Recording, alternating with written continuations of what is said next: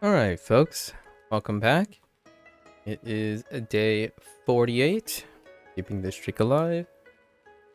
Once again, Maku desu, konnichiwa, yokoso. So yesterday, we learned the second half of Unit 9, just an exposure. Didn't get to do the practice because we're kind of like at this odd part. So we did review the first half of the stuff, so the chores related stuff, and then got a taste of what was considered as say what you want to do, and that translated to the volitional form. Let's try to do our total recall today. As per usual, day 1 and day 2, when I'm exposing things, I typically think of the kana and the sound or the kana first, and write the English simultaneously. So let's see what we can recall. And we'll try to recall the first half too. Some from the first half. Okay, let's get into it. Niku. I think we saw that once. Niku. Although kind of already familiar with Niku, right?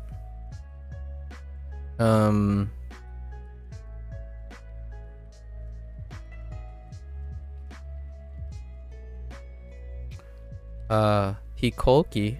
Hikoki.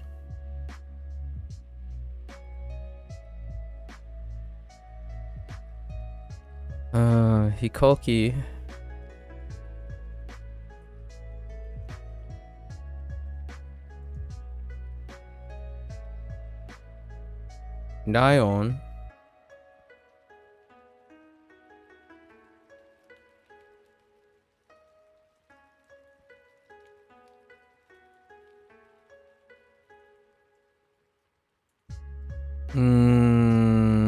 This is a loose one. Occurred once too, next to Dion. Dion was next to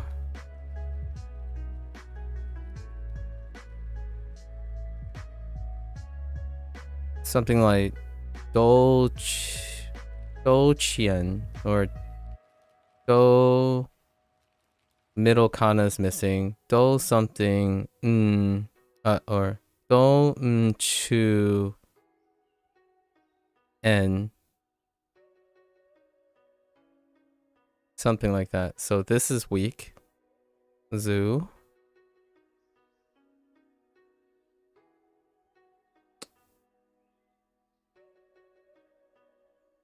We have day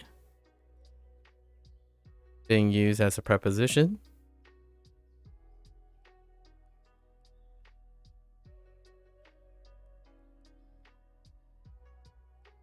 Nani being used as nani.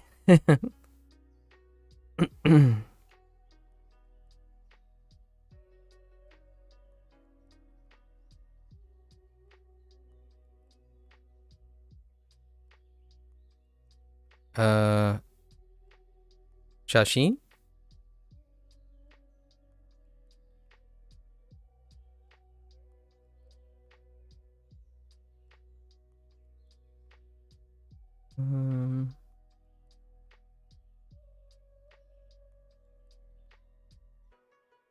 Lots of locations and nouns we had prior.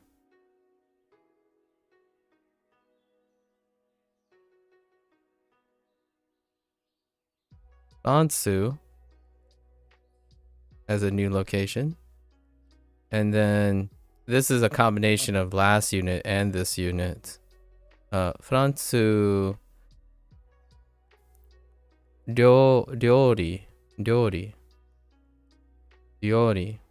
for food. Or the last half. The from 2 days ago.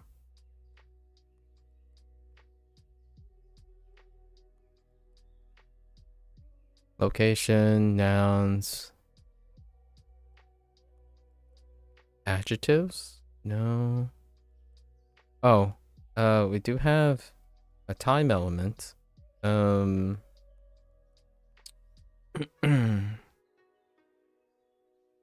Daigetsu.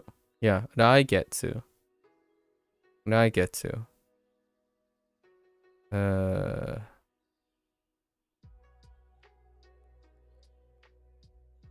I think.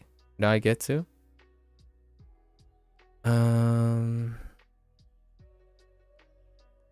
I'm specifically only thinking about nouns and adjectives right now, or other parts of speech outside the predicate. I made a special place in my mind. Hey, dang. I made a special place in my mind where I sort all the predicates. So we'll do the predicates later. Anything else I recall?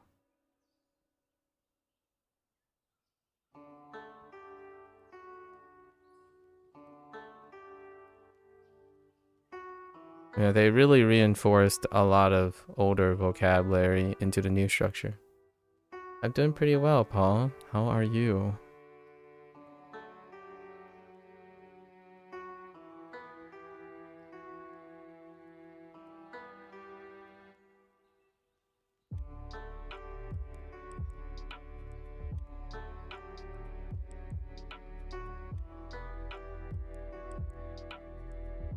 I think that's it for now. There weren't too many. I think they used a lot of locations we've done before and a lot of objects we used before. And now let's do the predicates from that were involved in this. So the one that I remember is Jashin. So you're currently doing your Japanese Duolingo just as you, but I'm not at your level yet. No worries. Keep it at it. Keep at it. That's so awesome. I'm glad to hear. I'm glad that you're doing it alongside with me. That's pretty cool. I think overall most of the people are over Duolingo, so it's pretty sweet to hear another person coming along for the ride. Where are you currently, Paul? So for Jashin is I'm gonna say toru. So this is our new one, toru, and it's to take. It's introduced as to take, like a to make, maybe to take or to make a photograph. Not quite sure yet how flexible toru is. So it's introduced in the volition. So we have the volitional tense now. So torimashou is the phrase. It was only introduced once. And then at something, so associated with being at something, we were introduced with au, and in the volitional form was aimasho. And then we had all our other predicates like shimasho, nomimasho, tabemasho. Lots of volition stuff, which is awesome because this is technically the first official new tense. I'm still waiting on them to officially introduce the negative polite tense, and we got to make sure it's polite volitional. And then polite negative tense was not introduced yet. It was teased. Arimasen is the only polite negative tense that we've had. Well, technically, it's a special case. Janai desu is a special case, so we're not gonna lump that. I'm not sure how they're gonna do the whole conjugation introduction of des and how it relates to janai desu. So these are the two, and then let's review. Okay, let me recall the day before because that's a little bit tough. You're currently in the middle of Section 1, Unit 2. Section 1, Unit 2 is... what are you learning in Unit 2? It's either greetings or food, right? Oh, it could be...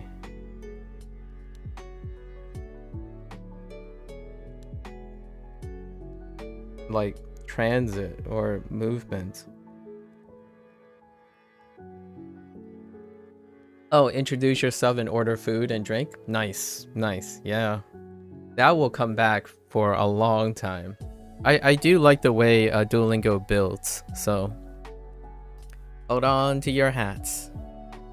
Still using those same food words and drink words all the time.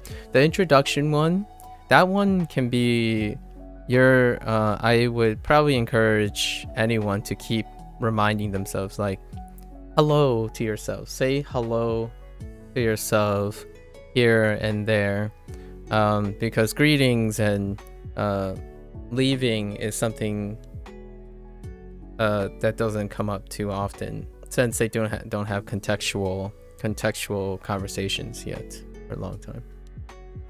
You're writing French food as in French citizens. It's cool to see it from the other person. Oh yeah, so they introduced you're going to get countries soon. Like in Unit 3, I think that's when they do countries, and the first countries you get are Brazil, Igirisu, Nihon, of course, America, and then a few cities. Oh, Canada. So, and then you get like the few cities: Toronto, New York, kind of like that. And then they slowly throw in more and more countries as the locations and stuff comes up. So then you get things like Vietnam, which Vietnam, Malaysia, Australia, and stuff. And just this one yesterday, I got Fransu, and then Fransu got the word for food, so they added Fransu Riori, and that's where the French, sorry. That's why I say France food. It's actually French food, right? But it's two separate words. You get France and food as French, or that type of thing, the Japanese thing, where they modify from the word itself. So pretty cool. You progressively get more and more countries, progressively more and more different weird enunciations, or different enunciations as you go. Yeah, so it takes a while to get France. China was last unit. No, China was 2 units ago. China and Korea, 2 or 3 units ago, along with Vietnam. And then 1 unit ago was Australia. Filtering them in. We didn't get Deutsche. Deutsche is Germany, which I already knew from other sources. So no Germany yet. Do we get Spain? No Spain. Ikirisu is one of your first. It's UK, or the British, Britain. I wonder how exotic they're gonna go. What I mean by that is, I wonder how non-touristy, or the less used, like the more hidden gem countries and stuff. I mean, they did get Malaysia. Not to like prioritize anything, but generally Duolingo has this way of basing most things on frequency, like how frequent things happen. So it's not about being better or good or who's more important, but generally based on frequency. That's probably how they're tiering the learning the country use, based on frequency. More people, higher frequency, right? Okay. Now let's do the unit before. So the unit before, I mean this section right here. What can I remember? Uh, gardening. Gardening.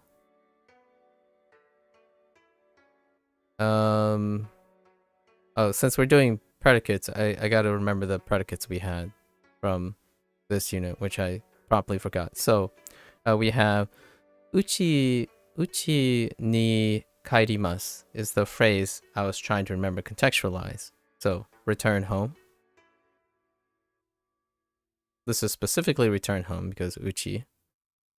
However, return. And then there was one more. There's two in it. I needed to remember in the context of ni haidimasu, and it's loosely being used as take. However, it's kind of, oh no, not take. Like change. I'm gonna say like change. It's kind of like change into. Is what I'm gonna use it for now. Change into. Hey Jamie. Hello Jamie. What am I doing right now? I'm doing my beginning total recall from what I've learned previously. So memory test, memory quiz for every stream. So that was ni harimasu from two days ago. Okay, let's rattle some of these off. Or chores, right? Kaji, chores. Another word that I had to remind myself yesterday because it was loose was shikoto, work. Taihen, tough.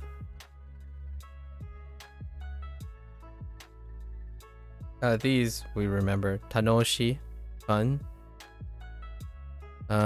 Yasumi no hi, sure, days off. Rattling some off here.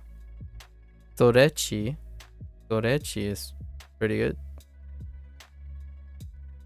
We already went over Ryori. Oh, which I do remember something here. From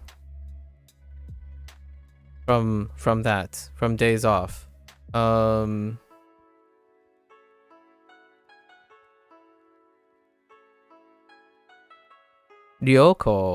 Ryoko.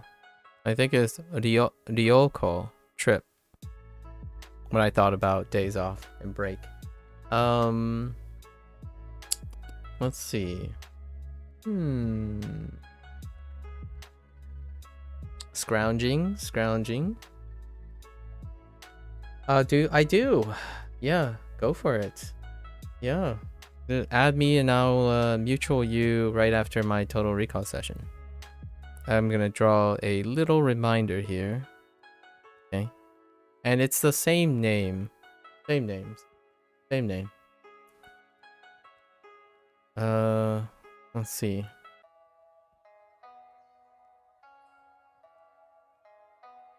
Oh, Ato.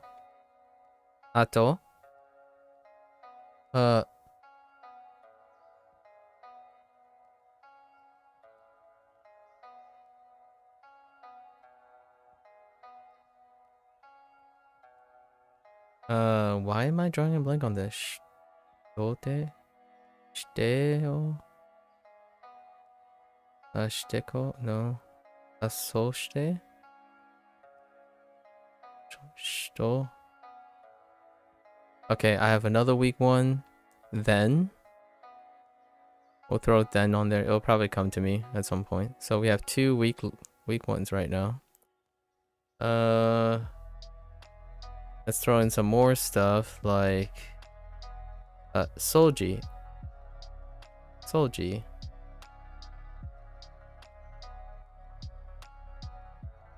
Sentaku.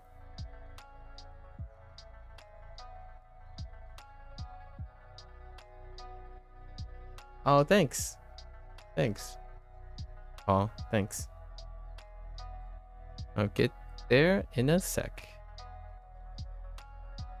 Sentaku. Oh, I don't know which one this is part. Oh, it's probably this the 2 days ago. Ofuro. Ofuro. Bath. Which is where this... Oh, no. This is not the predicate change into. That's actually a different thing that I'm thinking of. It's not that. Ni hairu, ni hairimasu is get into, or something like that. Like it's kind of like the idea of getting into something. So bath is the one. I think ofuro ni hairimasu. Yeah, something like that. I'm gonna have to see it again. We're getting into the practice region, so we'll see more context. It only came up once or twice. Predicates are getting rarer and rarer. There are obviously more predicates that are commonly used for many things than this one so far, and even toru, which was introduced yesterday. There are so much more between these units. Each of these units are blasted with so many interesting things I can think of. I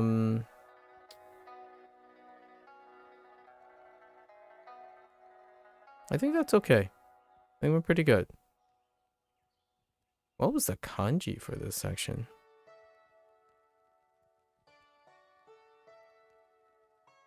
Oh, the kanji was shopping. Kaimono.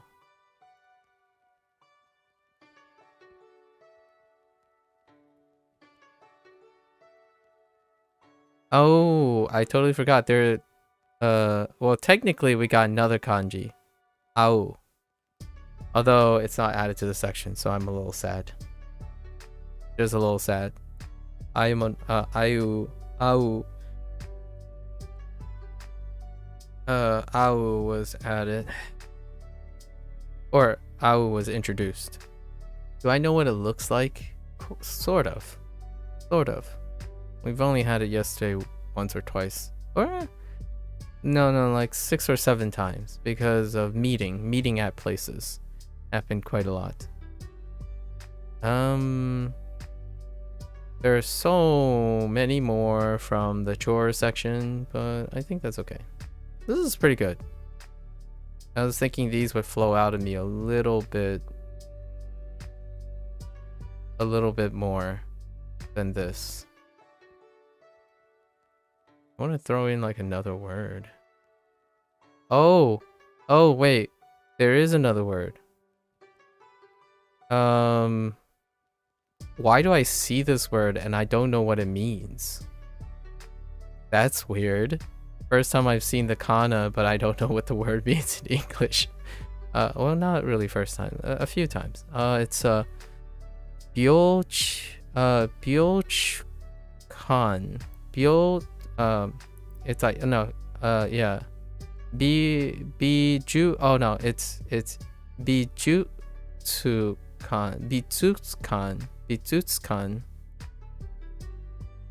Bijutsukan. I remember making a comment yesterday that it reminds me of hospital. So it's probably like a building. Bijutsukan. Wow, that is the first time okay, so we'll just call it Bijutsukan. That's the first time I've thought of a kana, and I have no idea. I'm loose on the English. What the heck is Bijutsukan? We'll know soon enough. It might be oh, and then now I know another word. Only this time I don't know the kana. Plaza. Oh, this is getting good. This is getting good. We're really digging now. Digging. I keep bouncing back and forth. I just thought of another one. Oh, there is another predicate in this one. It's te tetsudai. Tetsudaimasu. Tetsudaimasu. Yeah. Tetsudairu, maybe. Is to help. That's the one we forgot. That's the predicate, the big one. Yeah, I think that's good enough. Good enough. We already spent like 20 minutes. That's good enough. Brainstorming from Total Recall. Lots and lots of things we've learned in the last 2 days, as per usual in the unit. Keeping all these tracked. This part is, of course, again, one of the hardest things to do because this would be long-term storage, right? We're talking about long-term memory here, and that's only over the course of 2 or 3 days. Long-term memory needs to be reinforced quite a bit. Short-term memory is going to come into play when we do lessons. I obviously know way more than this. However, this is relying on nothing. It does not rely on anything that's assisted. And then when we get into lessons, everything will make sense because you have context clues and something to go off on. Usually this part is the most difficult, but I'm using my own context clues. So if I remember shashin, I remember toru. If I remember de, as in at some place, I remember ao. And then when I think of home, I think of kairi. Kairimasu, right? Of returning home.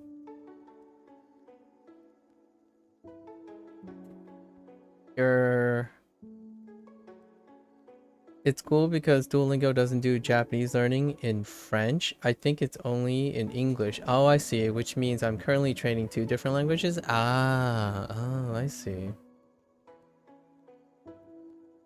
Cool because Duolingo doesn't do Japanese learning in French. Oh, so you're doing English in... cool. You're training Japanese into English and after English into French? That sounds awesome.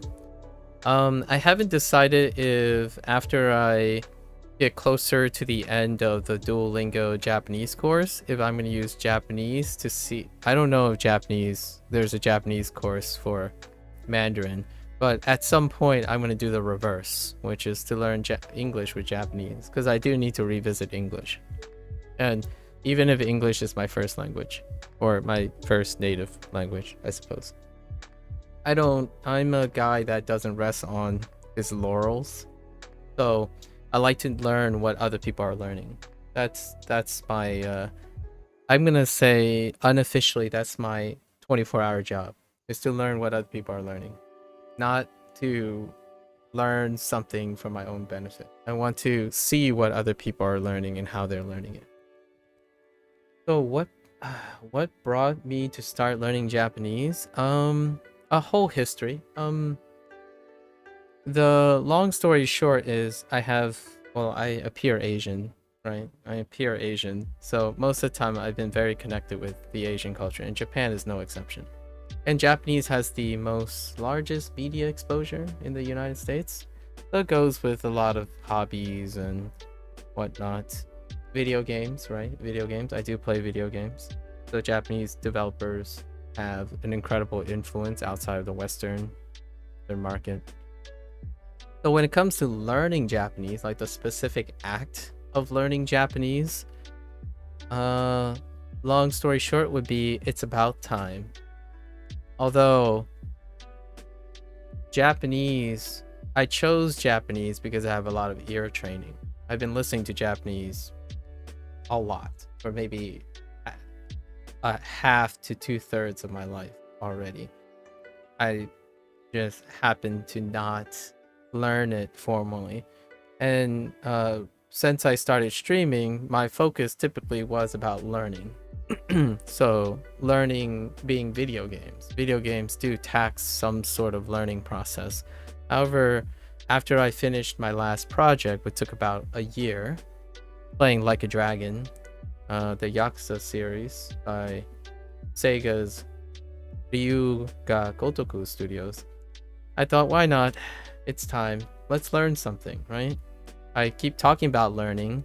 However, most people only see me learning as in their normal thing that everyone else feels like they do, which is to play video games. Video games is a learning process. However, most people play video games to entertain.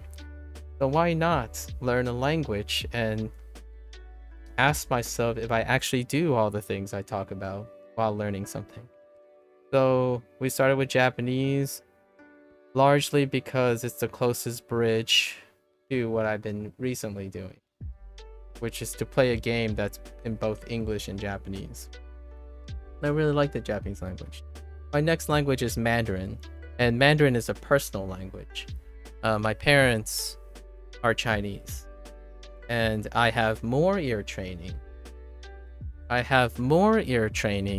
And I actually speak a lot of the Mandarin pronunciations. So I'm even closer to Mandarin. And then after that will be Spanish. And Spanish is even closer because I'm an English speaker, and in the United States, there's a large Spanish population. So I've been exposed to Spanish for quite some time, and I also learned it in high school and college. So even more so that I formally have learned Spanish before. So I still can remember all the pronunciation rules as well for Spanish. So I skip over, like in Japanese, you'll need to get familiar with the hiragana, katakana, and how the sounds are. In Mandarin, I haven't formally learned it, but I know most of the sounds already. I can produce most of the sounds, but I don't know what they look like written. And in Spanish, I actually know how to pronounce most of the words when I see them, even though I have no idea what they mean. So, and then I know a lot of grammar rules already in Spanish. So it just keeps getting closer. So I decided, you know what? We're going to go the furthest away, but still related to some self-interest.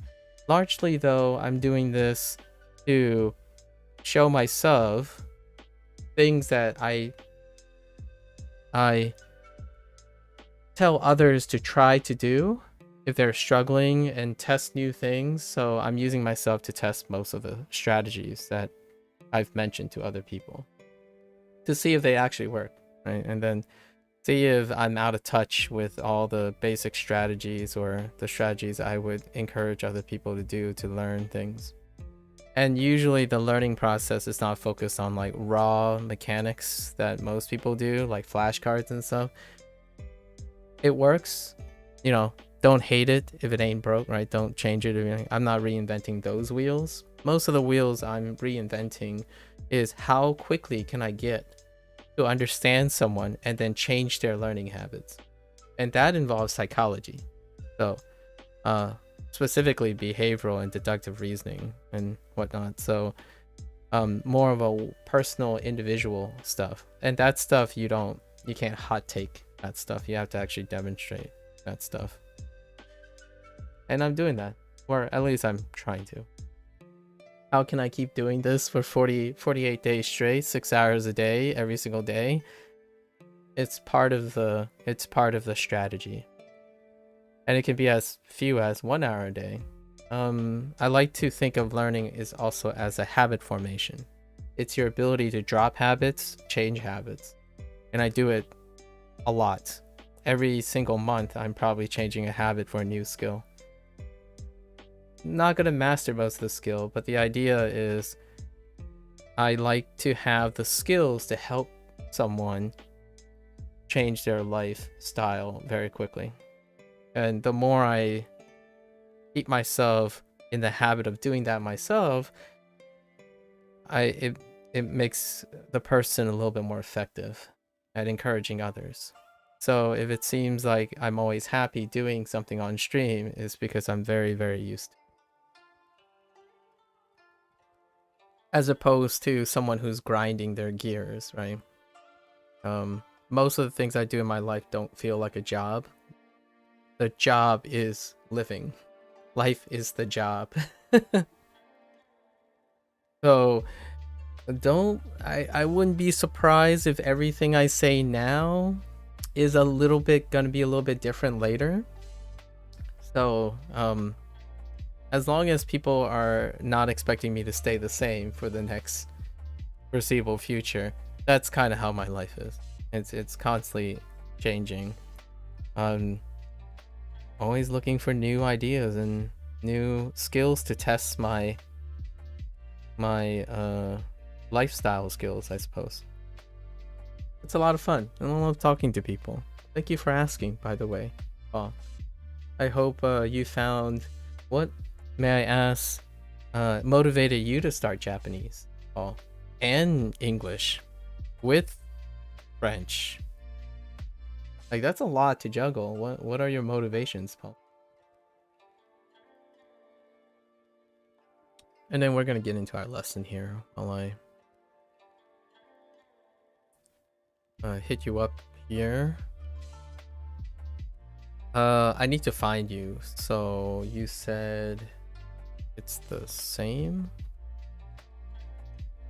with the space? This one?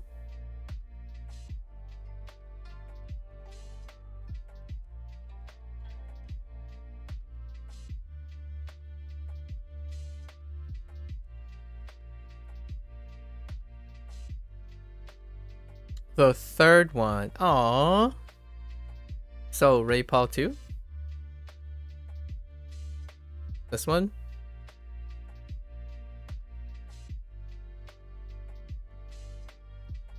Sorry, I guess my cursor is not. Yep. Aw, you have a cute avatar. Alright. Alright.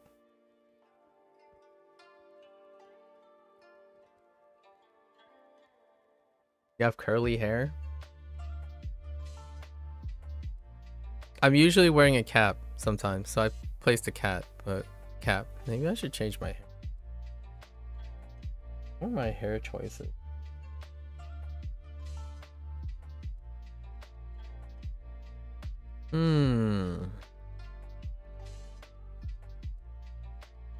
Don't like my hair down. Not what it usually looks like. It gets pretty long, so we're gonna stick with. Oh, I need to take off the hat. There we go.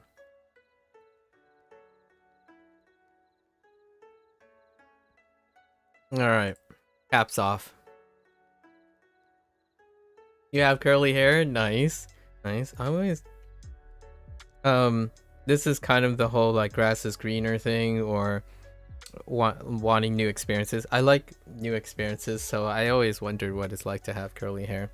I thought about like curling the hair just to see, but always pretty interesting to see others' experience with things you don't have.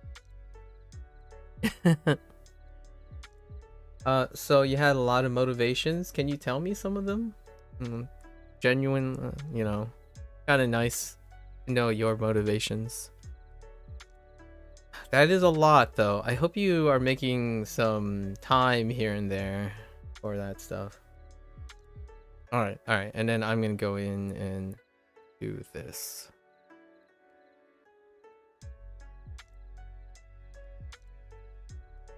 All right. 旅行はどうですか? Ryoko, that's food. Ryoko wa dou desu ka? Oh no, wait. That's not food. That's ryoko. That's trip. Yeah, we remember trip. How about a trip? And I think this was from yesterday. I wrote how is a trip as opposed to how about a trip.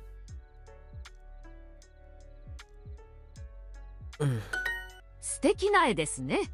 素敵な絵 oh no 素敵な絵ですね I forgot about 絵 painting drawing etc. Picture picture, not to be confused with 写真, which is a photo.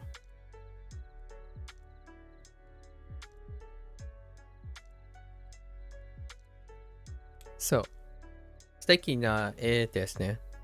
I forgot obviously. We'll keep that in mind. Hard to hear as well. It produces incredible variety of diphthongs with e.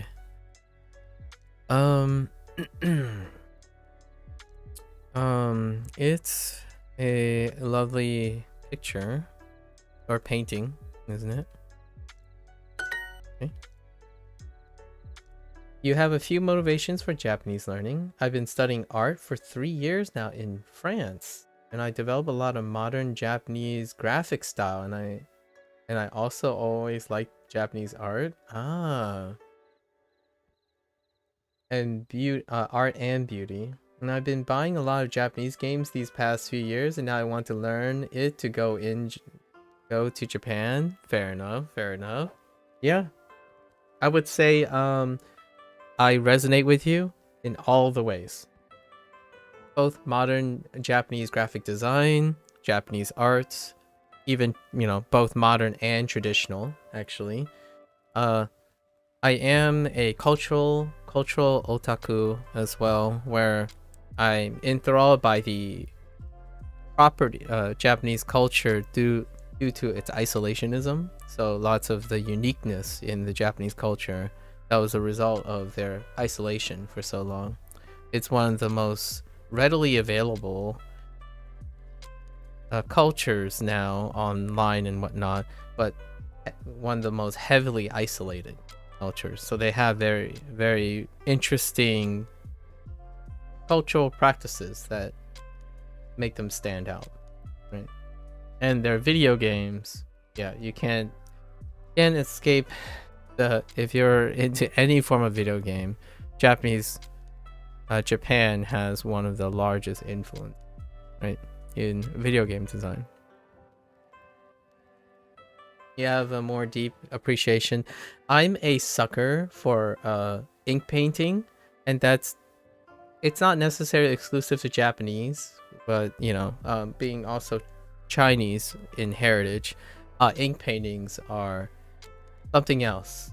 And then there are quite a lot of video games that take that ink painting style as its aesthetic, and it produces like wanderlust when you're looking at old school, traditional, and the contemporary take on ink paintings. I love the 2D, 3D hybrid designs that take advantage of the traditional ink paintings that you find in Eastern cultures, specifically Chinese and Japanese ink painting. It produces that really like majestic. I constantly use the word wanderlust when it comes to looking at ink paintings. Oh, so you're into art. You're studying art, huh? I'm an amateur digital artist at best. But then again, it's kind of describes my whole skill set in general. Do you do Inktober by any chance? Are you familiar with Inktober, Paul? Yeah, you love to use all those Japanese tradition by retranslating into your art. I see. It sounds like a wonderful integration of everything that you're doing. And I can definitely tell that's a great motivator for learning the Japanese language. Let's see here. Oh, here it is. Bijutsukan. What is Bijutsukan? I remembered the kana, Bijutsukan, but I had no idea what the English meaning is. Art museum. Bijutsukan. This is the first time, I think, in Duolingo ever that I clearly remembered the kana, but I had no idea what it meant in English. Bijutsukan. It was a building, though. It reminded me of a building. Bijutsukan de omiyage no omiyage o aimashou. We should buy a souvenir at the art museum. Yeah, I know Inktober, but I've never done it. I would love to do it this year. Ooh. Oh. If you're gonna do it this year, you can count me in. I do it every year in the last 3 years. My foray into doing actual art, like sucking it up and doing art, started 3 years ago, largely with Inktober. I only draw during October, so technically, like dedicated. So, it's gonna be tacked on to Japanese. So Duolingo is gonna wrap to Inktober. So, definitely, if you want to do Inktober, I totally want to see what you come up with. I'm gonna do Japanese prompts for Inktober this year. So this year we're gonna take the kanji and then use the kanji to convert it into, hopefully I know the Japanese word by then, like the prompts and the Japanese word by the time we get to Inktober, which probably, I mean, it's more than 5 months away, so be fantastic. Last year I usually do styles, and we were experimenting with styles using my mascot, the red panda, as the centerpiece. So we took a lot of popular things and whatever's trendy and then convert it and place a red panda spin on it. Yeah, you too, and Japanese can be used in so much. Yes, I'm already brainstorming. And you know, when I'm thinking of kanji, when you get to kanji, you actually do the formal kanji drawing, like writing and stuff, in Duolingo, at least in section 5 of unit 1. And then every time I'm like writing a kanji, I'm thinking of prompts or little images that I could make for the day, because Inktober, I like to keep on it. I like to keep myself on task for Inktober, so doing all the prompts live from start to finish each day for 30 days. It feels great. It can be a little exhausting, but when you get used to it, pretty nice. So I'm looking forward to that. I love to see your pieces in the future. I don't know anyone who studied art, like specifically, so that'll be really cool. Looking forward to it. あ、その写真もいいですね。その写真 okay. その写真もいいですね. Okay, fair enough. Oh. This, that photo is nice, isn't it? Wait, is also nice. Put it in here.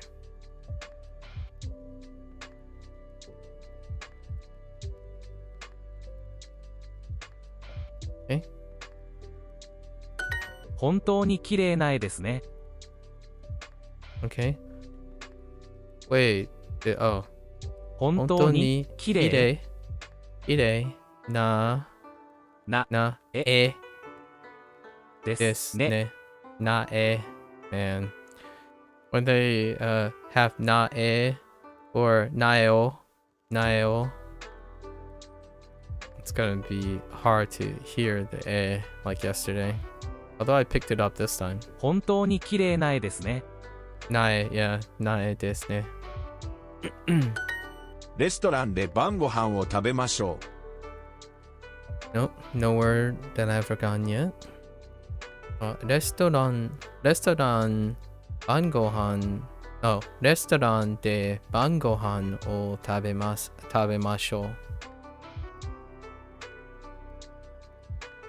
So let's we should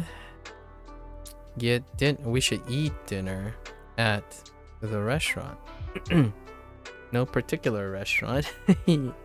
いろいろな写真を撮りましょう。Oh, I forgot about いろいろ。いろいろ from 2 days ago. Or like, forgot to mention, iro iro. Iro iro na. What? いろいろな写真を撮りましょう。え？写真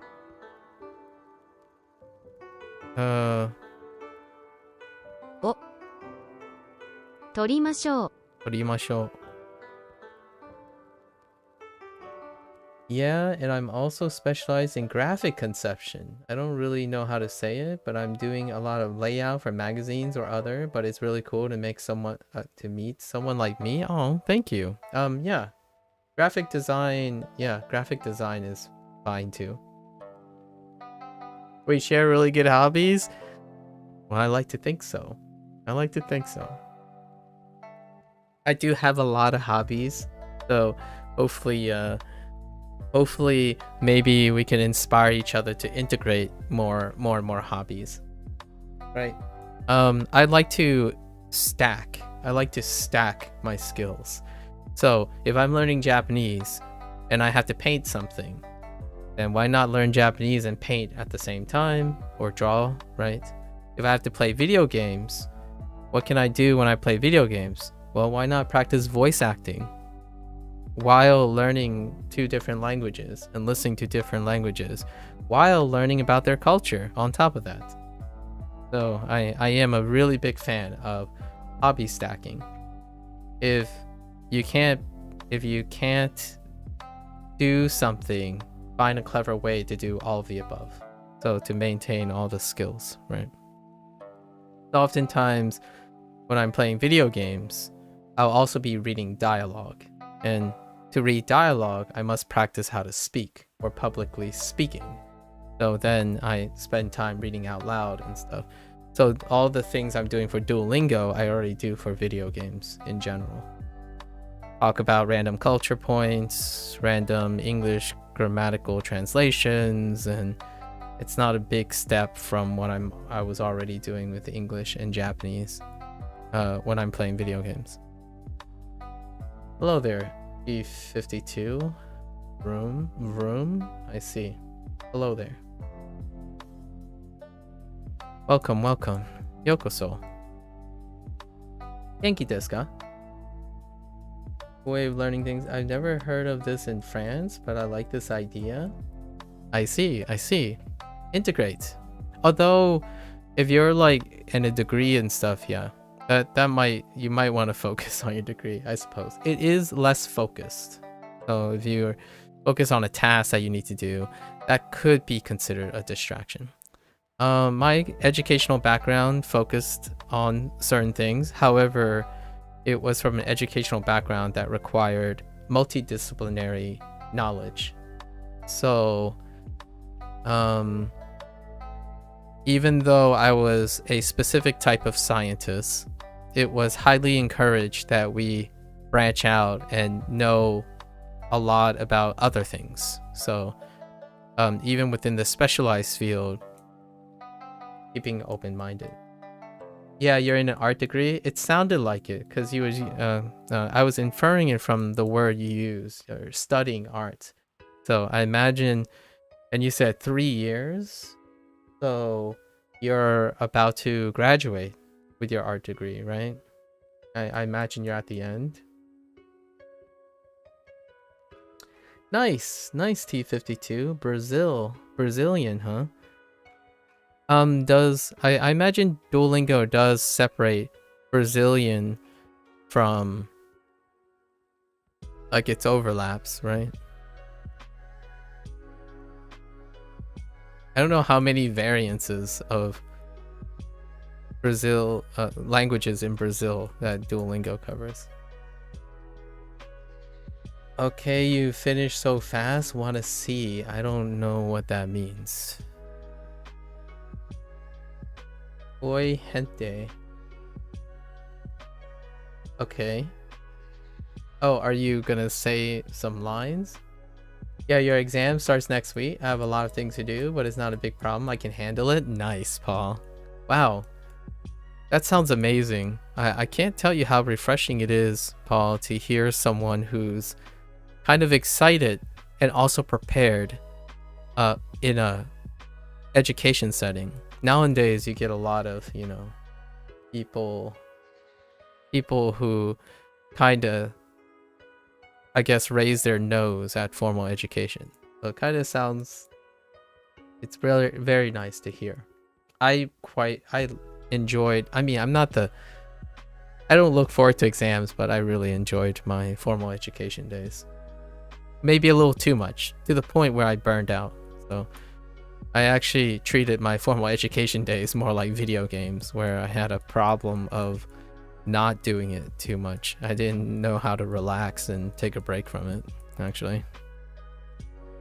いろいろな写真を撮りましょう。 Okay, 撮りましょう. That's 撮る. 撮る is our newest predicate from our last. 今何をしましょうか。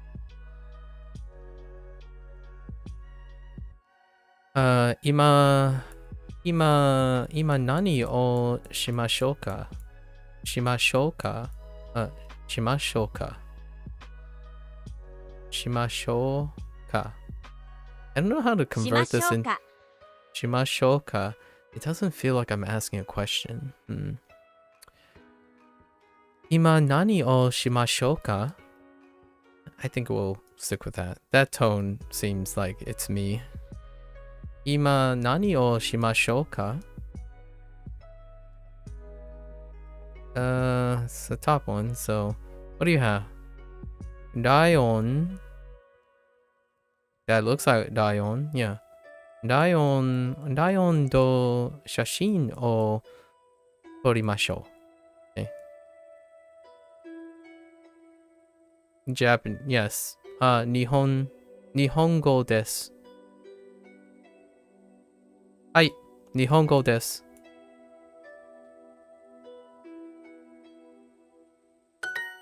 この店でお土産を買いましょう。Oh, I totally missed that. この店でお土産を買いましょう。Okay. この、この、Did I really hear miyage? Yeah, I did hear miyage. この店でお土産を買いましょう。この店で、お土産を買いましょう。買いましょう。Yes.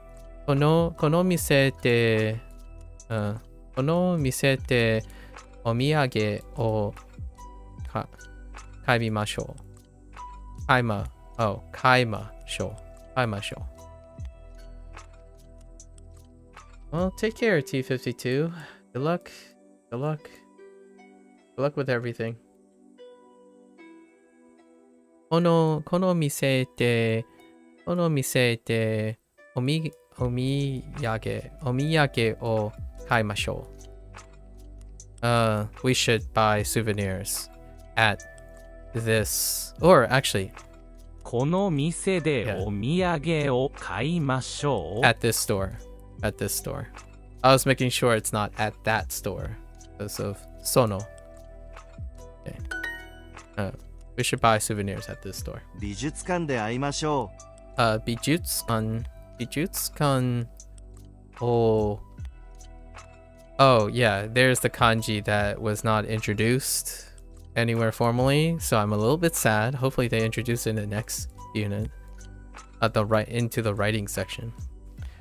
I imagine they're still going back and refreshing the kanji section, because we're seeing the kanji section being refreshed live in the last month.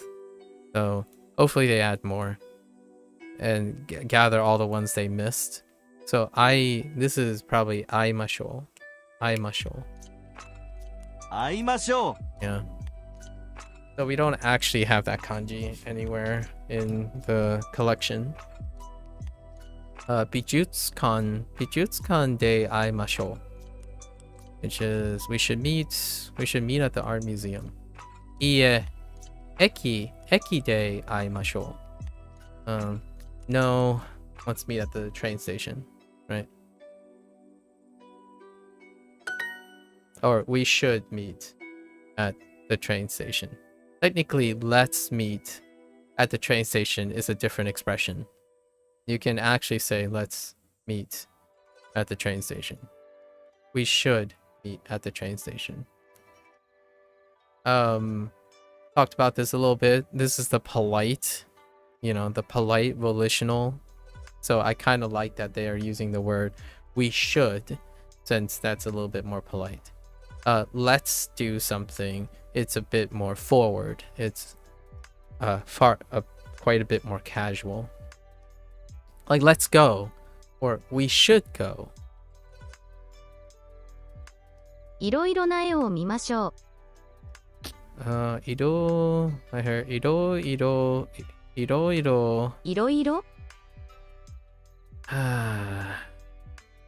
いろな絵を見ましょう。Nail. Of course, you would do Nail. Na. Wait. いろいろな絵をいろいろな絵を見ましょう。見ましょう。What are we? What? 見ましょう。Let's look. Oh, okay. We should look at at all sorts of paintings or pictures. That's fine. いろいろな絵を見ましょう。Yeah. いろいろな絵を見ましょう。Man, when you have e, and o next to each other, なえを。So, いろいろな絵を見ましょう。Rolling 今日美術館に行きましょう。 rolling diphthong.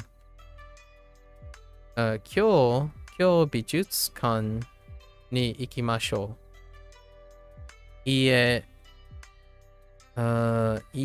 海に行きましょう。Okay. So, today we should go to the art museum. Nah. We should go to the beach. Iroiro is one of the more fun things to say. I like iroiro. Yeah, for sure. Iroiro is amazing.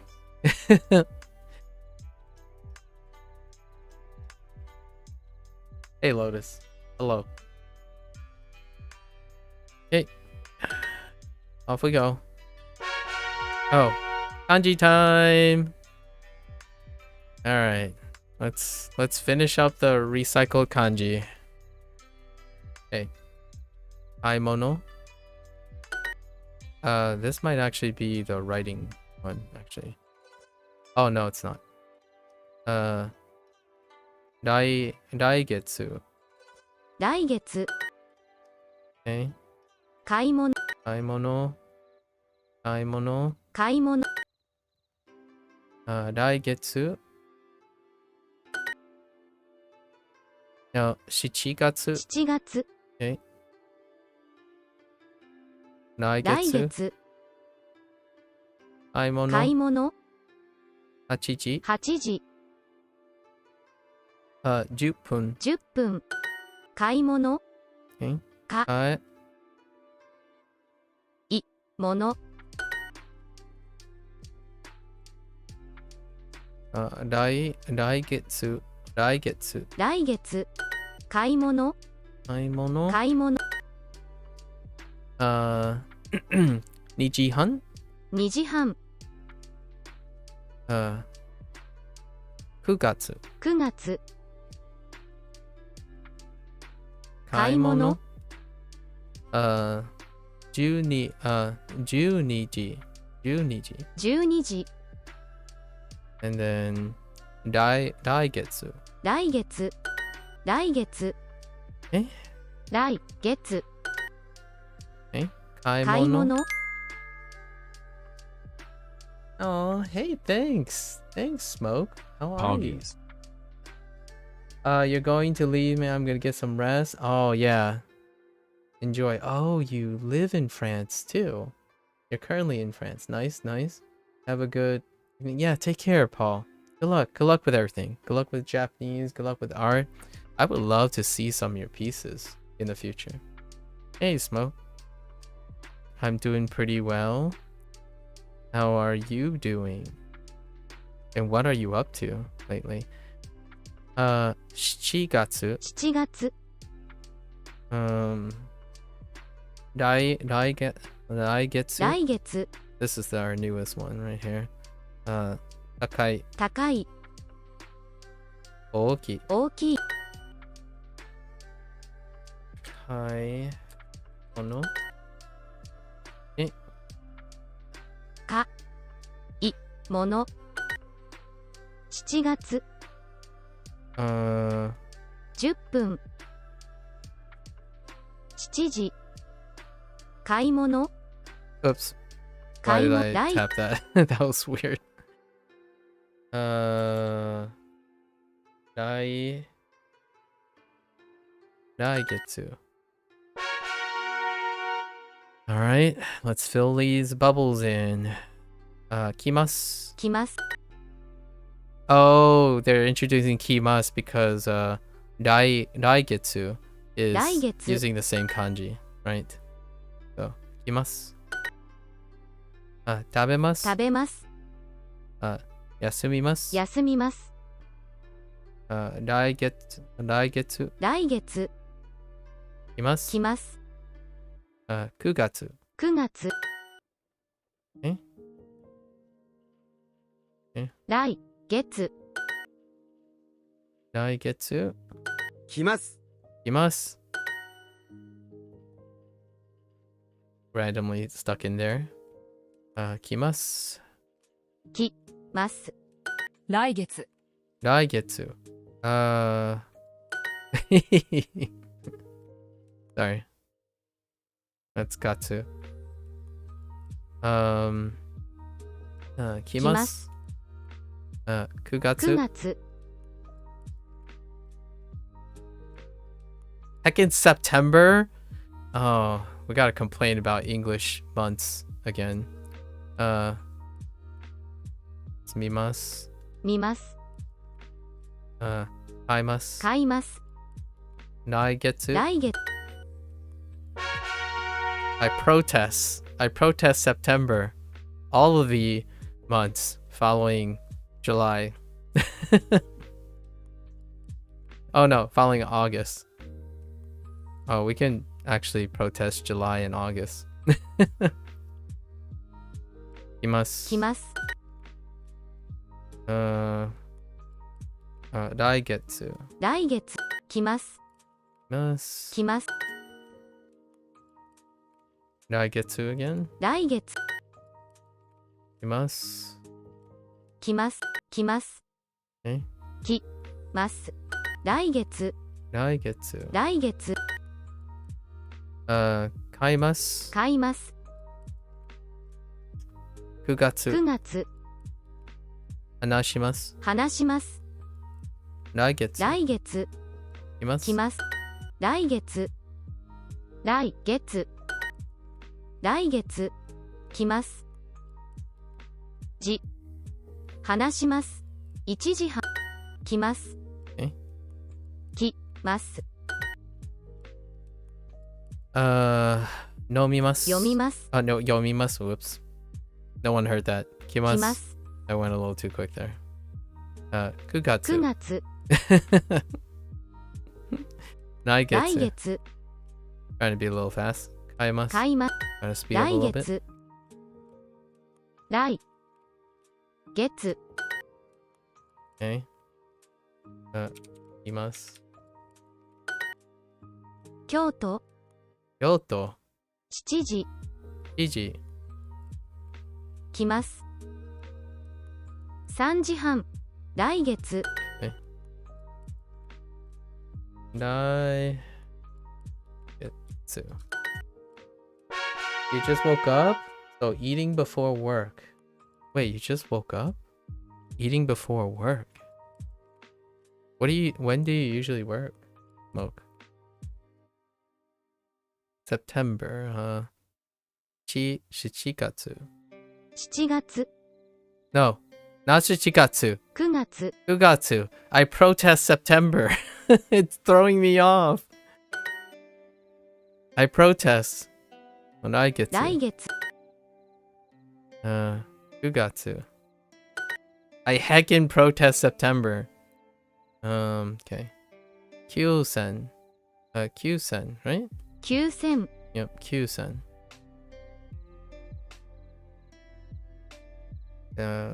来月来月来ます。来ます。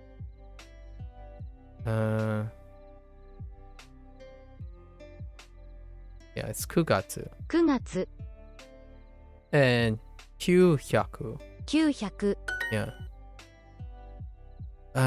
来月来月。来月。9月9月。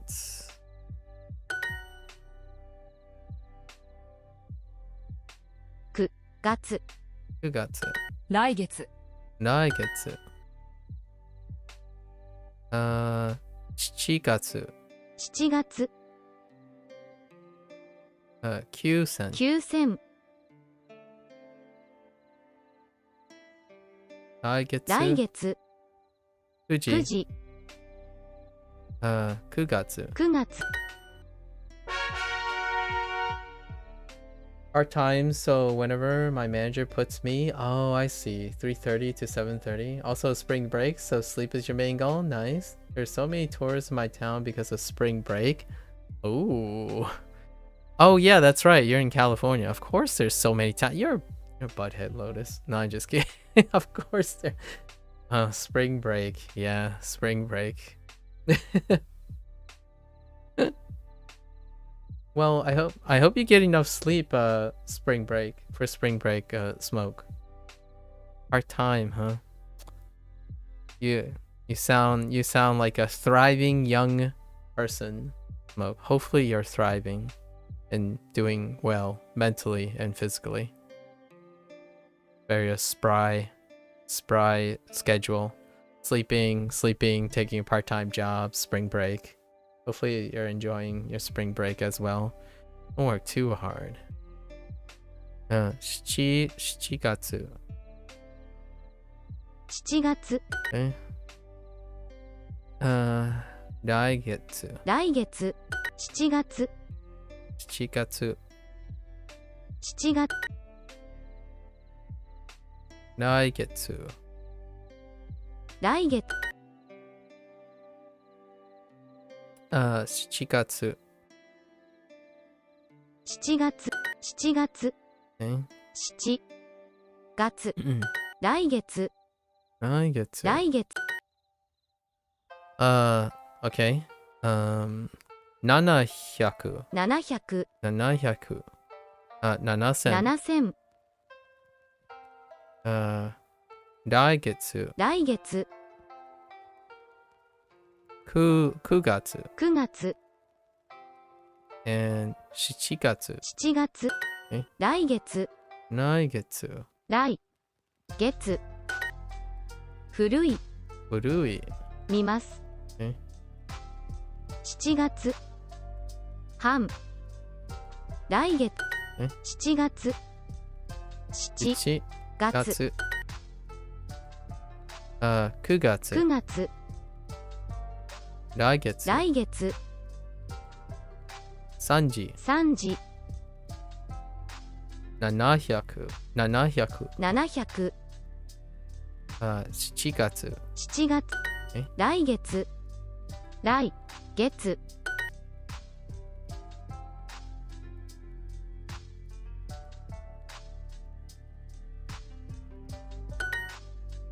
20分20分。田中来月7月6000来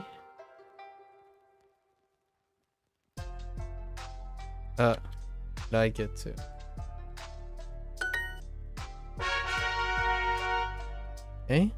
Why aren't these tickers moving? 買い物。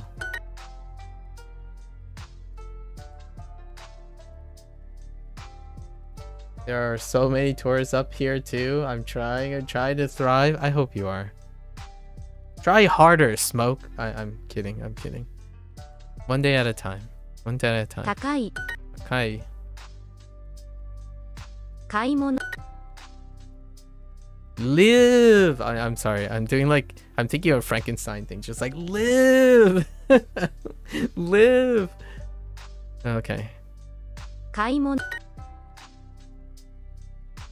Well, it's good to hear that you're trying. Trying is as encouraging. Trying is very encouraging. You know, it's definitely a step up from giving up, right? Or accepting. Trying. Very auspicious. 高い Akai, 10時、 10時 2分、 2分 2分。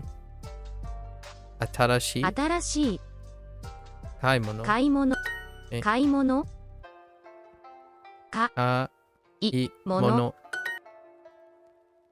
高い高い。買い物え買い物高い。東京。東京買い物。買い物200。 200古い。古い古い。高い高い。高い1時半。 1時半3時半。 3時半小さい。小さい高い。高い買い物。買い物え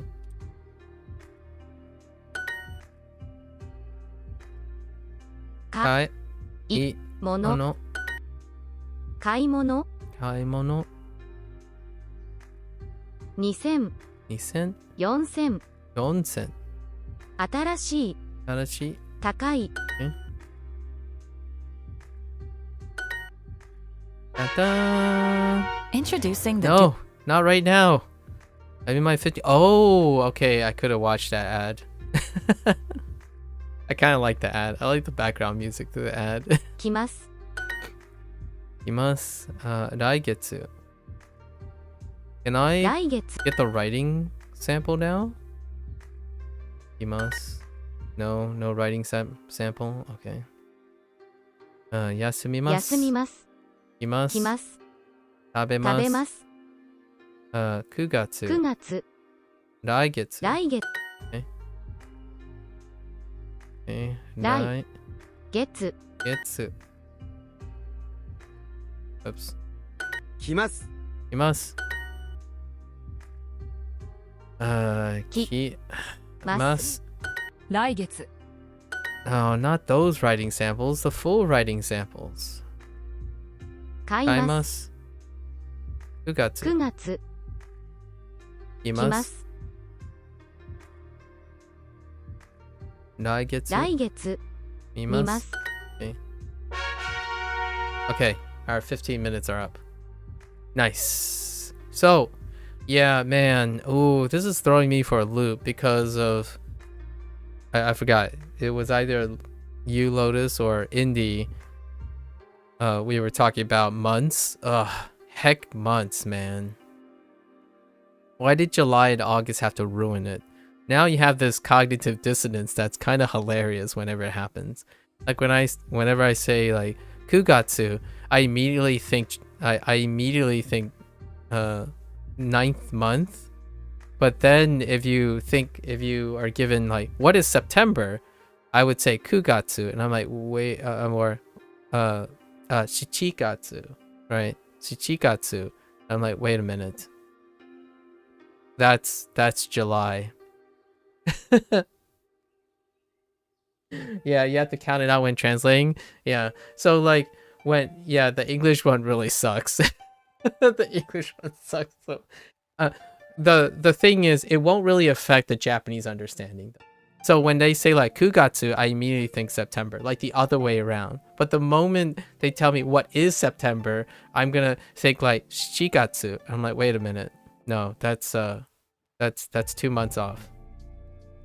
For whatever reason, the other way around was fine. Like I'm like, oh yeah, sure, the 9th month. Like, got it. 9th month. It's the 9th month of the 12th months. It's the 9th month. Yeah, I think the trick is to try to think of Yeah, we're in the 4th month, right? And actually, most of the time, I think of the number because of computer programming, because of programming. So since I have a background, some recent background in programming, I think of numbers. I don't think of the names of the month. So I would have to do an extra step for like the 4th month. I would have to think 4th month, then April. So I'm usually always thinking about the month. And it's the same for Chinese. So, well, it's kind of the same in a way. I don't want to like say it's exactly the same because of the lunar calendar too, but it's still the same. Like when I say Fujianese, right? Fujianese is the same. It goes by the number. 4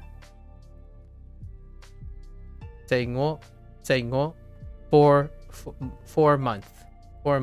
Shout out to ISO 8601. Today is 2024-0402. That is the only format I accept. That's so funny. Wow, you went a little hard there, Lotus. Yeah, so when I talk to my parents, I'm always thinking of 1st month, 2nd month, 3rd month, all the way down to 12th month. So actually predominantly I think of months and day, like especially months and even days as numbers. Although in Fujianese it's slightly different. Sunday has a different name. Sunday breaks the mold because Sunday is the first day, and the first day is special. And Japanese does do this. Oftentimes the 1st and 2nd of any counter is slightly different. And we haven't encountered this on Duo yet. They haven't introduced it, but I'm pretty certain they're going to introduce it at some point. Where the 1st and 2nd are, oh wait, they kind of did. They did. Hitotsu, like Hitori, like Hitori and Futori, right? Futari. 1 and 2 are often exceptional because they're the start of something. So they still do that. And then everything else is the same, like sun, sun whatever, sun counter, yon. And then there's slight variances in the pronunciation, but that's not as extreme as actually making it different. So for example, by 8, by nay, by san, by say, by no, by night, right? That's day 1. No, 1st day, or like 1 day, 2 day, 3 day, all the way up to 6 day. But 1 day starts on Monday. So by 8, by nay, by san, like day 1. It's day 1, day 2, day 3, day 4, all the way up to 6. And then Sunday is newai. It's special. Sunday is special. So then you have, newai. Then by 8 is 1. By nay, 2, and by is the day. So by san, by say, by ngo, by night, and then Sunday is just becomes newai. So it breaks it up, but it's still numerical. Everything is still numerical. It's based on the numerical system. So so are months. Months are also based on the numerical system. And my parents have a blast trying to figure out what the days of the months are whenever they ask me. They gotten pretty decent at it. Occasionally they would say like June, but they really mean July, and vice versa.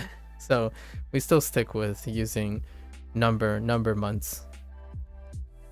Duo will never teach you days of the month because those are super confusing too. Oh, they don't? Oh, days of the months. Oh, like all 30, the counting up of the months, or days, counting within the days, like from 1 to 31 or something, or like between 28 and 31 days. Interesting. Huh. Yeah. I think it's hilarious. So I don't mind it at all. I mean, I can see some people might be a little bit. I'm joking, obviously. I don't mind the English months. They have their own history and culture behind why our months. Why is September 9 and October 10? how from September to December got shifted by 2 because of Julius and Augustus.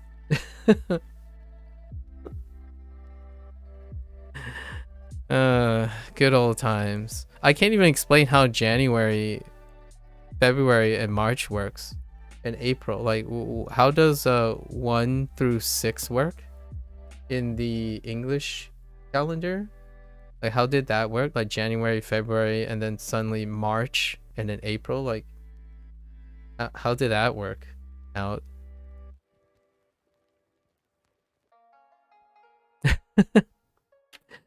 Hold on to that thought. I have to go to the bathroom. I'll be right back.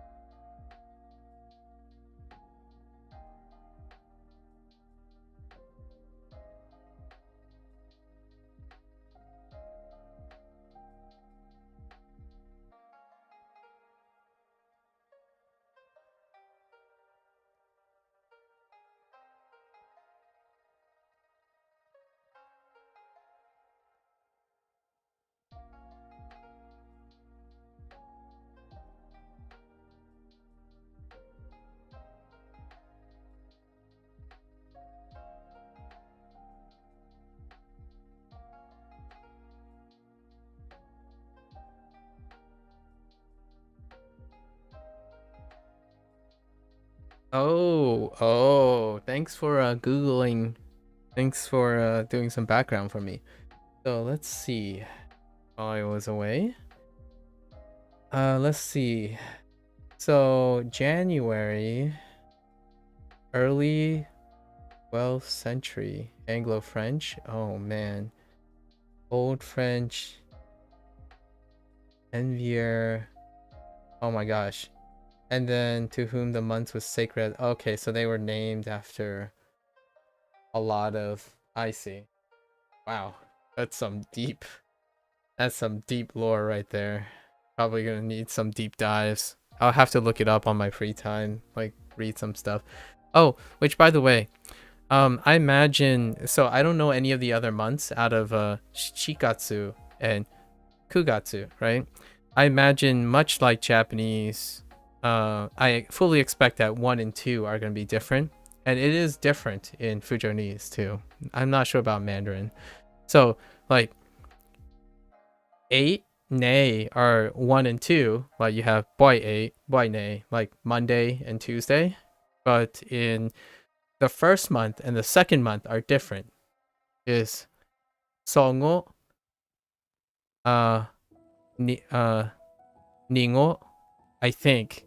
So they swap it up, much like Japanese, where it's slightly different. They have to swap the phonetics up. Like it's not eigo. Eigo is weird.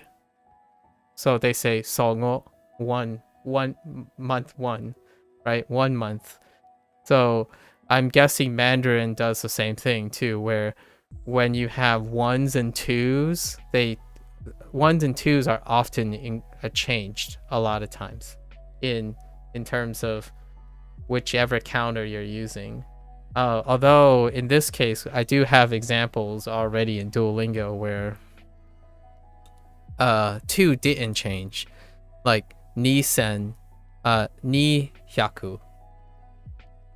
So it didn't go to a ne or a no or a nu or something like that. Because ni's and ichis, like e's, E's next to specific things tend to change too. And then 1 tends to change for special reasons as well because it's the first of something. Much like English. You might be thinking like, oh yeah, English doesn't do that. English does do that too. For counting, for example, like first, second, and third, right? First, second, and third. First is different from second, and it's different from third. However, fourth, fifth, sixth, seventh, eighth, ninth, 10th ends with THs.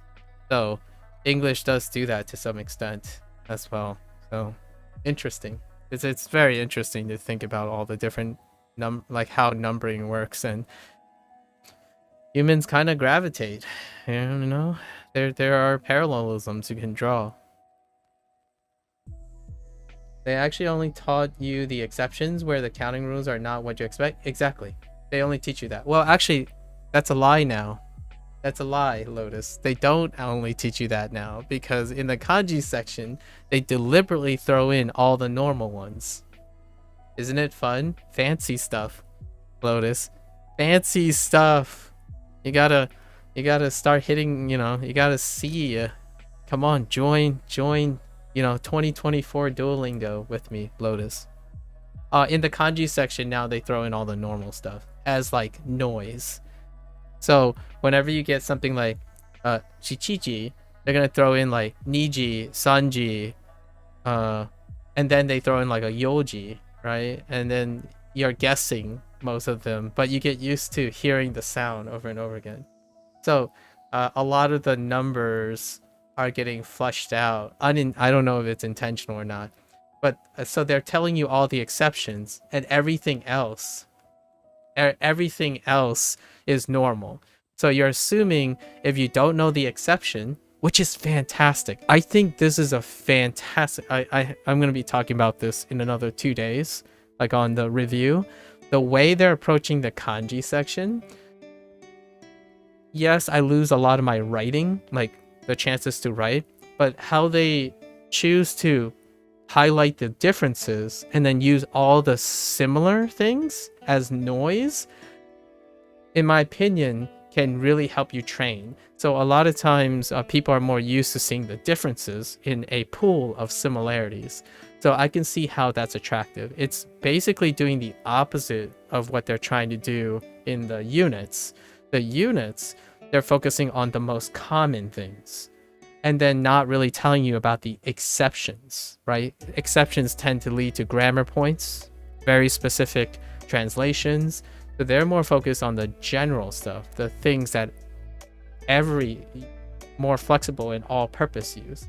In the kanji section, they're usually focusing on the exceptions to the rules, which I kind of like it. It's cute. It's a very cute way. So it's fun to say like, oh yeah, so you can rely on them to point out all the weird ones. And then when the other ones come up, you can practice, you can guess what they're going to sound like because you already know they're the normal ones.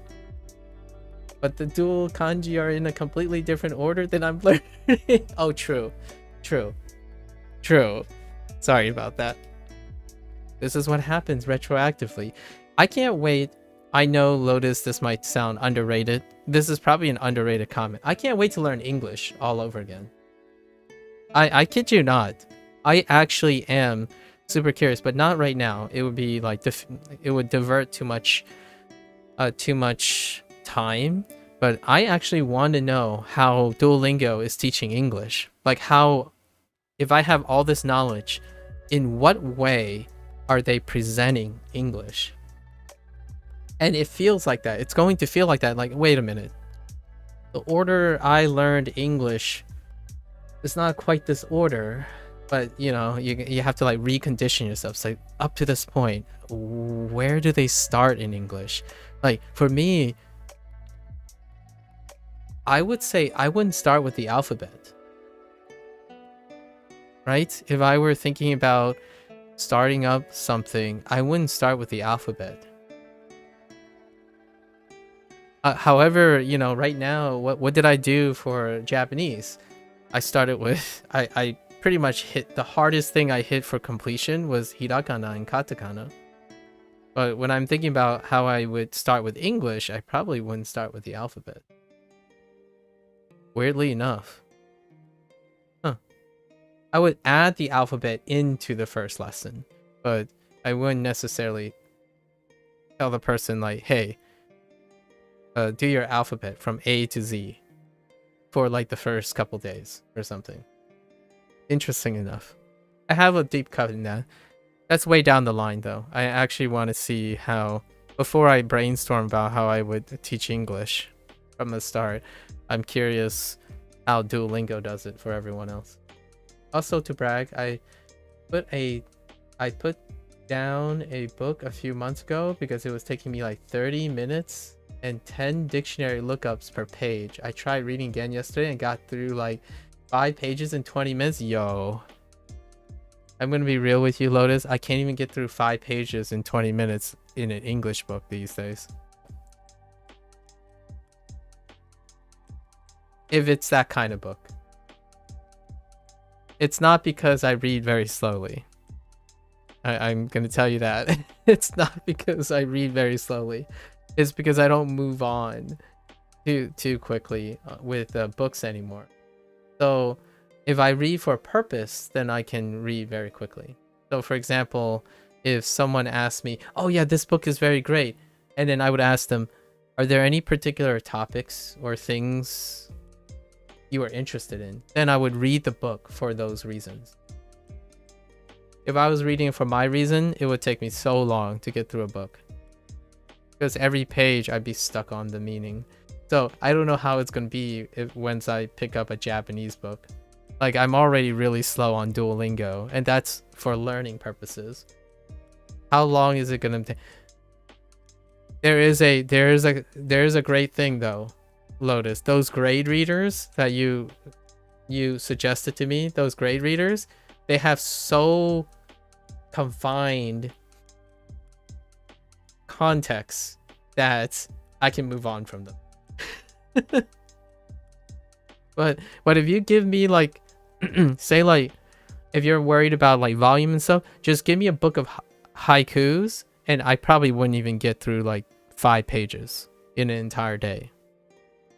So the books I'm referring to are books, you know, that have a lot of subtext stuff. So it's kind of like Duolingo. Like, I get stuck on a lesson because the lesson itself has a lot of significance. So I need a purpose. I need a motivation. If it's a graphic novel, that helps a lot because it's really onomatopoeias and dialogue. So that's a different story, even though dialogues have subtext and all that stuff. When you get into like novels, I don't read novels very often. Like English novels, even. It takes me forever to read an English novel. Like, I read too much into everything. So I need like a kid. I read Kid, and I need a motivation to help me be selective. Because my focus is incredibly tenuous when it comes to focusing on a single idea. It's nice to be restricted to kids' books. They tend not to go deep that way. Yeah. That's why, that's a silver lining that I've learned. Because, like, if they start doing turn of phrases, even with, like, simple Japanese, you know, for example, you know, when you're reading an advanced book, you'll hear to do or to make or to express something multiple ways. So, if I saw that in a beginner's Japanese book, I wouldn't get past, like, the first 5 pages. At the moment, I'm like, wait, why is this phrase different? But it's kind of expressing the same, but it's not expressing the same. Now it's going to be like looking at the dictionary and looking at conjugations and stuff for like 10 days straight. No, not really. It's like 5 hours, and I have to look at, oh, so this actually in essence mean this way and not this way. Yeah, as soon as I see the as if grammar point in Japanese, I know it's going to be some complicated stuff. Yeah. And I think I struggle with the same thing in English, Lotus. That's largely why I listen to audiobooks. Although I still find myself re-listening to a chapter, like twice. So audiobooks have helped me progressively move. So it's a medium that helps me not linger on an idea for too long. So I have my preferred method of reading books is to hear audiobooks. So I've gravitated towards speech and listening for my later life. Time for audiobook duo. I mean, they kind of have it. It's a shame, it's a shame that I can't do all my lessons with listening, if you know what I mean. And like I can do my tracks, my learning unit tracks, starting with only listening, and then I can like bounce between two.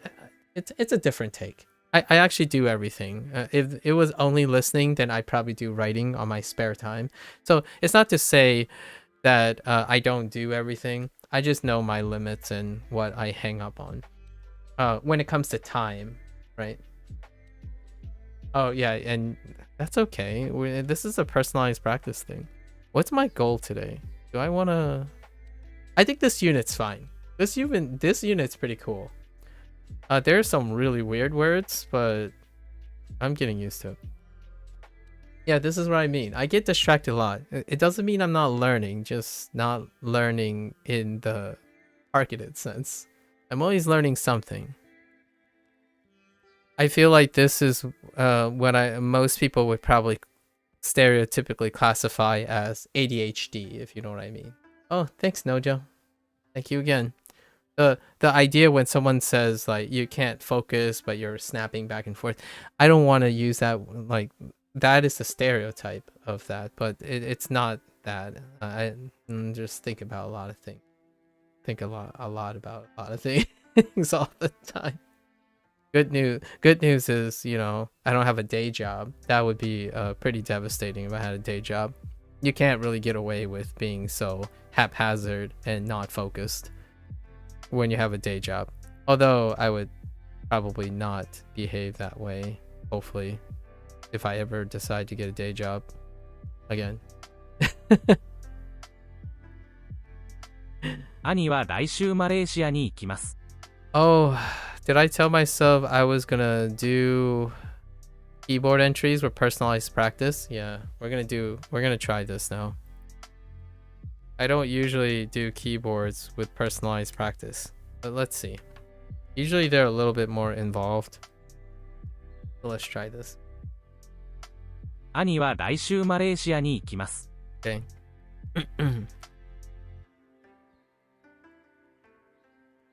Let's see. So, ani wa ma de chia. Does that look right? That kind of looks right. Malaysia. Yes. Yes. 兄は来週マレーシアに行きます。 Ekin Raishu.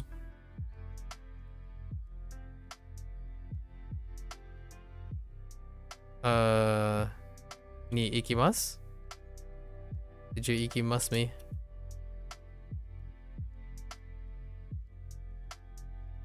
兄は来週マレーシアに行きます。 Okay, let's see if everything's there. Did everything check out? I think so.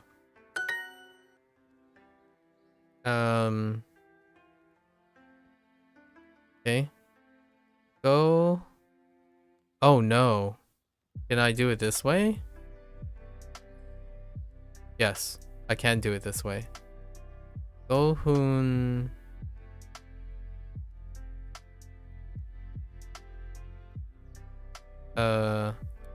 Kurai. Yes, let's double check that.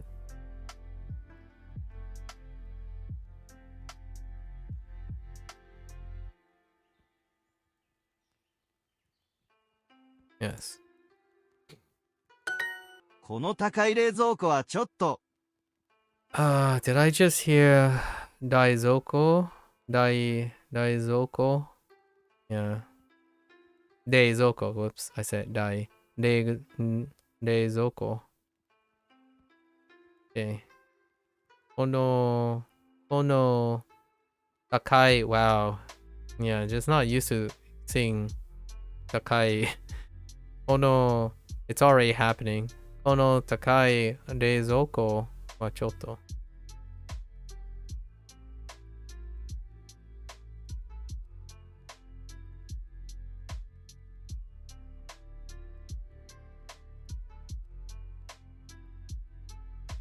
Okay. I don't really like this expensive fridge. 明日新しい冷蔵庫を買います。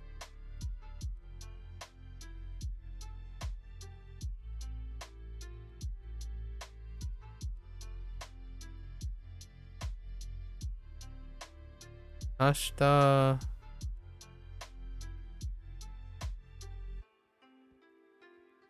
I'm missing one word. Where is it? 明日新しい冷蔵庫を買います。Okay.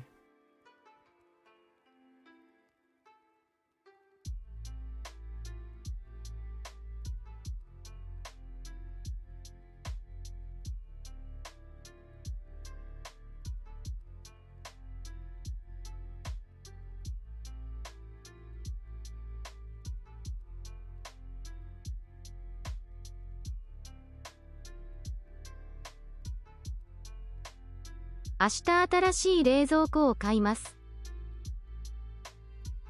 Okay. Let's double check everything.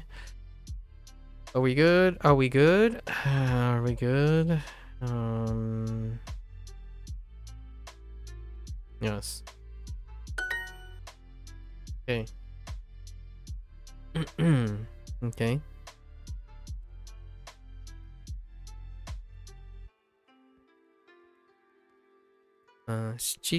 Shichigatsu. Shichigatsu wa Yokohama. Nope.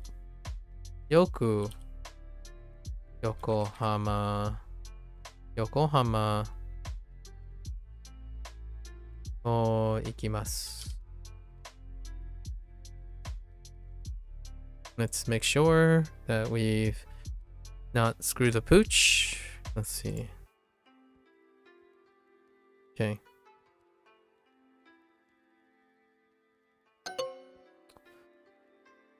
Oh, Itsumo. Why did I say Yoku? It's Itsumo. I'm a doofus. Always. いいえ、10分かかります。 Close enough, man. Close enough. Same difference, not really. Jupun. It takes. It will. It will take 10 minutes.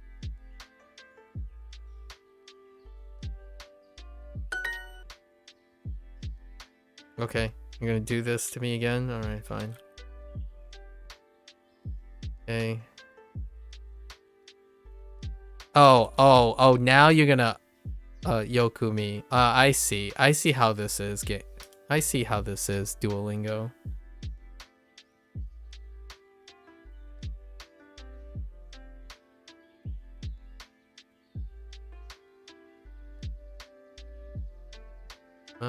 I think this is fine. Say what? Oh, heck, why did I put O instead of ni? 多分5分かかります。Oh no, this is why I don't do personalized practice with keyboard entry. There's too high of a typo rate.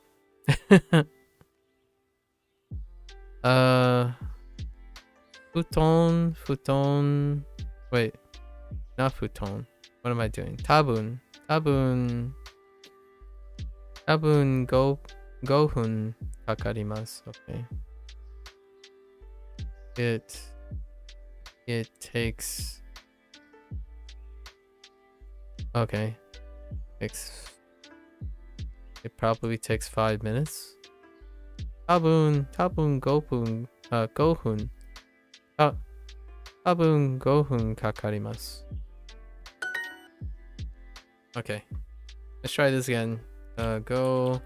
This extends too much of the time. It's the problem here. Go. Gohun wa totemo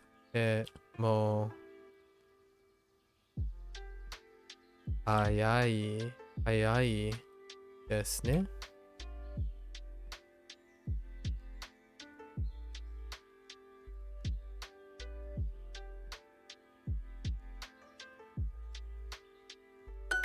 ?10 分です。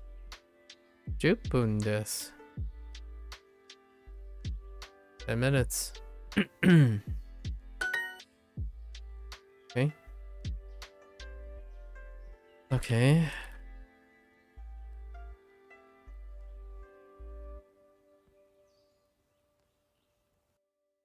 Okay. Oh. 羽と海に行きます。I've got the wa. 10分ぐらいですか？ When I hit entered, I immediately saw that I forgot the wa after hearing it. Okay. Is it about 10 minutes? 10分。この高い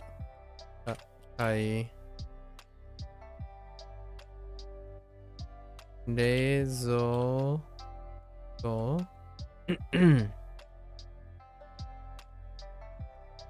まあちょっと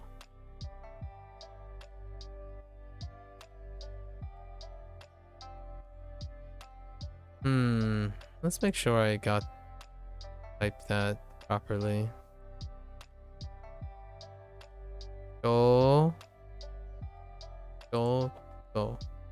Nope. Of course I didn't. まあちょっと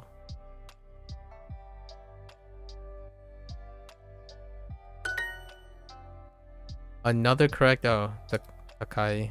Yeah. Okay, I have an annoying older brother. Sure. Nani wa. Oh.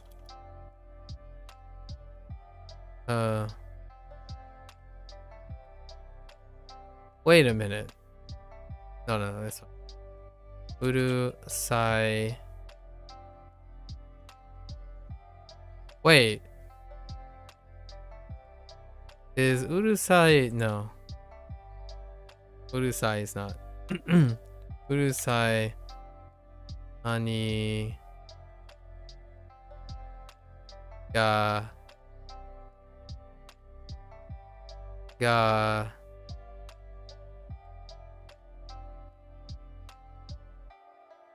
Imasu.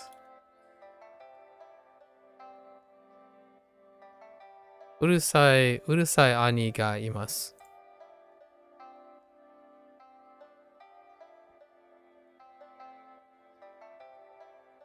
Double checking.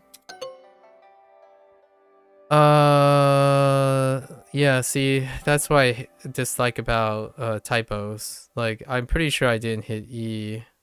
I'm pretty sure. Wait, why did all my phrases change? What the heck is this? I didn't type this. Where were these three things coming from? Yeah. Too many typos. Or like weird interactions, so let's just not do that. There's just so many more interactions. Not very useful. Errors aren't predicated on if I know or not. It's weird things. Like there were 3 extra. Did you not do the thing where you hit enter to choose the spelling? Hit enter to choose the spelling? What do you mean by hit enter to choose the spelling? I did. No. That's not it. That's from doing this.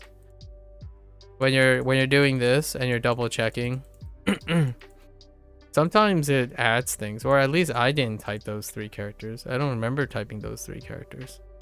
Oh, and I hit enter. And I hit enter at the end of every single word to make sure that I'm not typing kanji that where I don't have kanji for. It's a little complicated, right?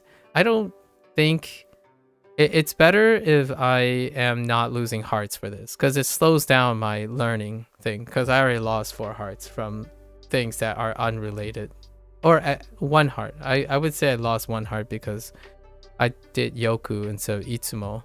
But that last one was weird. I had 3 kana in front of my whole phrase that I typed after switching back and forth. It's a double check. So we're not doing that for now. Now I'm gonna spend like the next 20 minutes getting the hearts back, which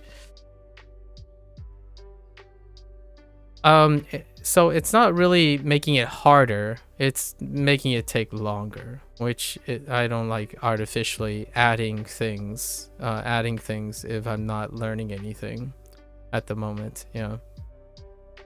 And you can freely practice at any time, so it's really no harm if you freely practice keyboard entry elsewhere. The reason why I wanted to try this is because the practice doesn't catch up. So the practice, when you do practice hearts, it has a bigger pool than personalized practice, right? So personalized practice focuses on all the things that are rarer. So a lot of times personal practice focuses on the things that occur less for you, as in, like, if you get most of the things right, if you go through your units and you have like 99% on everything, you'll pick the ones that you are least familiar with or have occurred the least. Meanwhile, when you practice for hearts, it's everything. They pick something random from everything. So that tends to be more keyboard friendly in the long run. And that's kind of a thing that I lose if I don't practice keyboard entry in the personalized practice.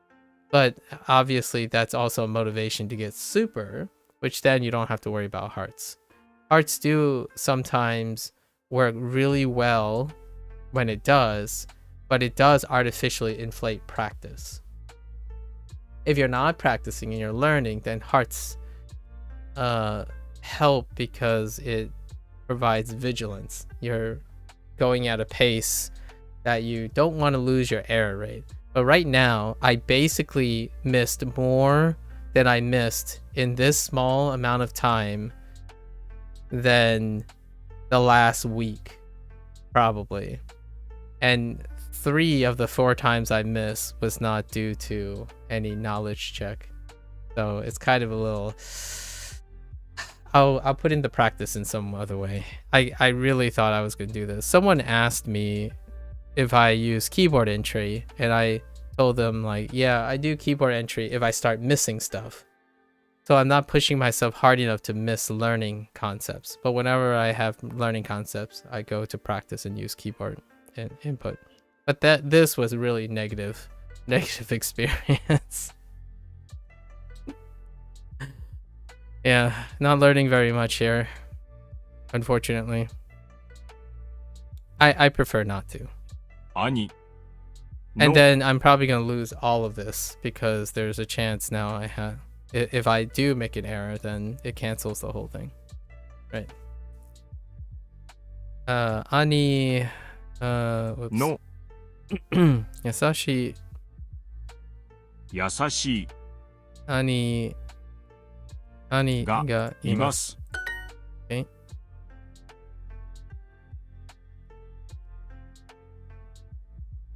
You know a better, just my personal request, personalized practice shouldn't take hearts.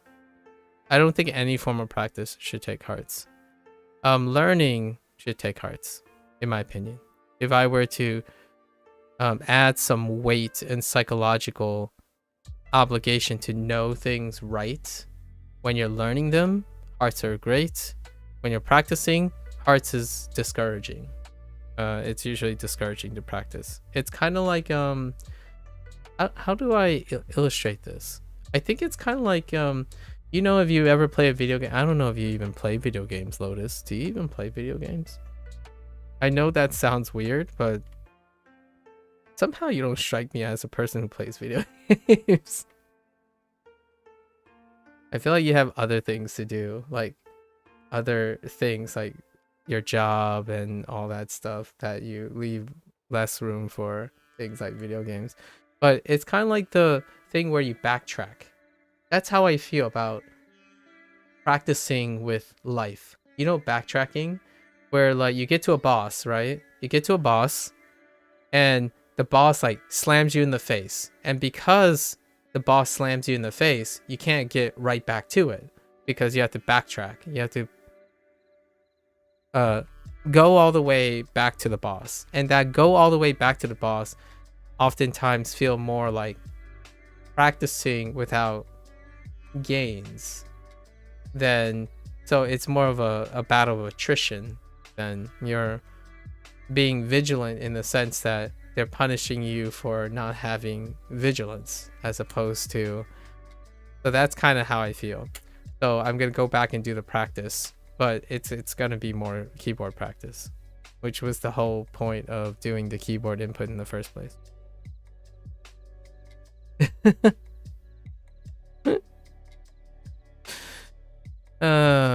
Anyways.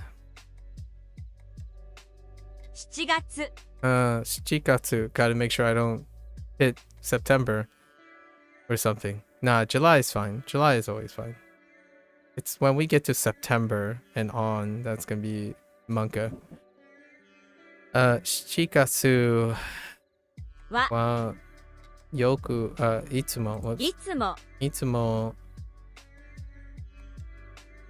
横浜 Yokohama に ni ikimasu. 行きます。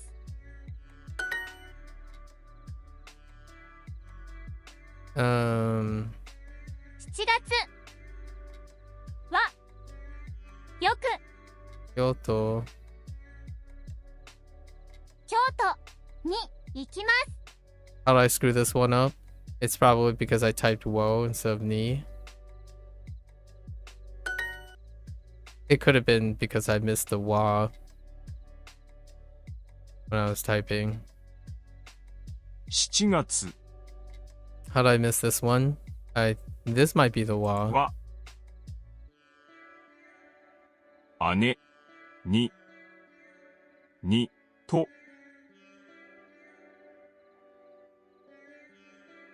海に行きます。 How did I miss this one? Oh, this one had random characters in the front. I don't know why I didn't delete the random characters. 兄 Oops. 兄 Urusai. うるさい兄がいます。 Like, that one was a really simple phrase. But you know what? As a consequence of that, I get to practice, I suppose. And then now we'll use keyboard entry for this. コンビ花さんはどこですか？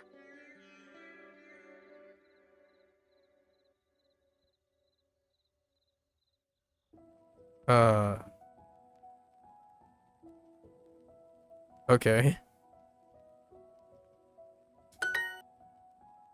It's been a while to ask where is a ホテルと person. コンビニ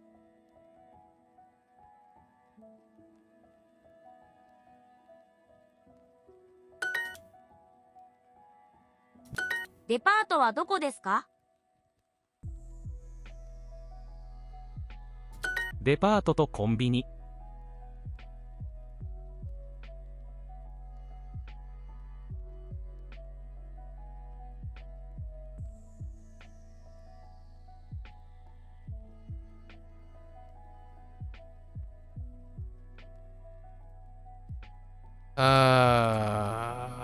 I feel like, okay. I was like, that doesn't look right.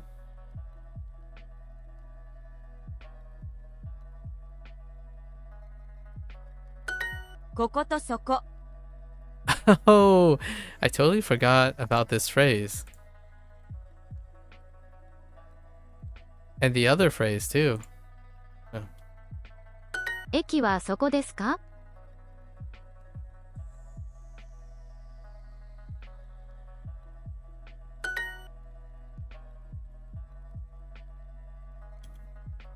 How was this? Oh yeah. I remember. I think. Something like that. これはバス停ですか？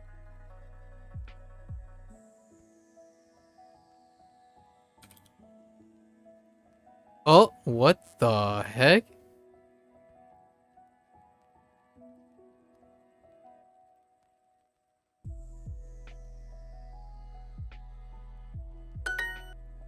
Okay. いいえ、それは大学です。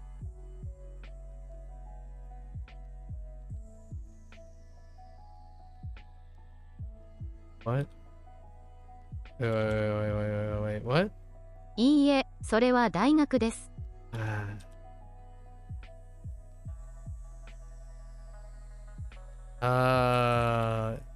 Maybe. Okay. Sure. Okay.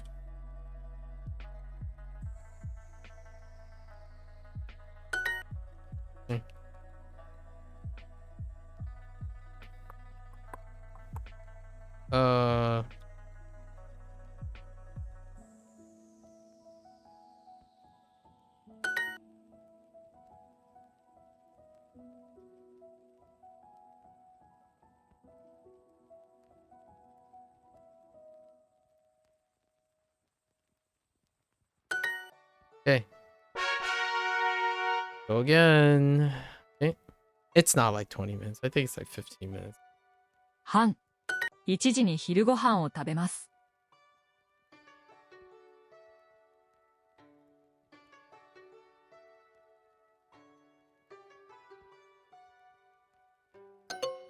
Oops.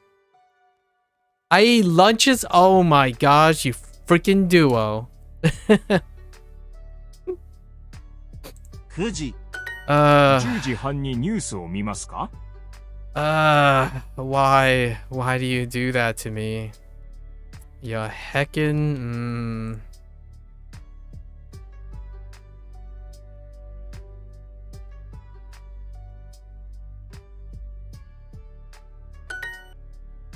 Yeah, heckin'.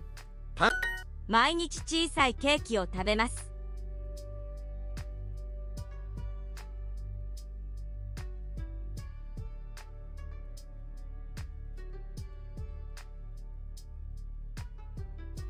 What?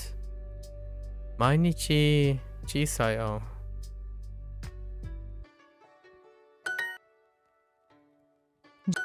いいえ、お茶を飲みます。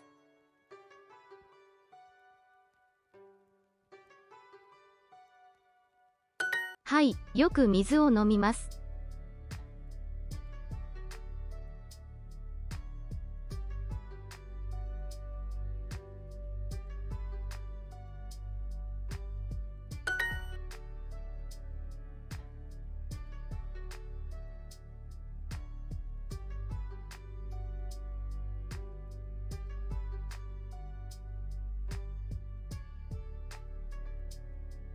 9時に晩ご飯を食べますか？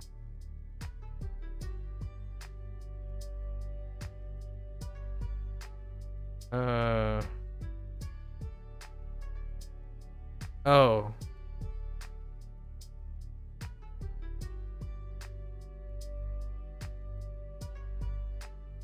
What? 9時に晩ご飯を食べますか？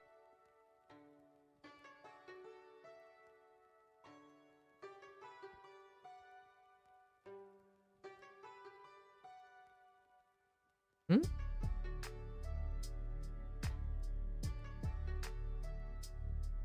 9時に晩ご飯を食べますか？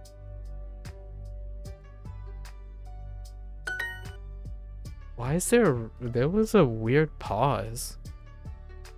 There was a weird pause there. Oh no. I don't remember this one. Oh. Okay.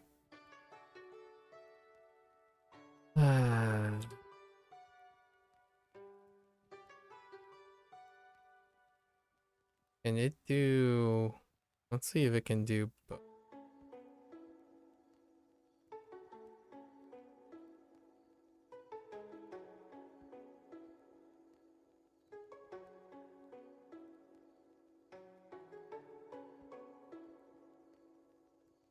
Uh...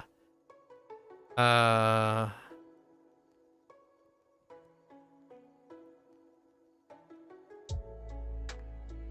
That's not right. That doesn't look right. Oh! Oh, it was close. It's a day. Okay.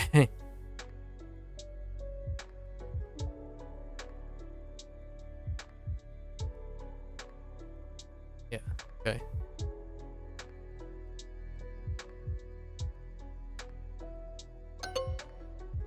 Oh my goodness. Oh, I forgot article. 12時に昼ご飯を食べます。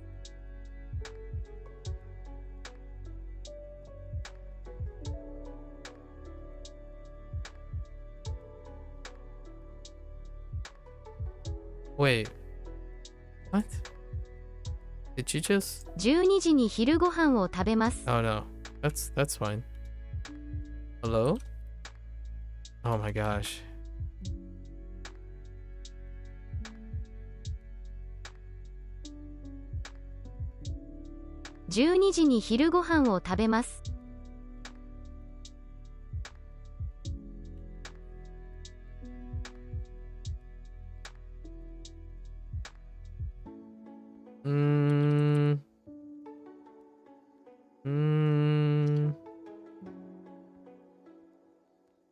12時に昼ご飯を食べます。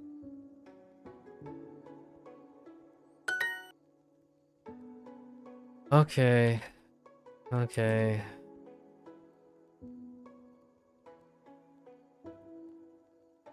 Son of a...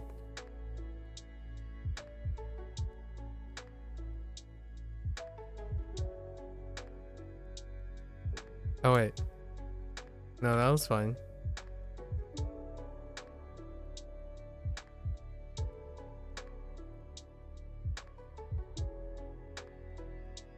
Huh.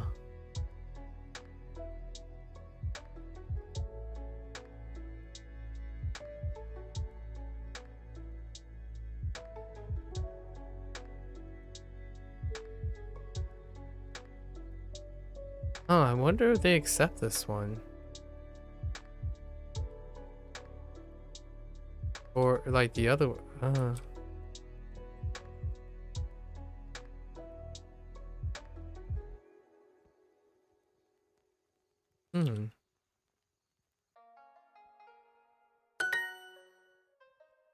I'm curious if they accept it the other way. 7時にパンを食べます。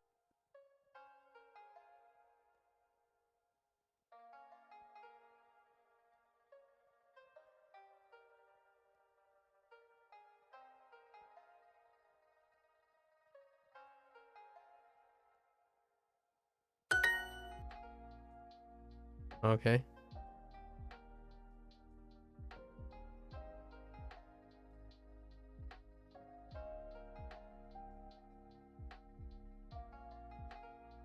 Hmm.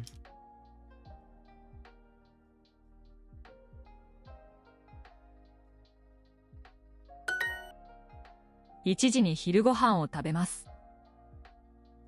Okay. Mm-hmm.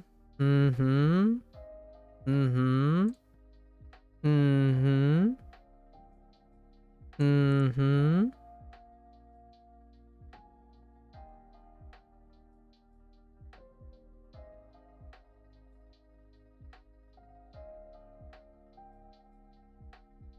I see, not alone.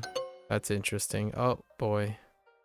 I did lunches again! Oh my gosh, that's the second time I did that. That's actually back-to-back lunches.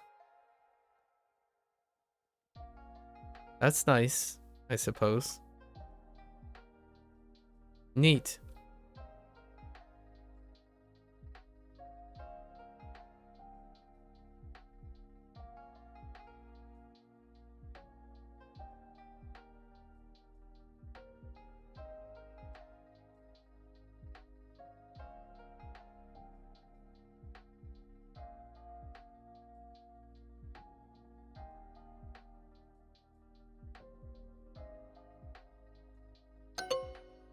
I forgot the ni again. 1時に昼ご飯を食べます。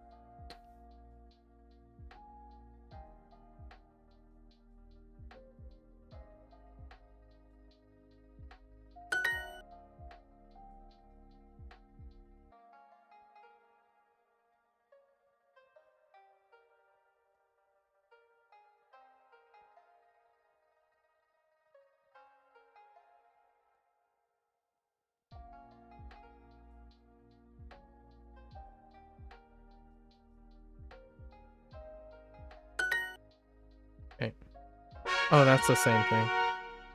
All right. I think we're at 3, so 2 more. ロック。よくジャズを聴きます。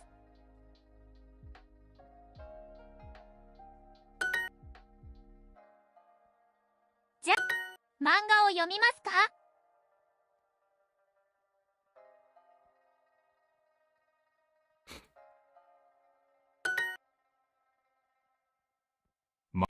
バスケットボールをしますか？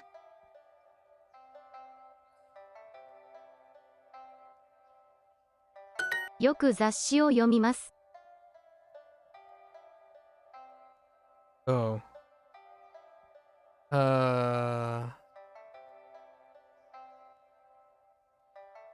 That's not right. I feel like there's a... Is it oo or za? Oh. Za... She.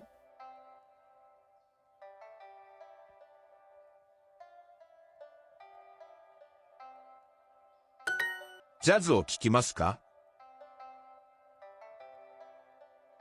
時々ロックを聴きます。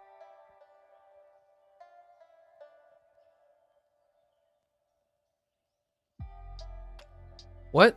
時々ロックを聴きます。Oh. Oh.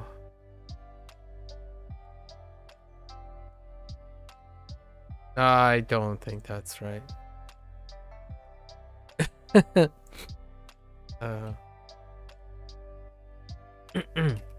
That's better.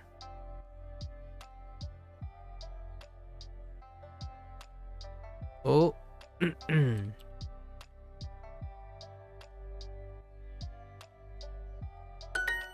映画を見ますか？面白い映画を見ますか？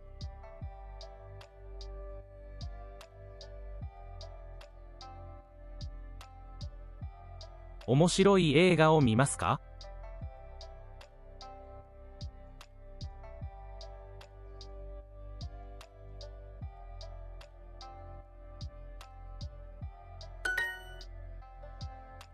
？Okay.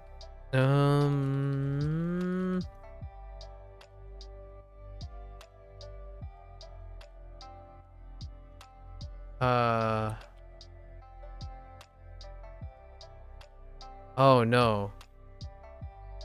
Is it zoo or za?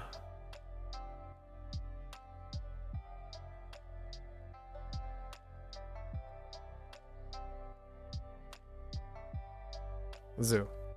Makes sense. Okay.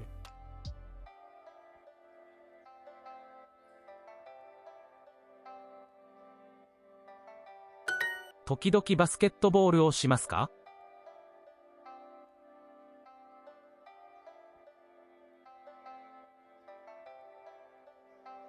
？Of course you're gonna make me type basketball.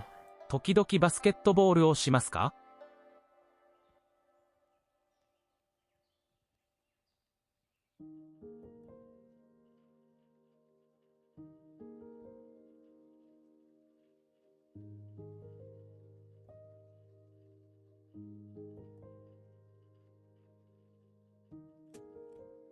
？Is it this? That is totally not right. Wait. Oh, I typed it twice. I didn't delete the other one. Okay.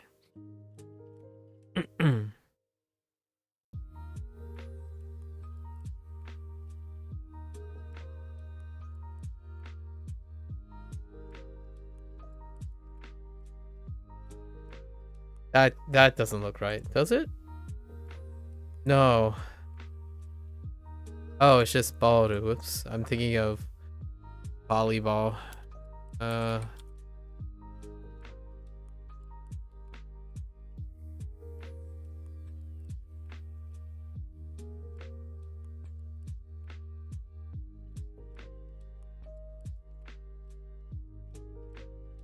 Lotus, be honest. How often do you type basketball? Does that look right? No, it's not. It's freaking bow, not ba. Ugh.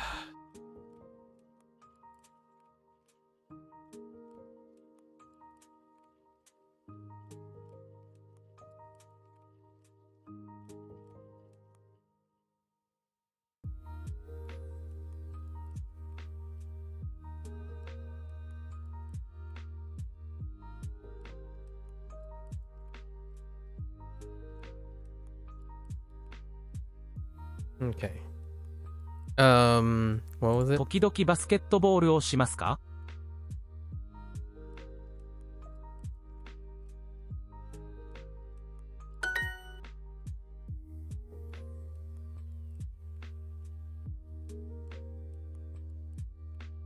Uh,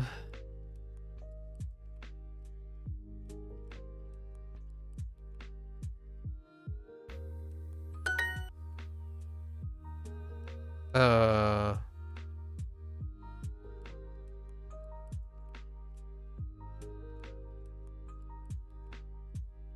how does this work? Zashi? Yes.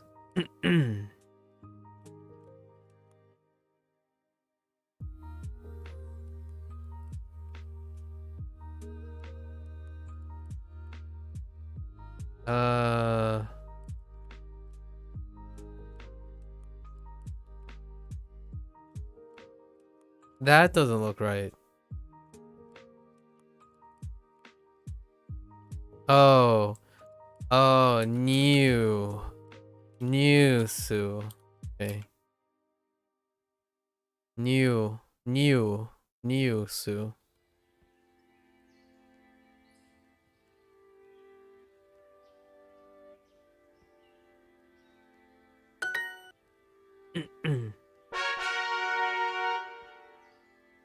I think I actually have one more practice. Oh boy. Alright, it did take me 15 minutes plus. はい。カレーとラーメン。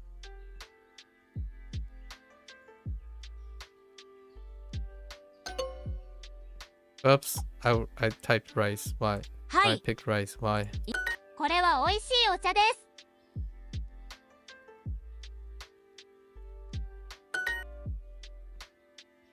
いいえ、これはラーメンです。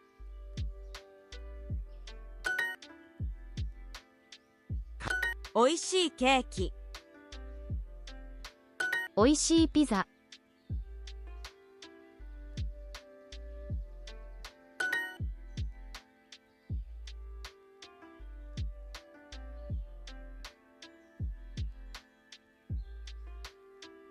これはケーキです。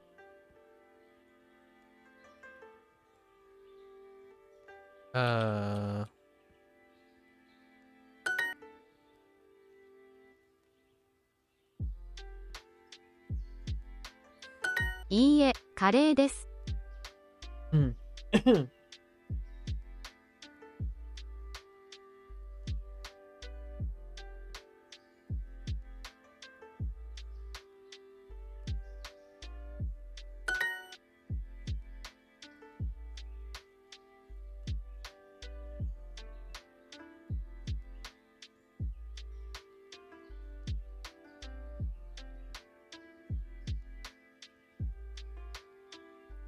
はい、これは美味しいです。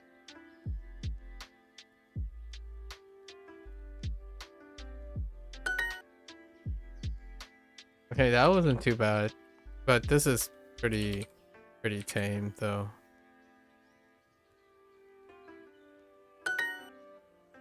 カレーとラーメン。 Alright. That wasn't too bad. Okay. All right, let's get back to personalized challenges. Okay.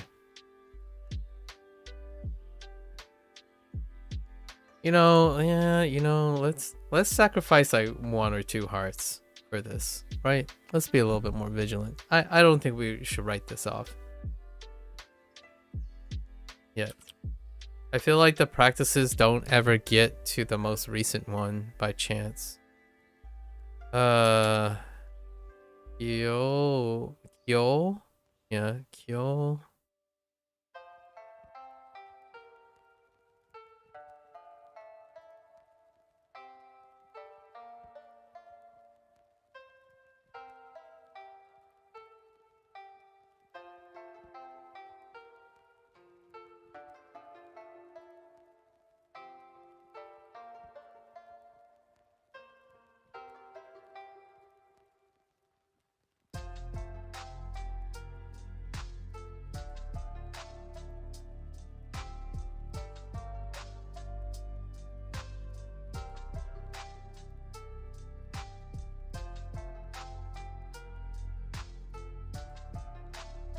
Double check time.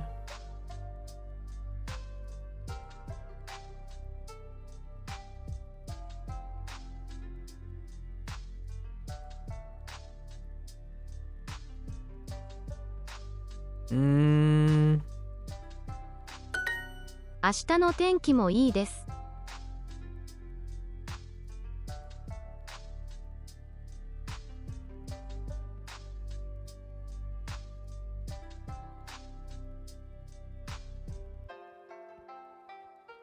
Wait, what? 明日の天気もいいです。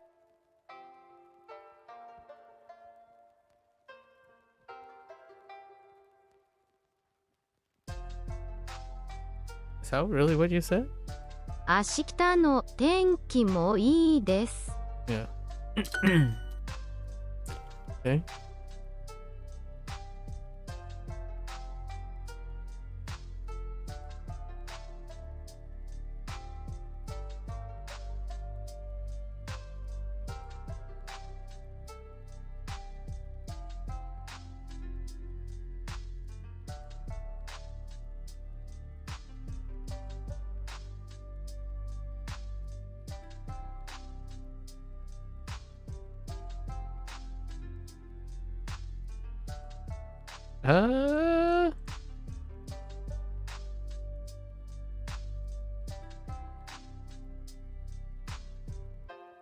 Uh, yeah, I think we're good. 乗り換えは京都駅ですか? Is there a typo somewhere? I wrote nore instead of nori. Wow, that's not just a typo. 今日京都は暖かいですか? I figured. Okay. Will Kyoto be warm today?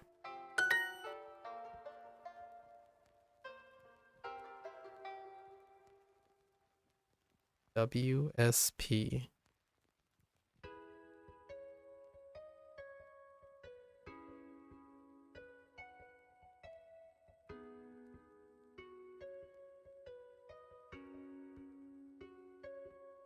Ashita no Tenki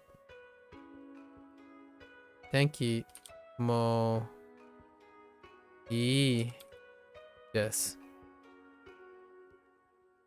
Hello there, what's up? What's up? Going alright over here. How are you?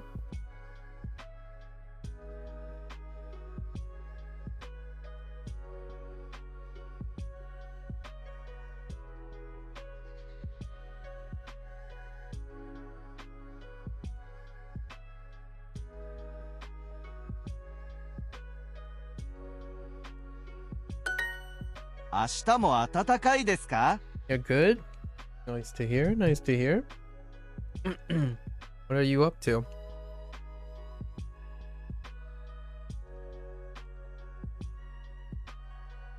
Will tomorrow also be warm?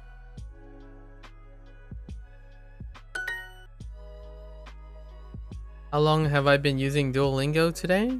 How long? For today? 2.5 hours? I like 2 hours. In the beginning, in the first 30 minutes, we do like a memory task. Around 2 hours.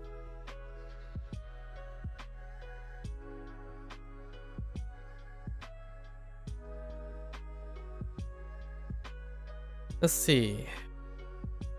晴れの日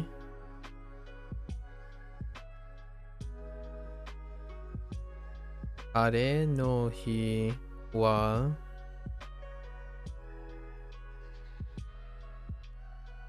友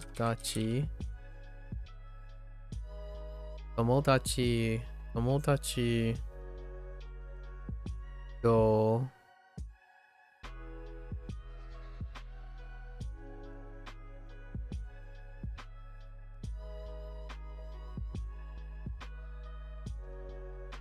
走ります。Yeah, 走ります。That's long? I suppose. Suppose that's long. What do you consider long?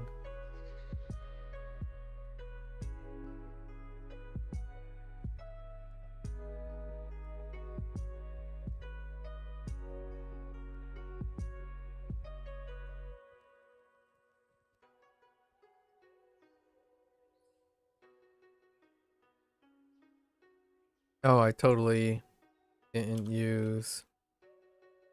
There we go. The kanji for he.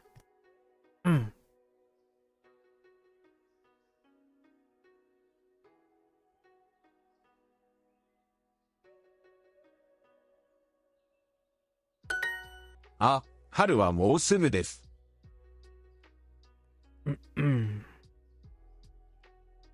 春はもうすぐ、もうすぐです。Spring is soon.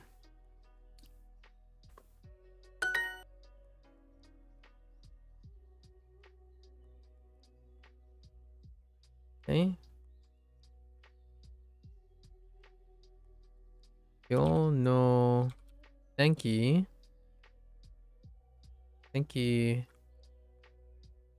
いいです。この電車は東京駅に行きますか？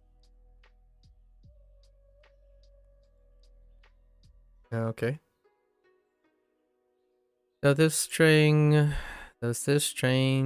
go to Tokyo Station?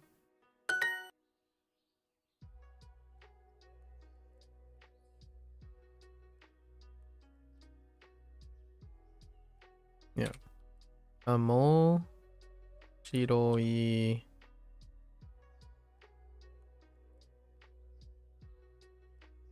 妹がいます。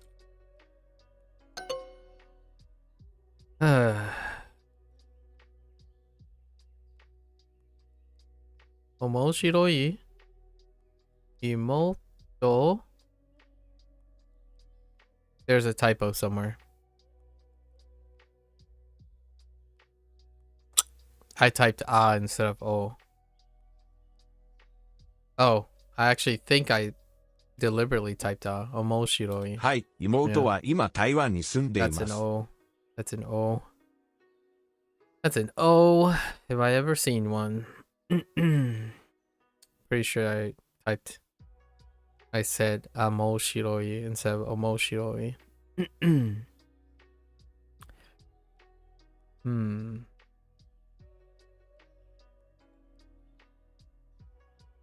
はい、妹は今台湾に住んでいます。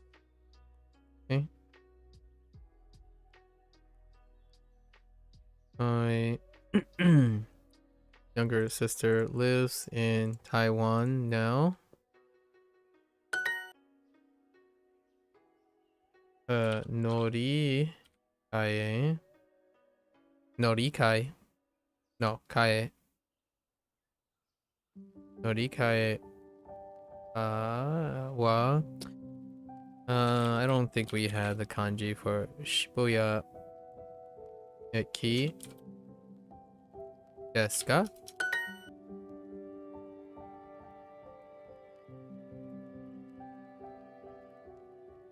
Are no. Are no. Oh no. Enter.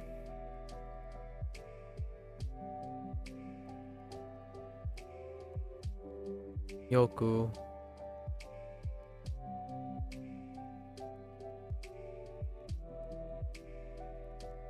Yeah. And then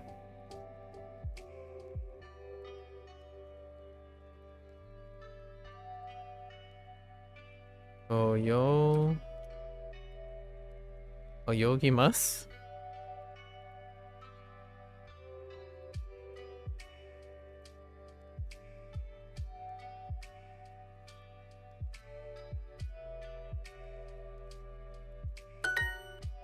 Okay. Okay.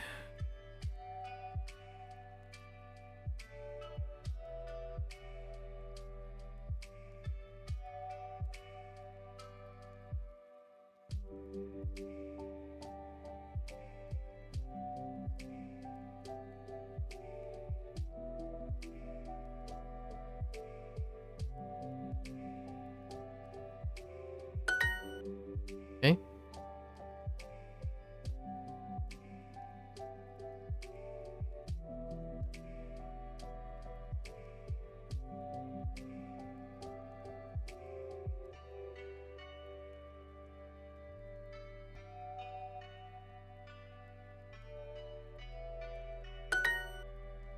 Hmm.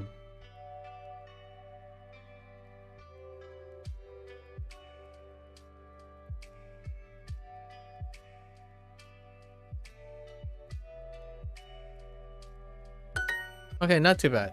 We sacrificed the 2 hearts. I said I was only gonna sacrifice 2 hearts, but alright. Let's do more practice. We're being a little bit more かっ vigilant こいい there. 弁護士と優しい医者。 Okay. .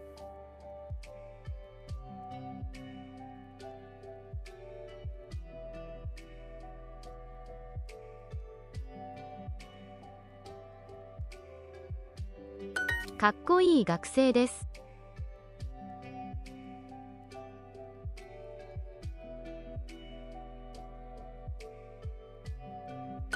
先生、医者。優しい弁護士。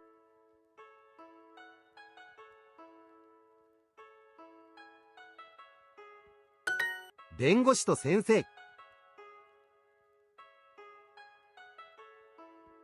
優しいです。かっこいい先生です。優しい医者です。かっこいい人です。優しい学生です。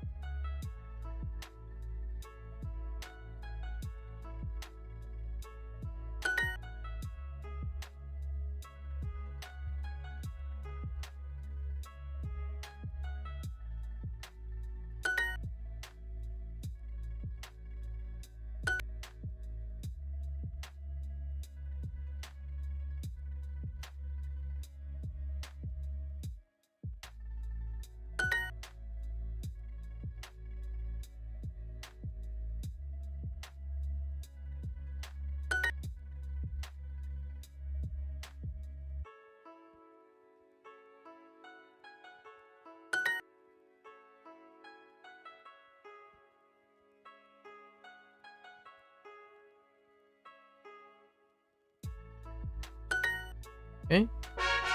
That went pretty fast. Just something super familiar though. Right? コンセント。コンセント。いいえ、電話はありません。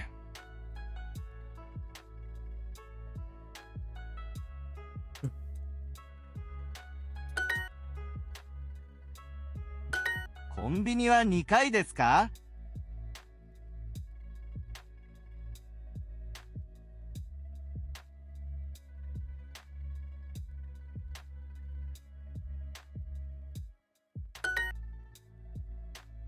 ホーム。あ、ゴミ箱は2階です。ゴミ箱。Sorry.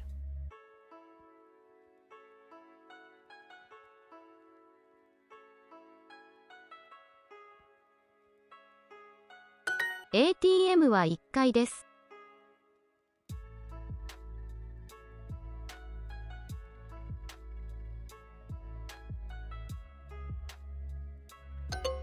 What? Oh, いい階です。Whoops. コンセントはありますか？ Okay.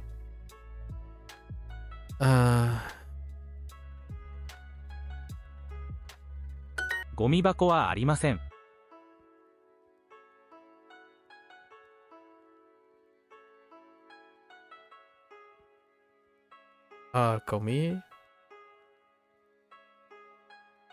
ゴミ箱. Why does that look weird? Oh, is it in... Oh, it's heckin... It's in katakana. What the freak? Okay, I clearly am not... Gomibako. Yeah. Oh, wait. Hold up. What the heck? Gomi is it, and then Bako. No wonder it looks so weird. It's like half katakana and half hiragana right now. What the? Okay. No wonder it's so confusing to me. Gomi Bako. Oh, that explains so much about why that looks so weird. It's kind of like Baste, the way they're doing it at the moment. That would explain why I keep getting them mixed up a little. It's half and half. Okay, what were you saying? ゴミ箱はありません。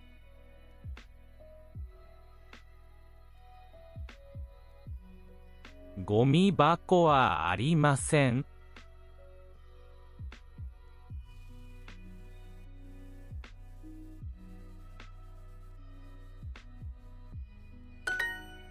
Wi-Fi はありません。いいえ、コインロッカーはありません。Oh no. Okay.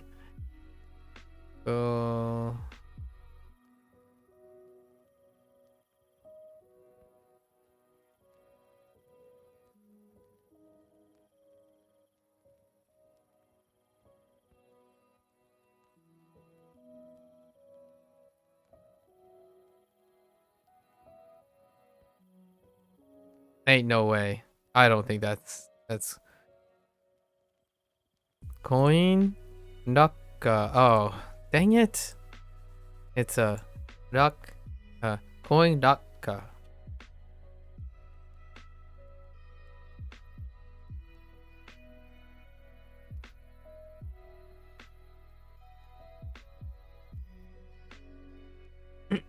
There we go.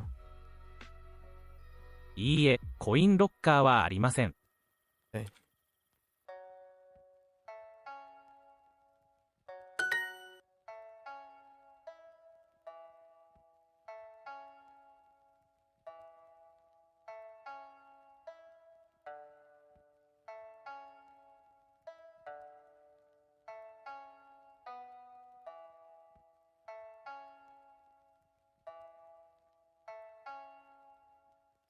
あ、Wi-Fi はありません。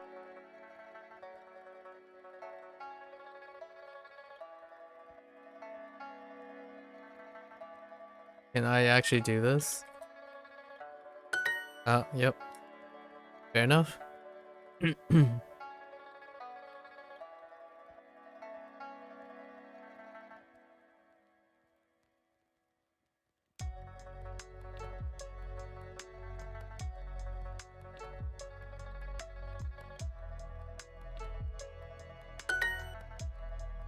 Okay.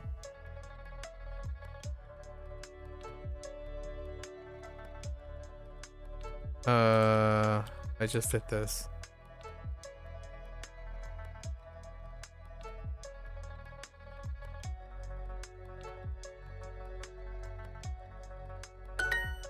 Okay.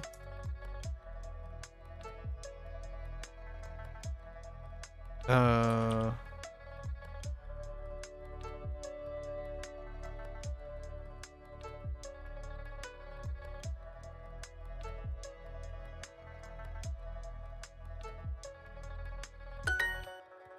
ATM は1階です。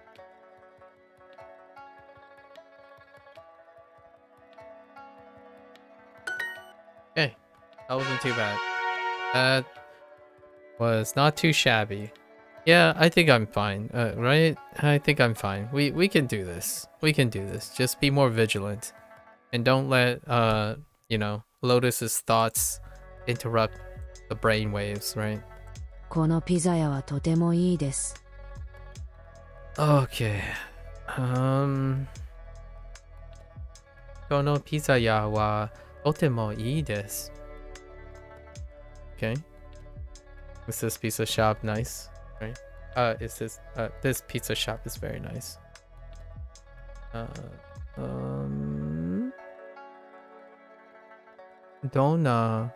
Donna pizza ga arimasu ka? A fair question. 警察。警察。あれ？晴れ。駅。駅。山。近く。近く。近く。明日の天気はどうですか？明日の天気はどうですか？ How's the weather? How's tomorrow's weather? 明日の天気はいいです。Tomorrow's gonna be nice. 私は公園に行きます。I'm gonna go to the park. エリカさん、横浜は静かな都市ですか？ Okay.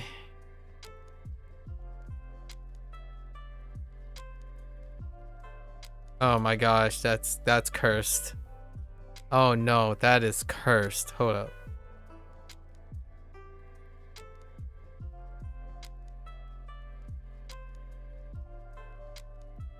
Oh no, it's not. Okay. Surprising. エリカさん、横浜は静かな都市ですか？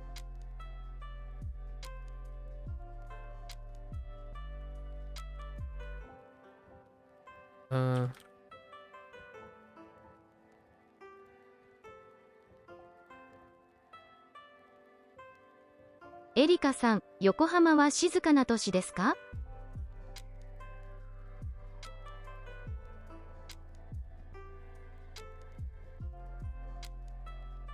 エリカさん、横浜は静かな都市ですか？ Right? エリカさん、横浜は静かな都市ですか？次の電車はもうすぐですか？ Okay.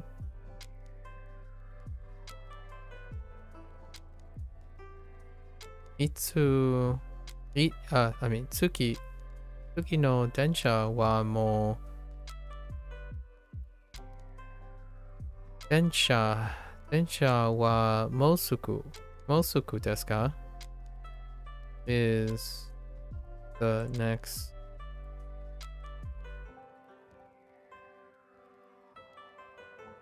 the next train soon? Speak. Yeah. もうすぐですか？ 9月はよく弟とサッカーをします。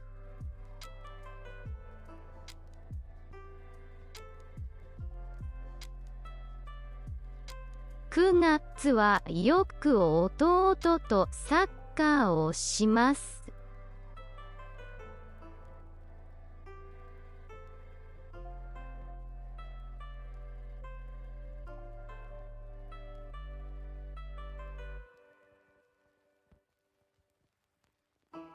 I don't understand the first word.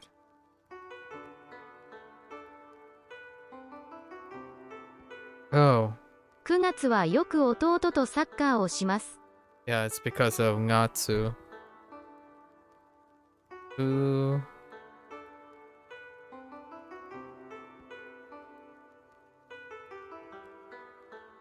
9月はよく弟とサッカーをします。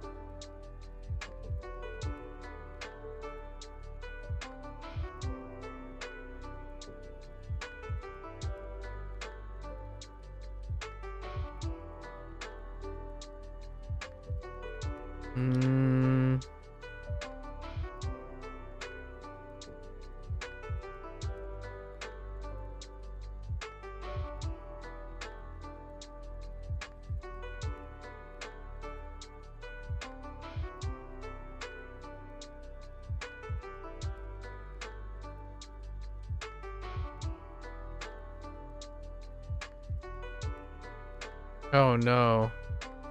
Wait.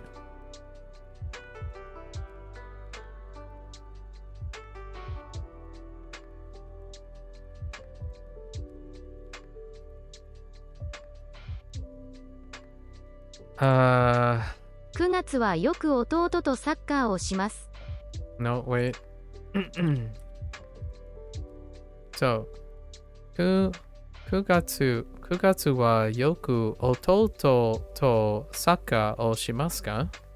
9月はよく弟とサッカーをします。をします。Okay. バスはいつ来ますか？バスはいつ来ますか？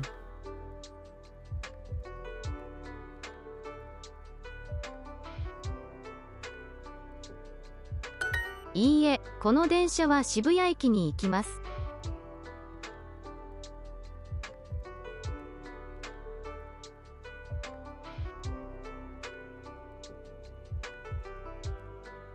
I lost the location. いいえ、この電車は渋谷駅に行きます。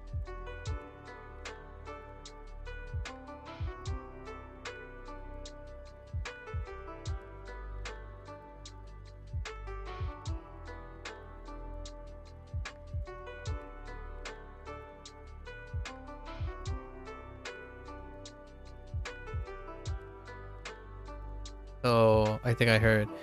いいえ、この電車は渋谷駅に行きますか？いいえ、この電車は渋谷駅に行きます。来ます。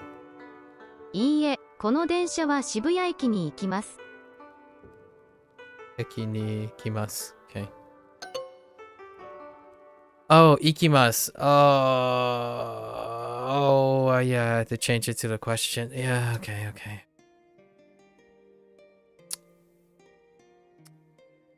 The next bus will come soon.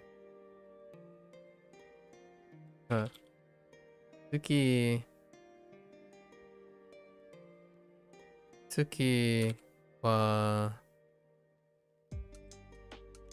バス。Wait. I don't think I need. 次の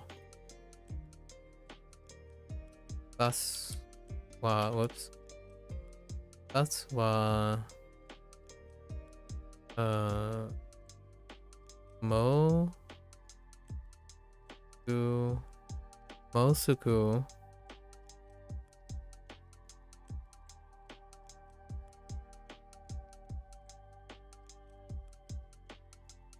に Wait.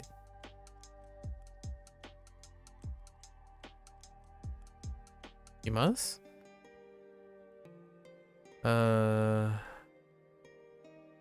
Yes. Right? Did I give Mosuku? Mosuku. Yes. So, Tsuki no bus wa Mosuku kimasu. 乗り換えは渋谷駅ですか？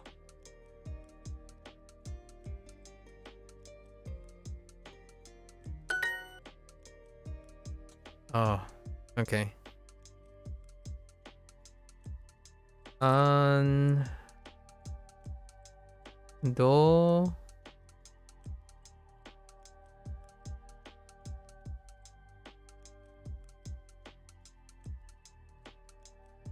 Andoryu. Andoryu.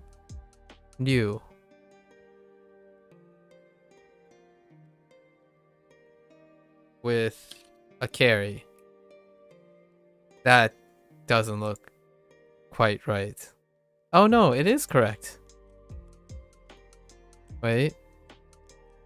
Oh wow, I'm surprised. Andoryu. Okay.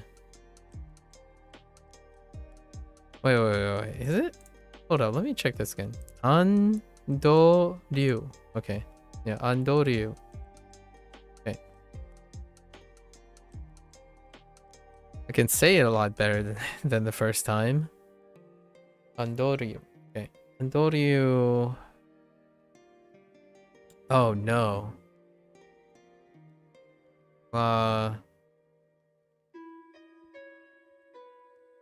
Gu dai ga warui.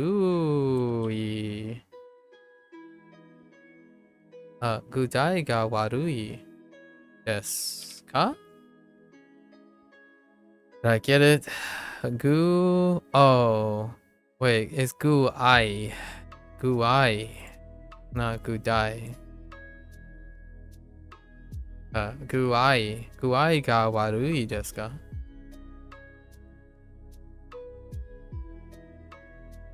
Guai. Guai ga warui desu ka? Wow, I can say that quite easily now. So, Andoryu wa guai wa warui desu ka? Andoryu wa guai ga warui desu ka? Yeah, that looks right. Unless I type out somewhere. I obviously did something. Oh! Wait. Oh, feeling! I totally forgot about... Wait. What? Hold up. Oh, honorific. Heckin' san? Oh my gosh, dude. Oh, wait. Oh, a bit sick. I forgot Skoshi. Never mind. I forgot Skoshi. I was so concentrated on Guai ga warui. I've got Skoshi. That's fine. I'll take it. That's an oversight because of hyper-focusing. This is a non-adjective thing.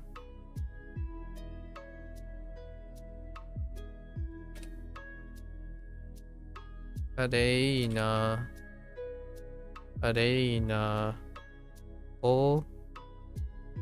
Otera. Otara.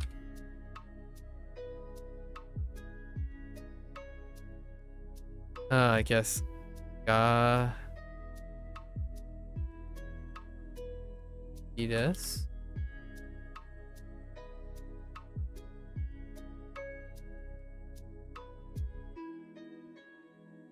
Oh, do they want me to add watashi too?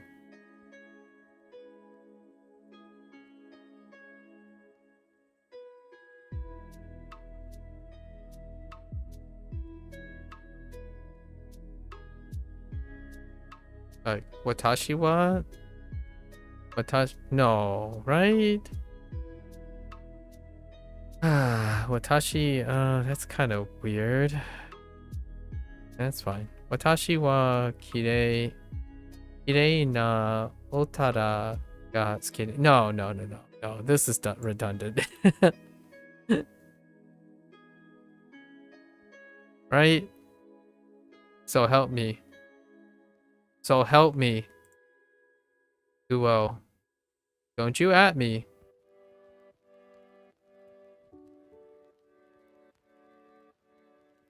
Why did I write kade?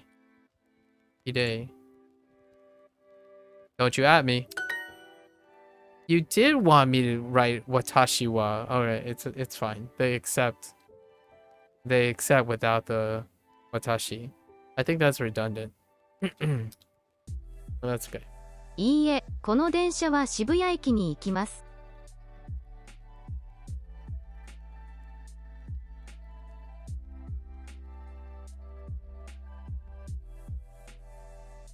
Wait. How did I miss this one? いいえ、この電車は渋谷駅に行きます。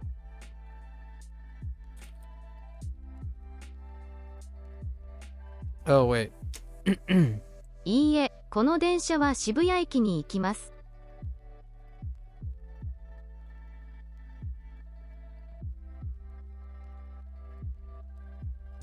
Oh. Oh, no. Oh, wait. That works. いいえ、この電車は、いいえ、この電車は渋谷駅に行きます。この電車は渋谷駅に行きます。いいえ、この電車は渋谷駅に行きます。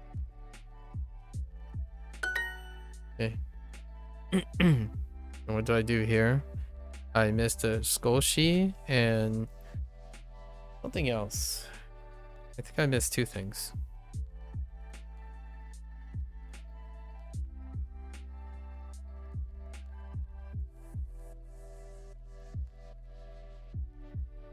Oh, the honorific.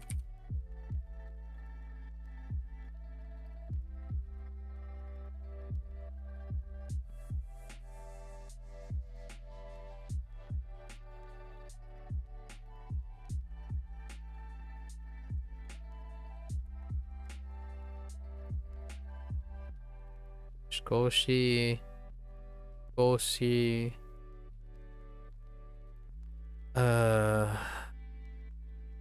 Gu ai ga warui desu ka?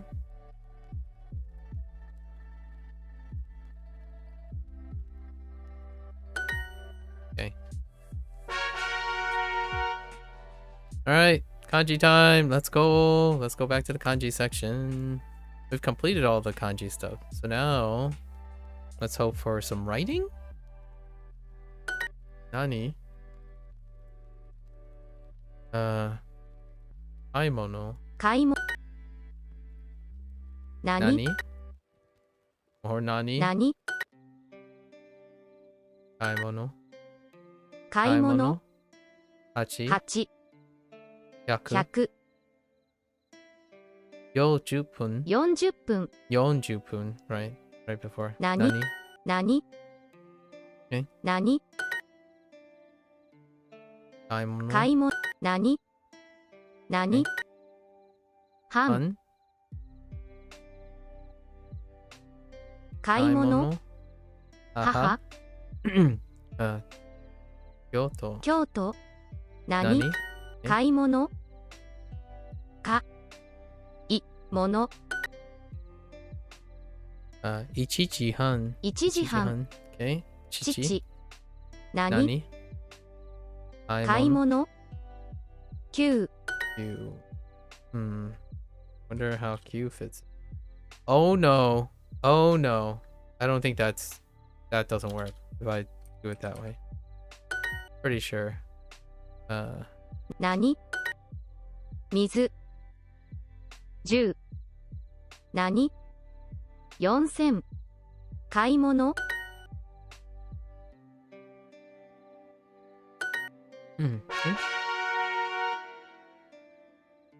How long does it take to get the 買い writing, 物。 the one writing thing? We'll see. Oh, it might be this one 買い actually. 物 Here it is.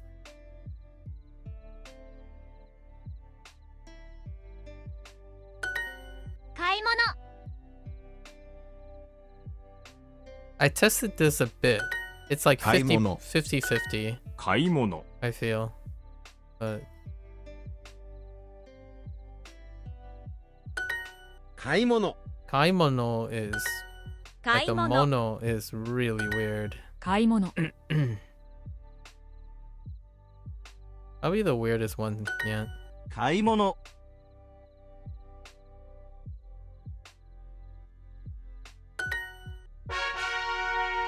Okay, let's see how often we get it.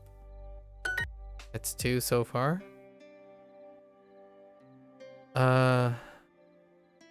Takai. Oh, this one is not 高 one. い Okay. 買い物ん買い物高い Takai. 買い物 Kaimono. Juji. 10時 Nihon. 2分 Nihon. Not to be confused with Nihon. Nihon. 新しい Tadashi. 買い物 Kai. もの Kai. 高い買い物買い物 Furui. 古い高い買い物 Tokyo. 東京200. 200え高い Kai. 高い小さい。小さい高い。高い3時半。 3時半1時半。 1時半買買い物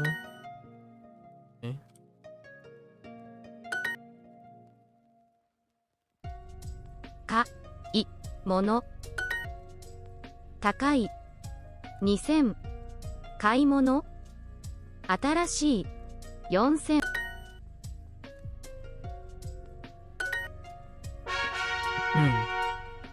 Is it 50-50? Are we gonna get... No, we aren't. 買います買います。買い物 So it's pretty random. 日曜日。日曜日買います。買います読みます。読みます買い物。買い物休みます。休みまかいもの買います Interesting. かいます買い物 The mono.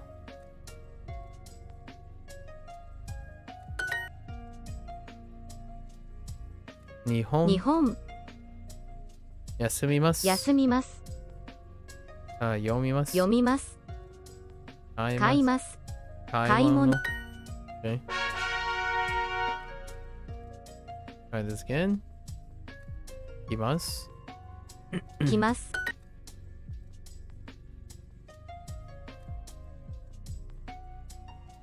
来月。来月来ますいます。来ます来月。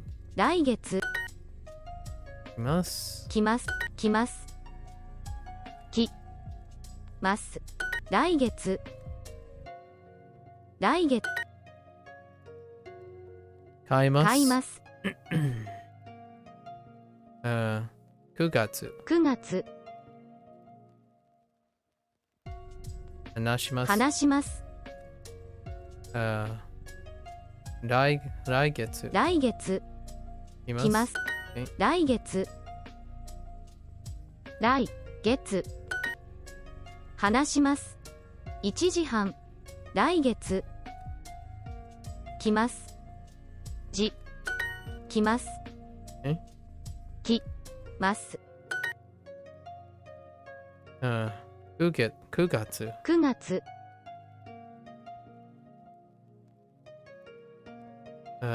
読みます。読みますいます。来ます来月来月買います。来月来月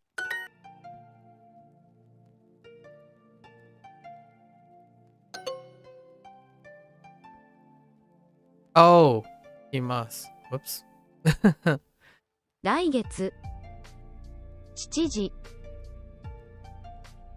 京都来ます3時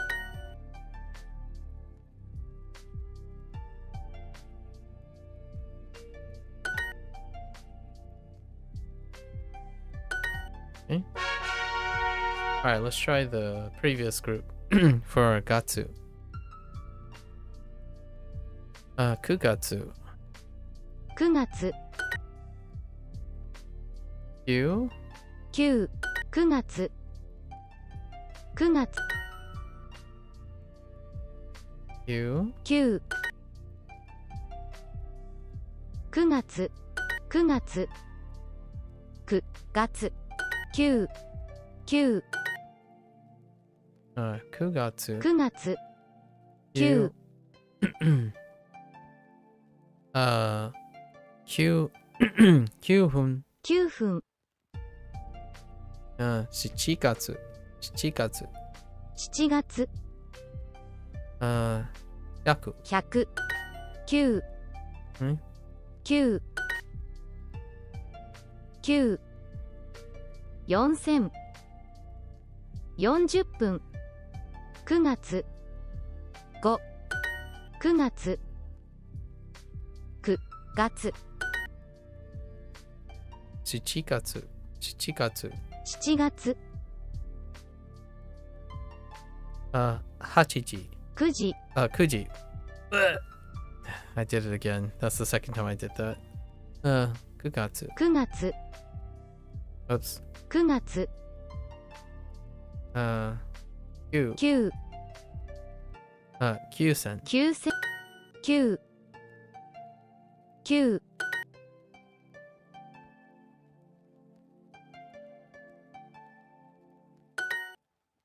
7000 1000 4 9 9月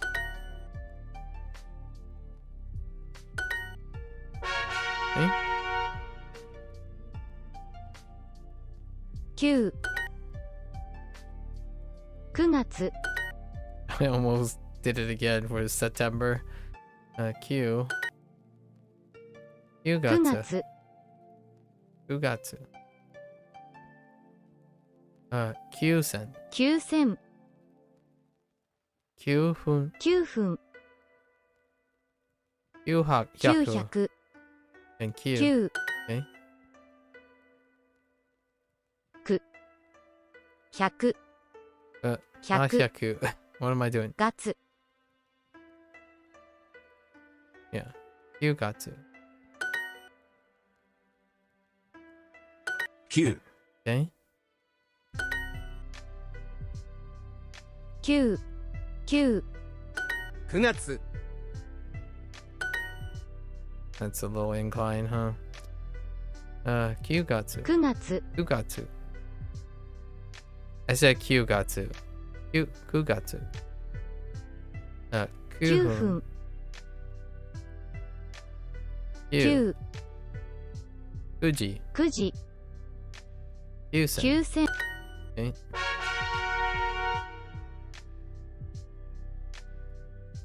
Okay. 日9月9月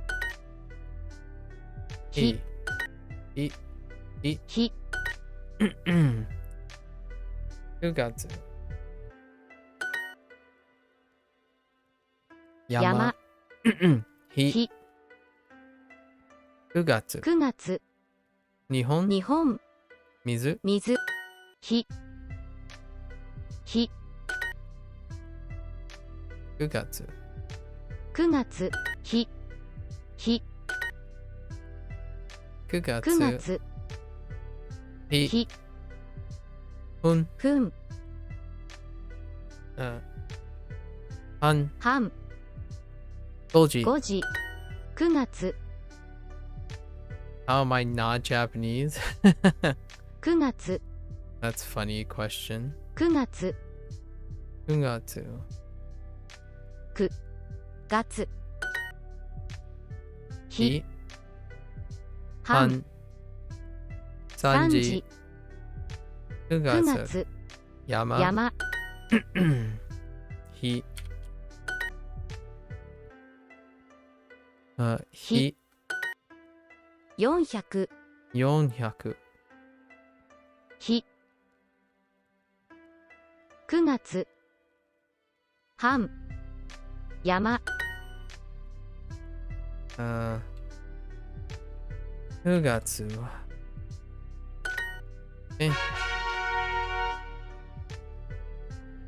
let's do one of these.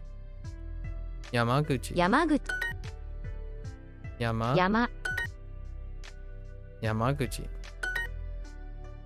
山口山東京京都京都 whoops 京都4時4時父父山山山源山口。山口山山口山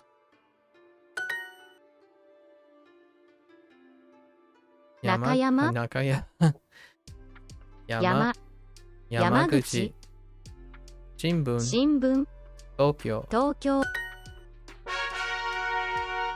Still got time. 15 minutes are not. You. 休みます。休みます You. 9 You again. 休みます。読みます。読みます休みます。休みます10、 10 9、 9 5。 5 9 9休みます。休みます9 9 9 9、100、 100 5。読みます。読みます休みます。休みますえ休みます休みます行きます。行きます1000、 1000 5。休みます。休みます9、 9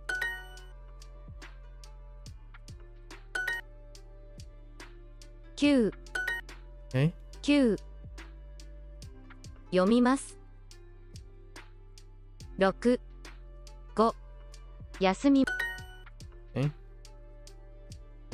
休みます。Okay, that's the end of 15 minutes. So we've done our kanji again. 15 minutes. Pretty good. This alphabet. Wait, are you learning Japanese right now? Joe Pyre?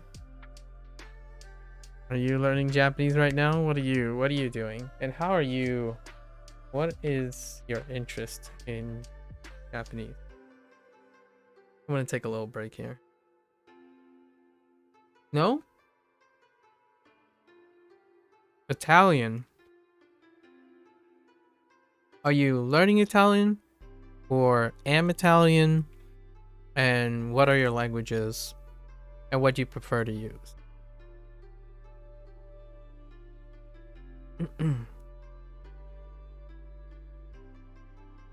Any of those questions. You don't have to answer all of them.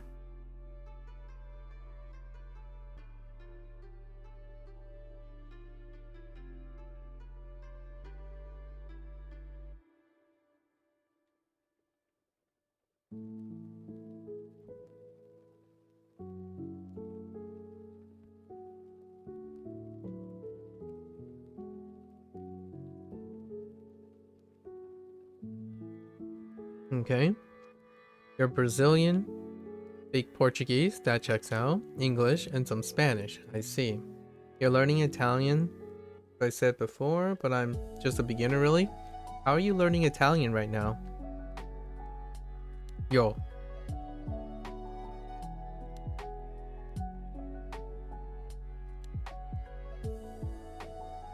I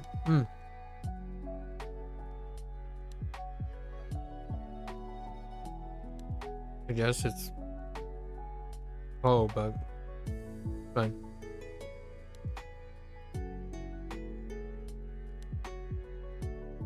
Japanese is one of your interests, but this thing is too hard? Nah, I think you got this. You got this. You already know. Man, you're Brazilian. You're already hitting that Portuguese. I'm sure it translates really well. Did you know that you probably already know, right? Brazil sports the second largest concentration of Japanese speakers outside of Japan.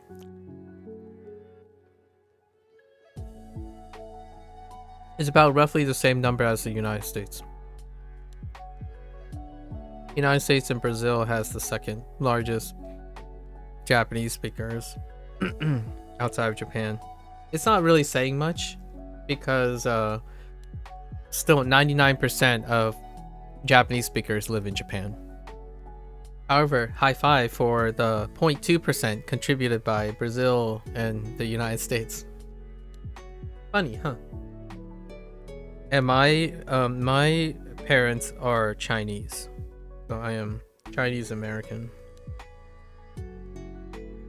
I am learning. The last 48 days, including today, are the only days I've ever studied Japan or like Japanese or like formally, like writing and listening. But I have listened to Japanese for a really long time, at least 2/3 of my life. I was very comfortable listening to it. I do know some Chinese. I am illiterate in Chinese though. And you're probably gonna find this relatable. I imagine around Brazil there are variances, slight variances in Portuguese and whatnot. I typically talk to my parents in a form of Chinese, but in China there are a lot of dialects that are unintelligible to the Chinese that you would be very familiar with or might have heard somewhere. So I speak that. Mostly different forms and regions, yeah. So I tell people that I do speak Chinese. I'm illiterate though. However, I do speak Chinese in the sense that the Chinese I speak is not the one that you would hear, but the Mandarin that most people are referring to.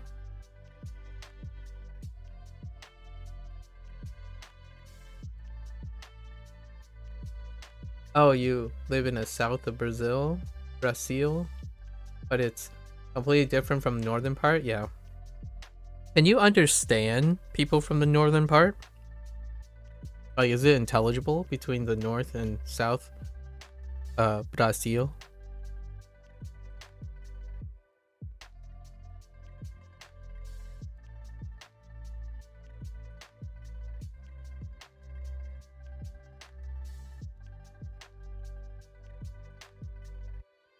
Oh, okay.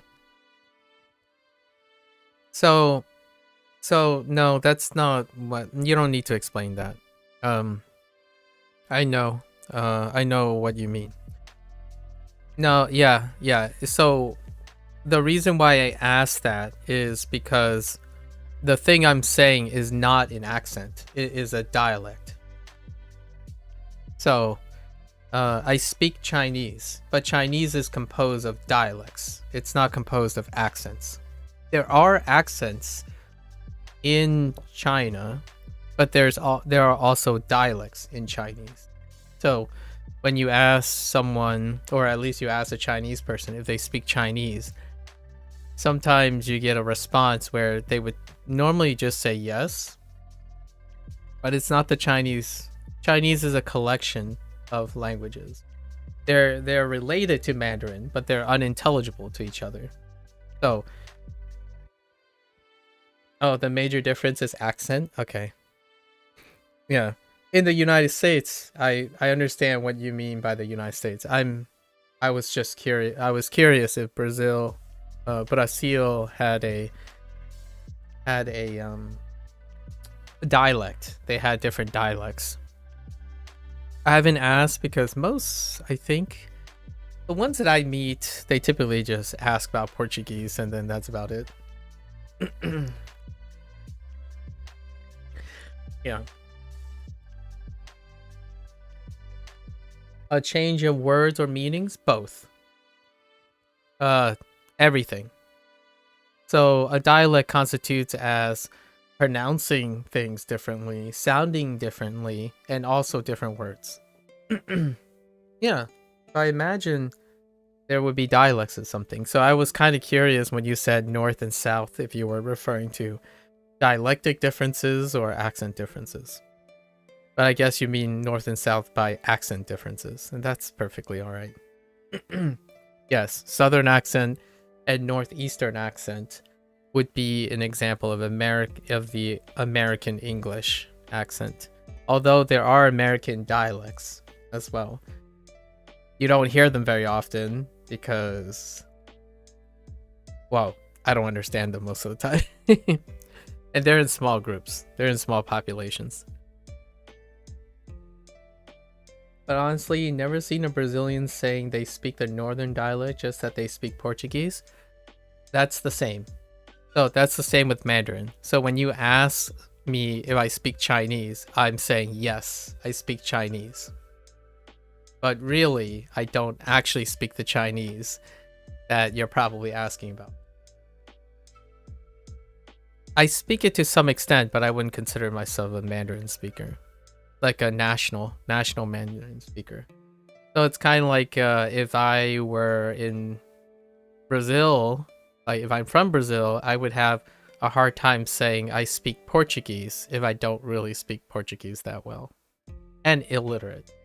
So it's kind of like that. My parents are Mandarin speakers, and I am a Fujonese speaker. More so than a Mandarin speaker. And then when people say Chinese, it's like Portuguese. You're collecting everything. Everything is in one group. Fujonese is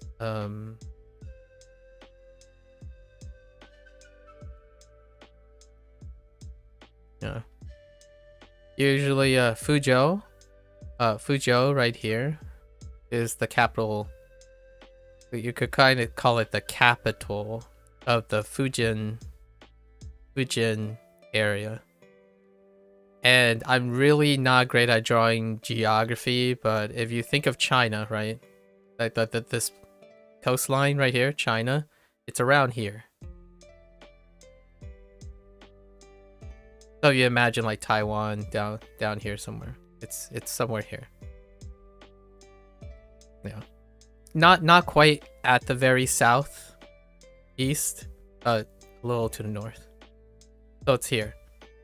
And yeah, generally that's what I would say. And since we're talking about language, right? If we're all language learners, it's nice to be a little bit more deeper than not. Yeah, so you're learning Italian.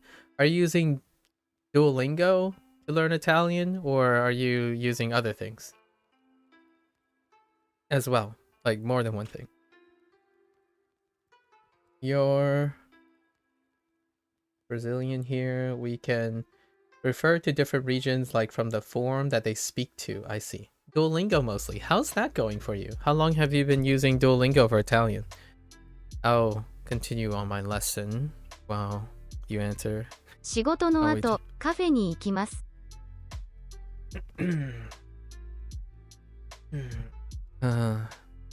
I heard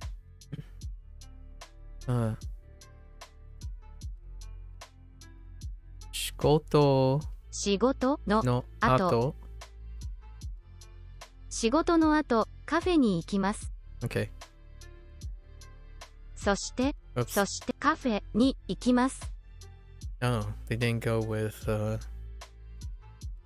ikimashou. 仕事の後、カフェに行きます。いつ家に帰りますか？ Like the northern part, we say they are, oh, no,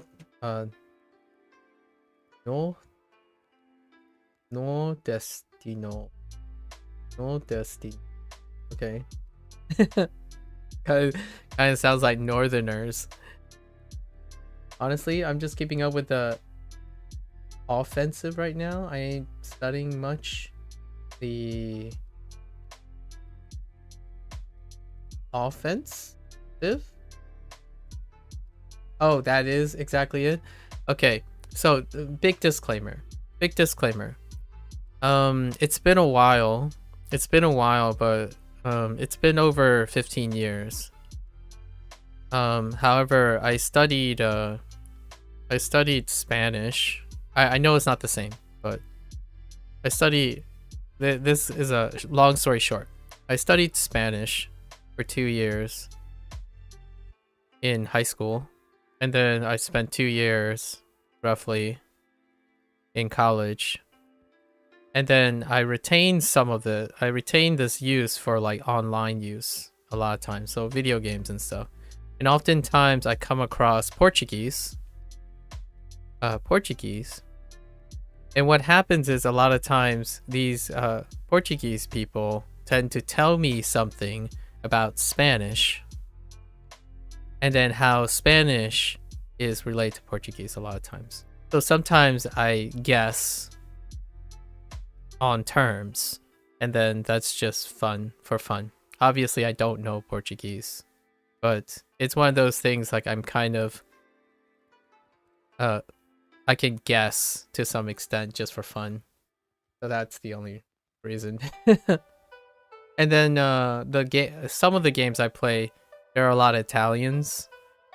And you know, Italiano has some guessing. You can do some guessing too because of the romance, right? The romance languages. I do plan on learning Spanish sometime after, but I am going to use Duolingo for Mandarin after maybe 4 or 5 months of Japanese, something like that. Derivatives of Latins are really similar, yeah. So I guess things, not to say that I know them. It's kind of fun to guess them. I chose Japanese to start because I'm pretty sure you have some interests based on maybe the Japanese entertainment culture.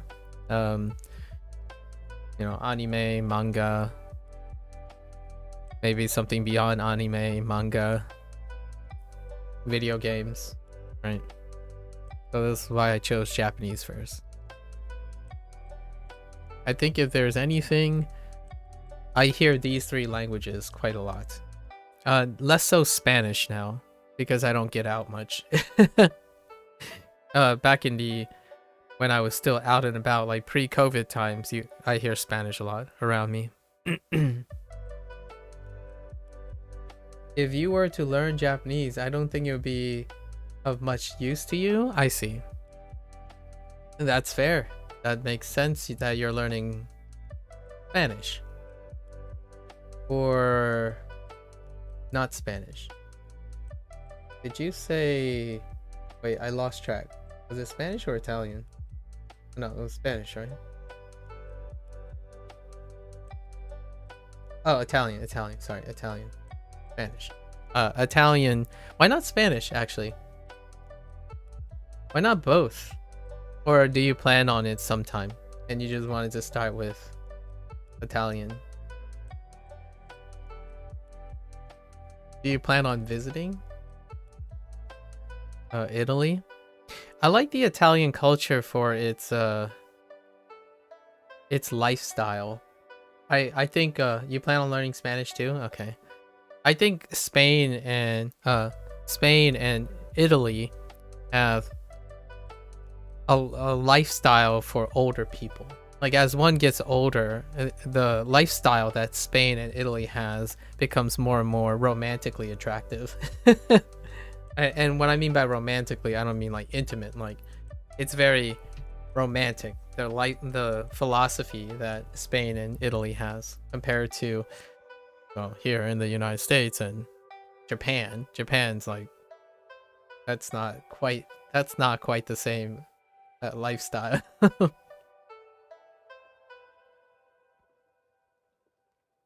What was it? For Italy, La Vida Dolce, right? La Vida Dolce, something like that. They like living in the moment and liking the quaint stuff about life, and I quite like that. Yeah, La Vida Dolce. Yeah. It's a wonderful philosophy. I quite like it. Or A Vida Dolce? Dolce? Dolce? Yeah, the sweet life. Yes, that. Yeah. I like that romancing of the Italian lifestyle. Does it happen? I don't know. I'm a foreigner, obviously. Kind of nice. And then you have Japan, which is something else entirely.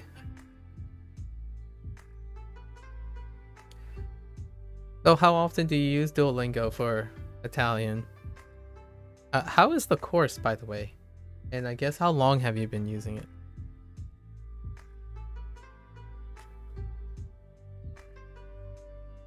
Itsu.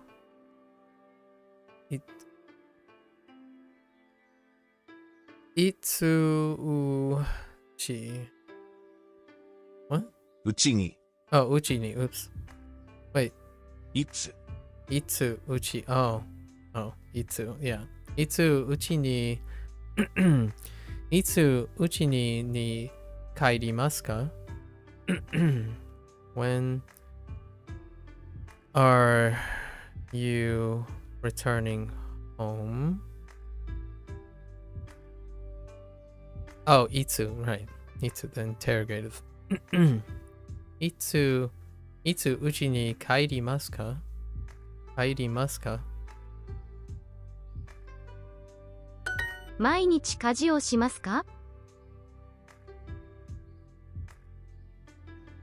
52 days? Nice. Alright, we're about the same number of days at least. You're finishing the English course. Oh, okay. There are 2 lessons for you. How'd you like the English course? I am way down the line, maybe a year plus. I'm gonna use one of the language. It's probably gonna be Spanish. The idea is to use another language to learn English using the Duolingo app, because I am very curious about how English is taught for those who use Duolingo for English. And I get to brush up and review all my basic English and foundations. When you're a native, when you become a native speaker, often you forget a lot of your foundations, or you don't use your foundations anymore. So it would be really fun to see how they implicitly describe English grammar. Because if it's anything like Japanese, there are probably not going to be a lot of grammar points. However, I haven't asked anyone yet what the English course is like. What ticks you off sometimes is that I translate the phrase correctly, but just using different words. Yeah, that's true for, so far I've only used it for Japanese for the last 48 days. And yeah, that can happen. Even with the restrictive nature of Japanese language, when they translate into English, it can be a lot of different things too. So that's interesting. You're learning English. So what is your educational background for English? That's gonna happen. Yeah, the phrase correctly thing. I don't think that's what I wanted to find out. If others are having if Duolingo punishes others for using different words, but they're often synonymous in English. However, there is a nuance to them that most English speakers will not talk about. I think there are a lot of English variances, but English itself don't have any fixed rules a lot of times. They have a very low barrier of rules. So you can probably express a lot of things near the end that will probably be considered incorrect on Duolingo, and how they would address how flexible their answers are. You started learning English when you were 8 years old? Yeah, that's great. So yeah, you'll probably encounter a lot of English phrases that are considered regionally different. And Duolingo, they try their best to include as many alternative answers, and they even do it in the super simple case of Japanese. However, Japanese is super specific, so even then they kind of still at least accept somewhat changing phrases. CBH, I've never been a fan of school English. I see. Yeah. So Duo sticks with the old formal stuff. Yeah. Duo sticks with old school formal English. They rely on all the statistics and research that comes from child development. So most of their stuff is built on the time-tested statistics. So when they say like scientifically backed or research backed, they're really referring to adolescence acquisition. So not later stage like adult stuff, because later stage adult stuff is very variant, right? Very variant. So just like you're saying, like you speak English so much for so much time, and proper English is not what most people use. They use regional English. Regional English happens a lot. In fact, if I use proper English now, it will probably make me sound very, very different. And I typically use that formal English in a formal setting, like at a university. And it became like another, okay, yeah, you use a lot, so you become second nature, yeah. But that's okay, fair enough. Present perfect, which I guess is this. Well, I don't even remember what that stuff is. Yeah, present perfect. Like, I started talking about it a lot because learning Japanese reminded me of how much I like English grammar. I was a oddball, I suppose. I liked English grammar. I like school English. However, most of the time, it's very hard to remember school English, generally speaking, because when you become native-like, or you are a native speaker, you do not formally keep up with school English, proper English.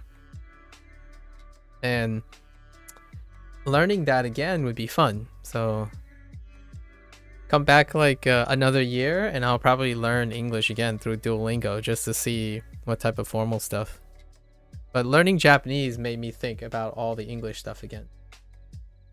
I don't know if learning Italian will remind you of all the grammars of your Portuguese or your English alongside it.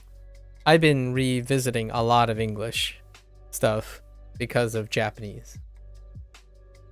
Like predicates, gerund phrases, you know, prepositional phrases, the predicates, future perfect past, you know, future tense, past tense, subjunctive, indicative, transitive, intransitive verbs, helping verbs, linking verbs, demonstratives. I don't know if Duolingo I don't know if Duolingo uses these terms at all, and I'm very curious. It sometimes does. Okay, it sometimes does. Fair enough, fair enough. 毎日家事をしますか？毎日？毎日家事をしますか？ Kaji? Wait, why does that always sound... Oh. 家事をしますか？ I sound like I have some background in linguistics too. I'm sorry to disappoint, but I don't have a background in linguistics. I do have a background in communication though. Or like what I mean is I worked professionally where speaking is very important. Speaking and writing is very important. So that's as close as it gets. In terms of linguistics, I throw around words and stuff. I'm as casual as you are, I would say. Linguistics is something a lot of else people can educate me on. I am someone who writes and communicates a lot in his professional background. So my old school, my old job or career dealt a lot with speaking and writing. So it's very important to know how to speak properly and write properly. Not so much language. I largely speak English for the most part, outside of with my parents. Kind of fun when you have an observant mind, and it may sound like I know something about linguistics. It's all from this last 47 days with talking with other people. 毎日家事をしますか? What do you plan on doing? What do you do or plan on doing career-wise? I go to work every morning? Let's see. 毎日 Wait, you can go to work? Okay, so 毎日家事に行きます?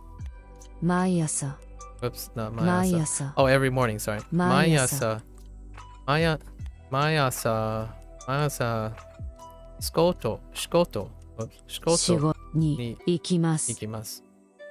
仕事。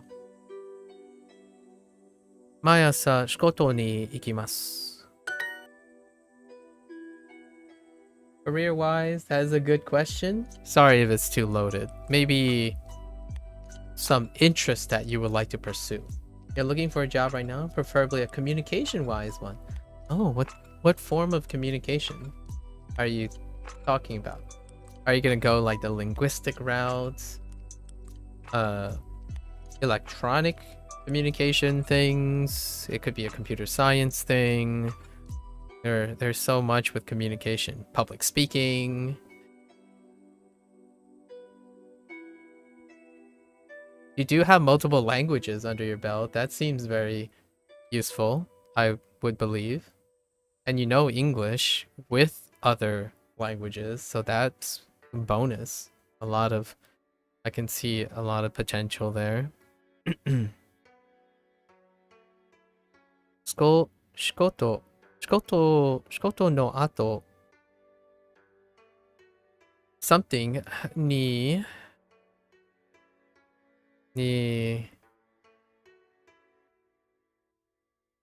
帰ります Oh, returning. So, I mean, that looks like an apartment, right? Apato. There it is. アパート Apato. Yeah, ramen, desato, and sports. Wait. Yeah, sports. Sports. You have some interest in public speaking, or nice, selling and graduation on linguistics. That would be nice too. Nice. Well, there you go. I think that's very reasonable. Gotta find that niche for your skills. There is a lot of undervaluedness. I don't know if that's the same in Brazil, but I know that it's actually kind of hard to find multilingual like public speaking gigs. However, it does allow you to travel and then find your use cases as well abroad or somewhere else too. So if you are a fan of potentially going to Italy, that sounds pretty sweet. I mean, teaching English, Portuguese, right? And stuff. That public speaking in that way, or internationally, maybe even diplomats, right? governance, something. But to be honest, speaking other language isn't particularly a skill that everyone values. It's not. It really isn't. Yeah. So that's why I was trying to be a little optimistic. A little bit. Yeah, career-wise, optimistically, you need to find a niche. Like if you're really pursuing like multi-speaking, right? And I can't speak for other countries, but in the United States is not, as you can imagine, it's a country that's English dominant is not necessarily, it's even more so in an English dominant country, that it's very specific use cases like diplomacy. Diplomats tend to find that useful. Not so much language teachers anymore. So there are a lot of things where it involves traveling. So a career in some sort of traveling, foreign diplomat is a very specific use case. That would mean that the demand is pretty low, right? They're very specific use cases, especially if English continues to be the vehicle, the bridge. Yeah, that's understandable. I would agree with that feeling. Tanaka-san wa bangohan o tabemasu. O. Watashi wa uchi ni kaerimasu. Ni. So Tanaka is eating dinner. I'm going to return home. I'm returning home.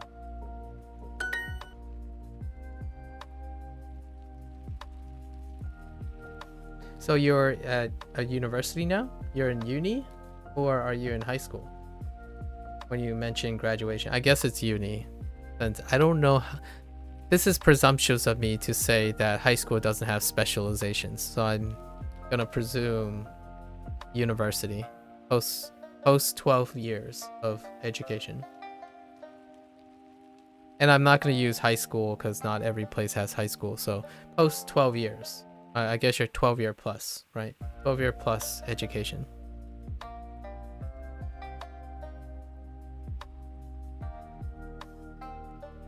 Kaji o shimasu. So Osaka, obviously not. Mainichi, that's fine. Yeah, mainichi, frequency. 毎日 Sushin, coming from, that's not great. And then we have Kaidan stairs. You're 17? Okay. High school? Or 11, I guess that's about 11 years, right? 11, 12 years. Solid.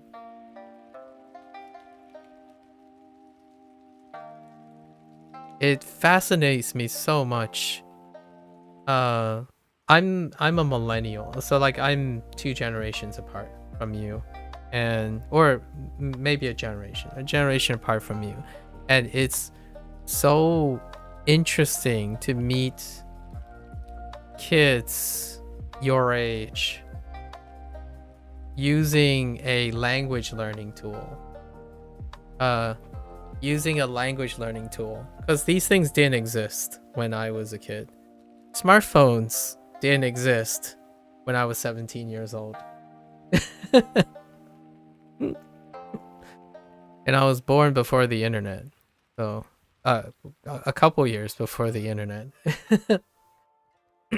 I'm 37.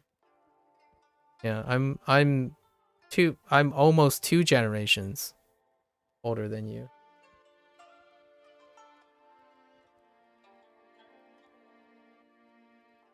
You wouldn't consider yourself a kid? For me, the use of the word youth is anyone who's below the adolescent age of 18. So that's kind of... So, for me, I am old enough to be your father. If it was my age when how often people have children back then, yeah. I'm 20 years older than you.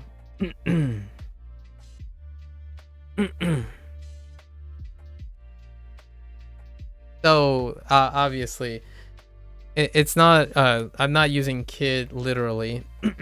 And I feel I like that there are younger people than me. And when I call people kid, it means that I hope they're young, enthusiastic, and ambitious. It's not to I'm not gonna say that other Americans do this. But for me, I like to believe that younger people are youthful and exciting and impressionable. I don't want to treat younger people like old bags like me. Like, I'm a lot older and there are a lot of things I think about. But when I think about 17-year-olds and whatnot, I think about a potential, a potential person that can be mentored and have goals and dreams and stuff.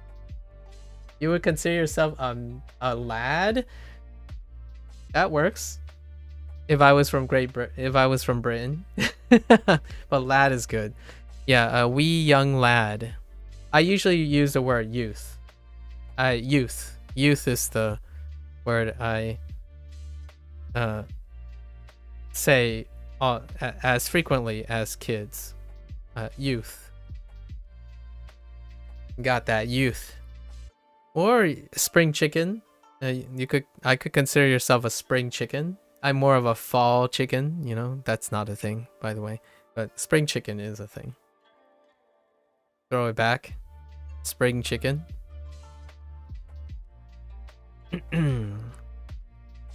Let's see.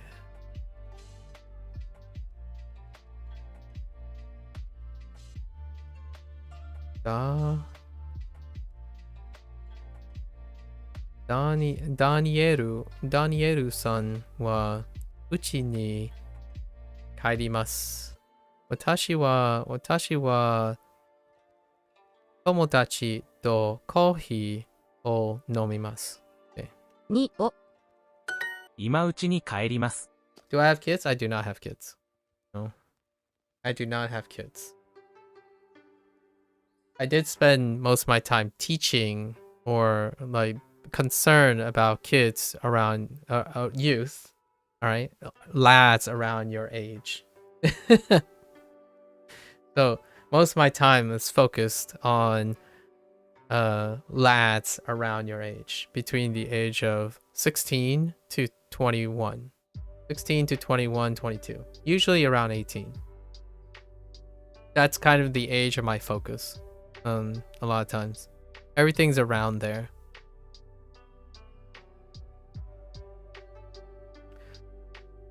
When I talk to like people my age, the conversation is very different. I was kind of a teacher to some extent. It was both. I used to do science. I used to wanted to pursue a scientific career in biology, in molecular biology, and then I specifically to be a professor, a university professor. But that had a lifestyle that I was unable to maintain. So now I do it casually in other ways. But largely, I like seeing youth like you, 17 to 18 years old, have all the tools and like experience necessary to be successful in life. I enjoy watching adolescents become adults and being successful at it. I think a lot of times it's become quite cynical. It's become quite cynical, the frequency of youth around 18 to 21 struggling with a lot of things that I saw myself struggling with when I was an adult, when I was a kid, when I was younger. And it's not necessarily the same thing. However, the times have changed. What I struggled with was actually a bit abnormal, and now it's become more of a normal thing, and that's kind of where it draws my interest. You like speaking to older people, specifically those more intelligent than you, or more intelligent? I like more intelligent. That's fine. No comparison, right? It's not necessarily meaningful to compare different people, but more intelligence, that's satisfactory. I respect these people a lot. They can teach me so many things. I hope you have a lot of people around you that can do that. Family, friends, have a good support system. You sound like someone who, so far you haven't said something super negative, and you haven't typed like 90% negative words. So I imagine you have a loving environment around you, hopefully, that allow you to encourage you to do things. Nowadays, when I'm on Twitch and I'm learning something, the first thing, like the first 6 or 7 comments, statistically is likely something negative. You wouldn't say that? Okay, fair enough. Well, this is where you might, compare and look at other people. But at least your speech is pretty auspicious. You're proactive. The language you're using, at least to me, the English language you're using is suggesting you're more positive than you are negative. Because, I'm sure you've been around Twitch enough when someone says, oh yeah, this sucks. Oh, I hate when this happens. I hate this because why does this always suck? Why can't this just be good? Like, wow, I'm just grinding away. Wow, what a waste of time. Those are the comments you get, or at least I get, when far more frequently than someone who says, I want to learn this, I want to learn that, I think I like this, I enjoy this. You don't get that very much, at least in my opinion. You don't get that as much compared to a swarm of, like, what's the point of this? Oh, I just wasted my time, 1 minute, like 1 hour doom scrolling, and now I can't get myself up from bed and to do this thing. And I know I should be doing this, but I don't care anymore. That kind of stuff. So, you don't sound like that, at least in my opinion. for the brief time we've exchanged conversations. 今うちに帰ります。As an old person or an older person, I would say, I think you're going to be right. I think you're going to be all right. And I'm going to add kiddo, but it sounds like you're pretty healthy. 今うちに帰ります。今うちに帰ります。帰ります。今うちに帰ります。I'm returning home now. Naomi san wa uchi ni kaerimasu. Ni. Andoryu san wa aji o shimasu. Well, physically you're doing fine, but I'm having some family problems right now. I'm sorry to hear that. I imagine you can are you able to see that your family problems will resolve itself in the future? Sorry to hear that you have family 仕事の problems. 後、休みますか？ How about friends? What about friends? I imagine you have some solid bros here and there. Maybe even some sassy sisters from another mother to chill with.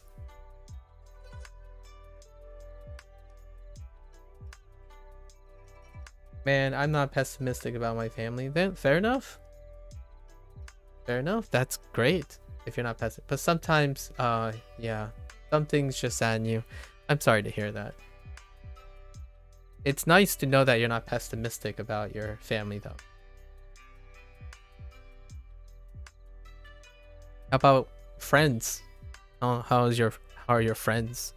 I imagine you're getting ready to graduate, so that's gonna be a big step. a big step. I don't know how Brazilians work when it comes to graduating. Do people typically go their separate ways, or do you end up pursuing something and you stay close to friends? For me, at least in the United States, it's kind of big, right? United States is kind of big. So oftentimes when high school rolls around, most friends go their separate ways a lot of times. Like the highest frequency is to go their separate ways. You've had some good friends on your side, but since my girlfriend left me, it's been really hard. I'm sorry to hear. First one. You already graduate. Oh, you already graduate high school. Sometimes we stay together, but we must go their separate ways. I see. Yeah, Brazil is a really big place. Oftentimes, it's less noticeable if you live in a like geographically smaller country, so with a less of a footprint. But yeah, I asked that because the United States happens a lot. People go their separate ways because it's a really big place, and some of them kind of keep in touch. Most don't really keep in touch. Just the closest of friends. I'm sorry to hear about your mental health at the moment. What do you do to do you play video games or anything? What do you do to do some self-love, basically? A really big place, thriving with money. I can imagine. I can imagine. 仕事の後、休みか。休みますか？休みますか？ Why did I say it so weirdly? 仕事の後、休みますか？いいえ、よく家事をします。So, after work, do you rest? No, I often do chores. よく弟と家事をします。 The lack of question marks will never not drive you crazy, Hideyoshi. Yeah, indeed. Indeed. That's a funny that's a funny triple negative. The lack of question marks will never not drive me crazy. That's a really funny triple negative. Nice. Well done.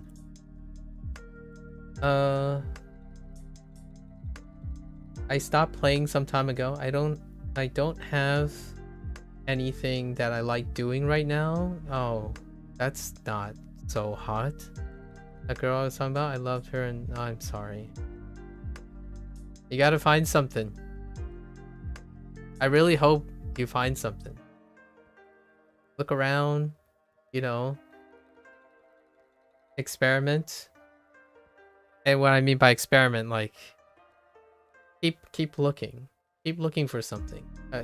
I don't like that you said you don't have anything you like doing right now. That's kind of scary. That's very scary. You'll know. Gotta find something to spark that interest. That sounds like a lot of untimely mental stress. Untimely.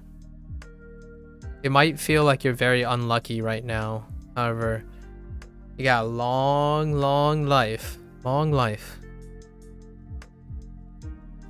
Luck will go up and down. Just a bump in the road. Oh, you're about to start working? I see. Yeah. You like earning money? That's youth. When do you start working? Or when are you planning to start working? I like chores. Yoku 弟が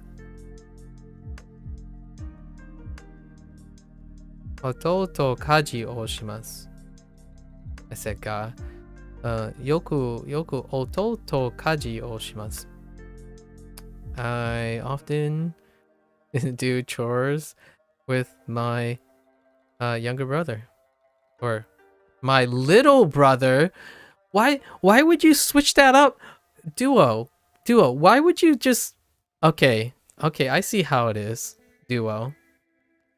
Now they just want to go with little brother, huh? Instead of younger brother.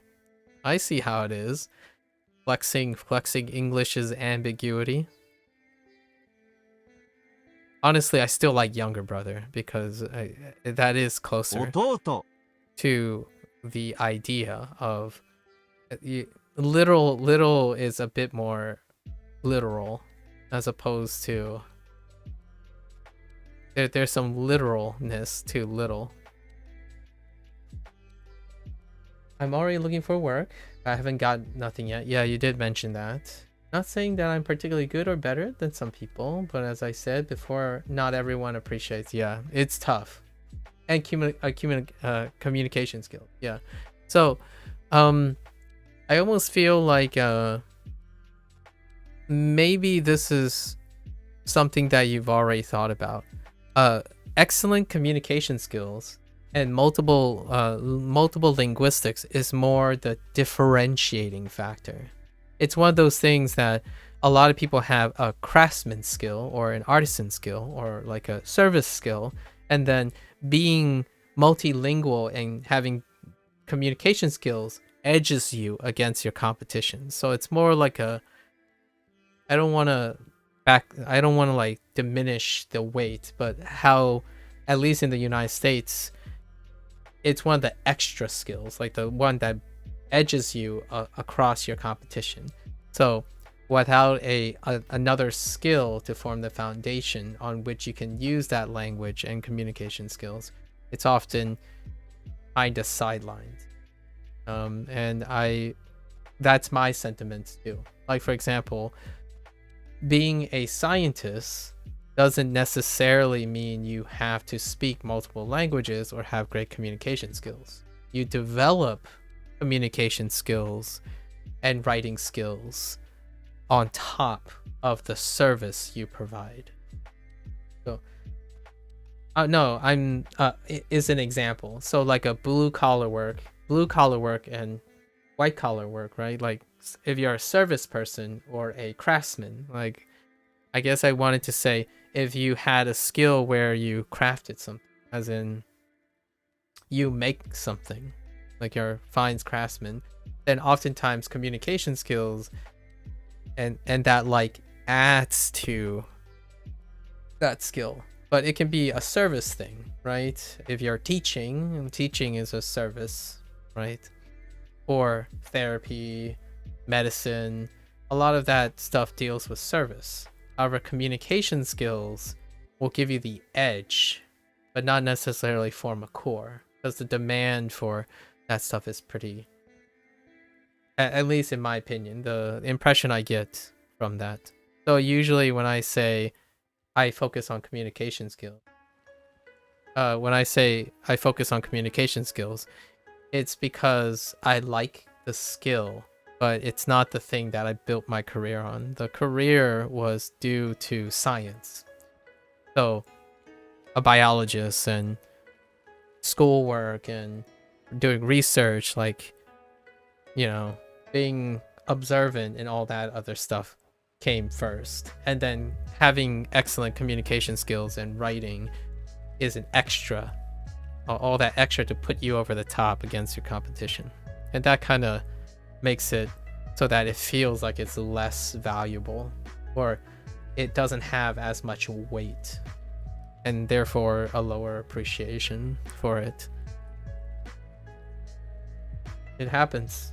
I look around and I'm thinking, yeah, communication is very optional. Communication skills is even optional when people know a lot of language, actually. You can know tons of languages. You don't necessarily have great communication skills. It's a separate discipline, having excellent communication skills. Yeah, it's understandable. Do you have any other skills that you can build on? Like, do you like to, I don't know, play sports? I have no idea.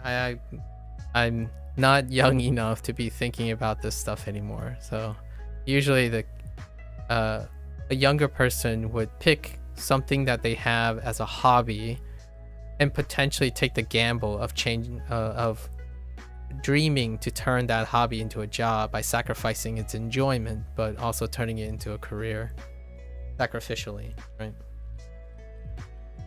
You play volleyball. I don't really think I can take that as a career. I see. 仕事の後、家に帰りますか？ Probably gonna need some self-exploration sometime. Explore. Writing is kind of related to communication and linguistics, but writing can be used in a lot of ways. So, not so much communication and language, but being able to use language and communication to help people write things is a potential high demand kind of thing. Like, oh yeah, you have someone, like say a company that needs someone to read a lot of things and then write a lot of things. That's a really excellent core foundation that you can adapt to a lot of careers. When you have to produce something, produce writing for someone, review things, manage someone's like speech, like basically producing a product with writing can be a way to integrate communication skills and multiple languages, like translation on writing, as opposed to the active role of speaking different languages, but using it as a purpose. Maybe some online stuff like web writing. And then the other stuff would be like customer service. And I don't think most people don't like to do customer service stuff. That's, although there is a high demand for customer service, but a huge, I don't know if it's the same in Brazil, but in the United States, it's a huge turnover when it comes to customer service. So that stuff is, technically, if you have great communication skills, and bonus if you're multilingual, customer service is a really terribly mentally stressful and unrewarding job, but it's high in demand because of that. There's really high turnover when dealing with like a sales representation or things like that. It's usually one of those things people do for a time and then move on. So there is that for communication and multilingual stuff. It's more of like a stepping job because it's really under appreciated. Like you get beaten down because you're a customer service rep. You break a leg, but I don't let the ball touch the ground. I break a leg, but I don't let. Fair enough. Not that I'm bad in any way when in the court. I always give it the best. Yeah, I see. You like writing something? When I was younger, I thought of being a screenwriter. Oh, that's interesting. I don't know how much experience you need as a screenwriter to land a screenwriting gig. Or maybe even understudy or someone to transcribe things. Does Brazil have an internship programs so you can like be an understudy for a while or find a mentor and then leap off from there to integrate writing skills?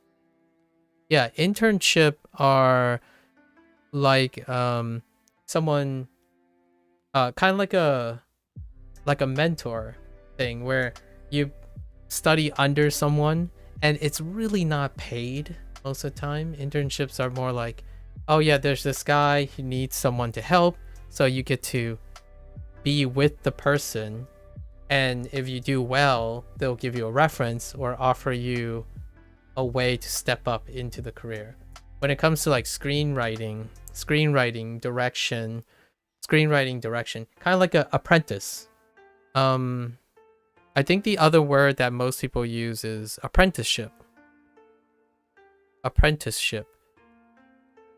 So you're like, you know, I don't want to say like It's more like mentor and student still. Mentor and student kind of relationship. And usually these aren't paid per se, but if you get lucky, maybe they'll also offer some side pay.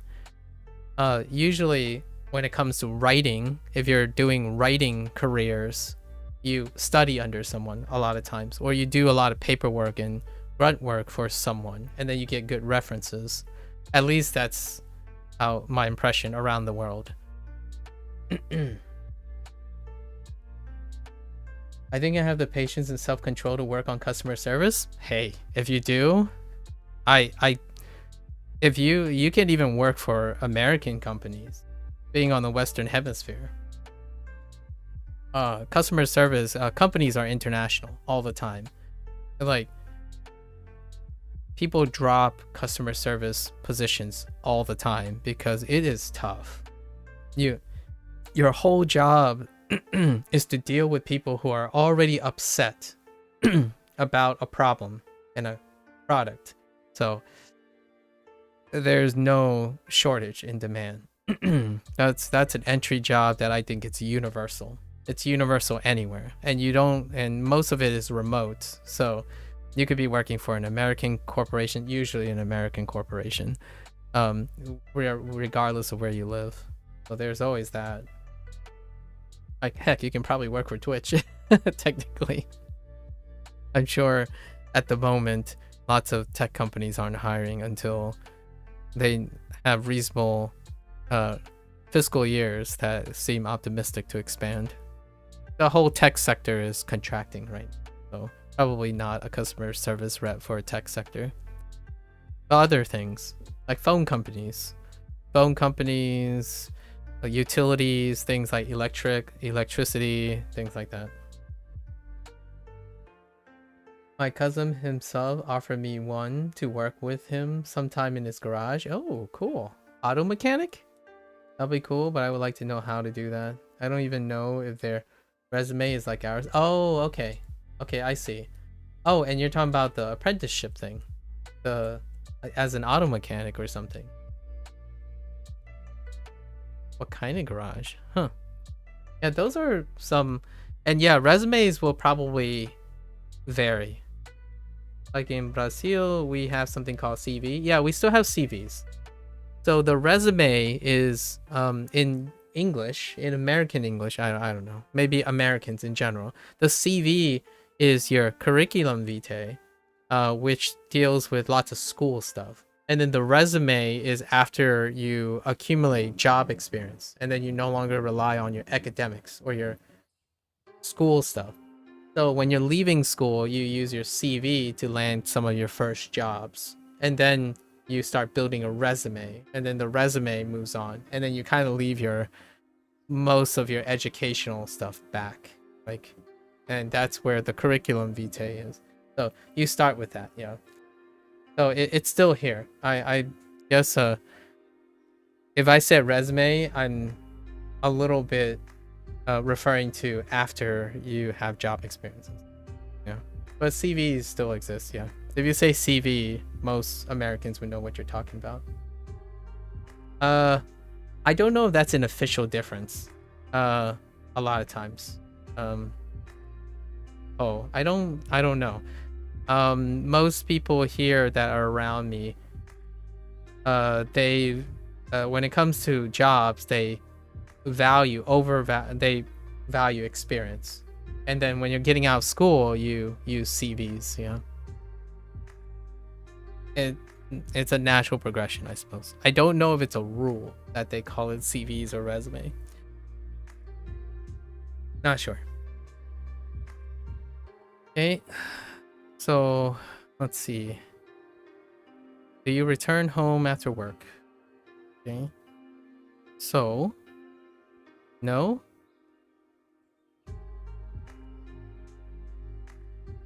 No, okay. No. いつもコーヒーに行きます。I go to coffee. I always go to cafe. I always go to cafe. 仕事の後、韓国のドラマを見ます。Oh, it's like that too? I see. Yeah.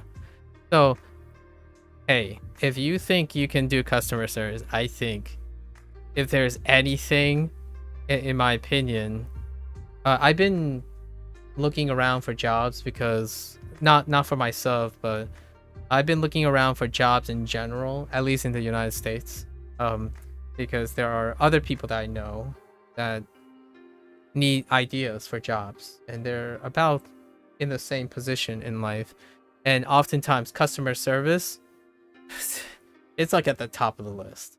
When you're doing like job searches and stuff, it's like for every one of other type of entry position, like 10 customer service jobs by some sort of multi-conglomerate or some corporation that's international. In fact, there are listings for companies that are in the United States that actually has Brazil locations. So like it does actually happen. So that if there's anything available, it's probably customer service. And being able to speak English is probably the minimum requirement. I don't know if in the same it's the same here in Brazil, but there is this thing called obligatory military service. Oh, I had no idea. So it's more like Korea and stuff. Dang, not that I'm aware of. I don't. It's a no in the United States. It is a no. Do you do it after 18? When is the age? Like 21? And until you don't go into the HQ to solve things, you basically cannot work, travel, and sometimes more. Yeah. Okay. Yeah. 18. Okay. So you still have to do that. I see. Yeah. Not that I'm aware of. I don't think the United States have that requirement. Yeah. In any case, like for myself, no. For myself was a no. Although I don't know how it works with education.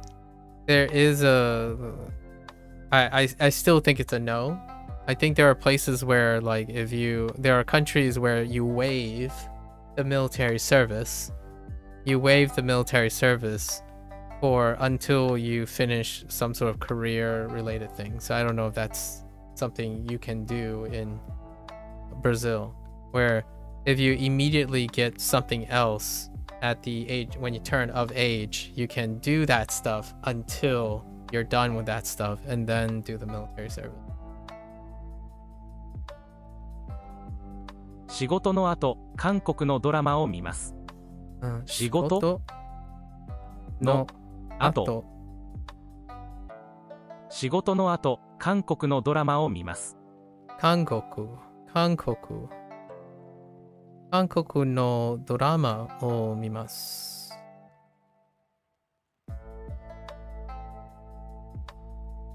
Why does 韓国 look so weird on here? 韓国の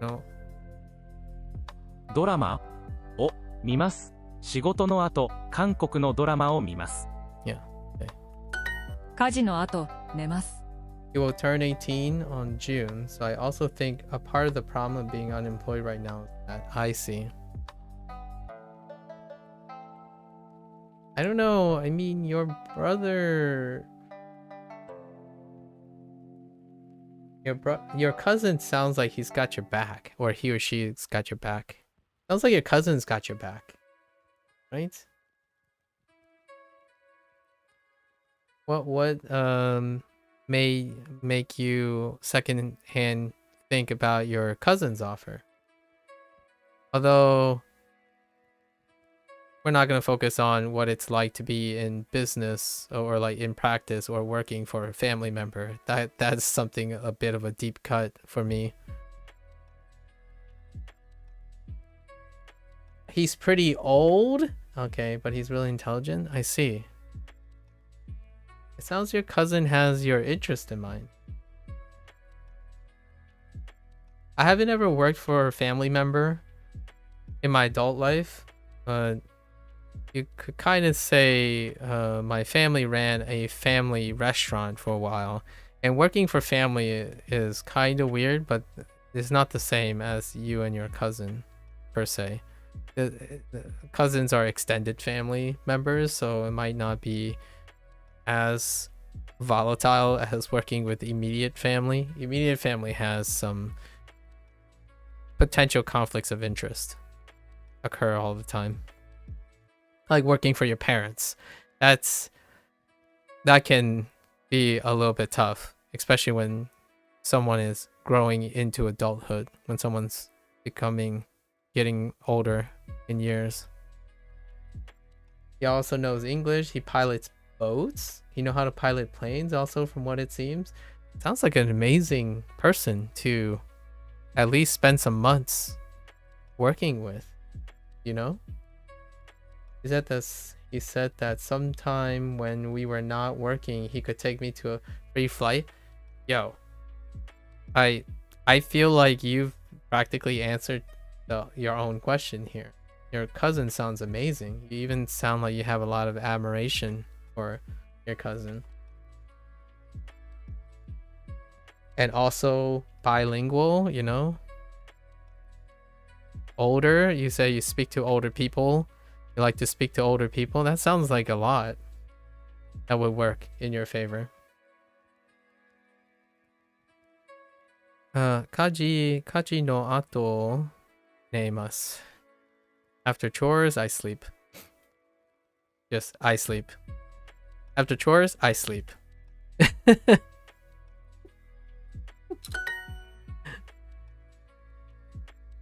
I do chores every morning. 毎朝家事をします。毎朝家事をします。家事の後晩ご飯を食べます。家事の後、晩ご飯を食べます。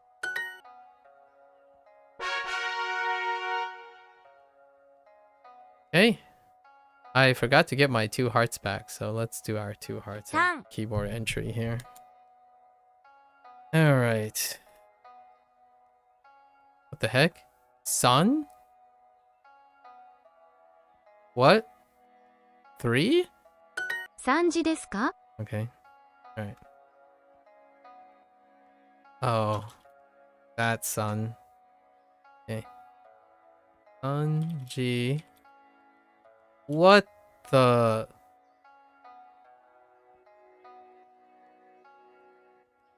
I want this. Sanji. Yes. Huh? 1時ですか? Yeah, Sanji desu ka.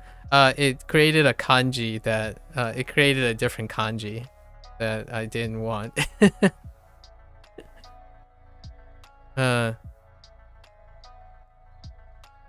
Ichichi. Oh my gosh, why is it written like that?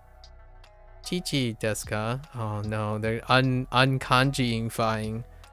Is it 1 o'clock? Oh my gosh. They're unkanji-ifying things. 何時ですか? Okay.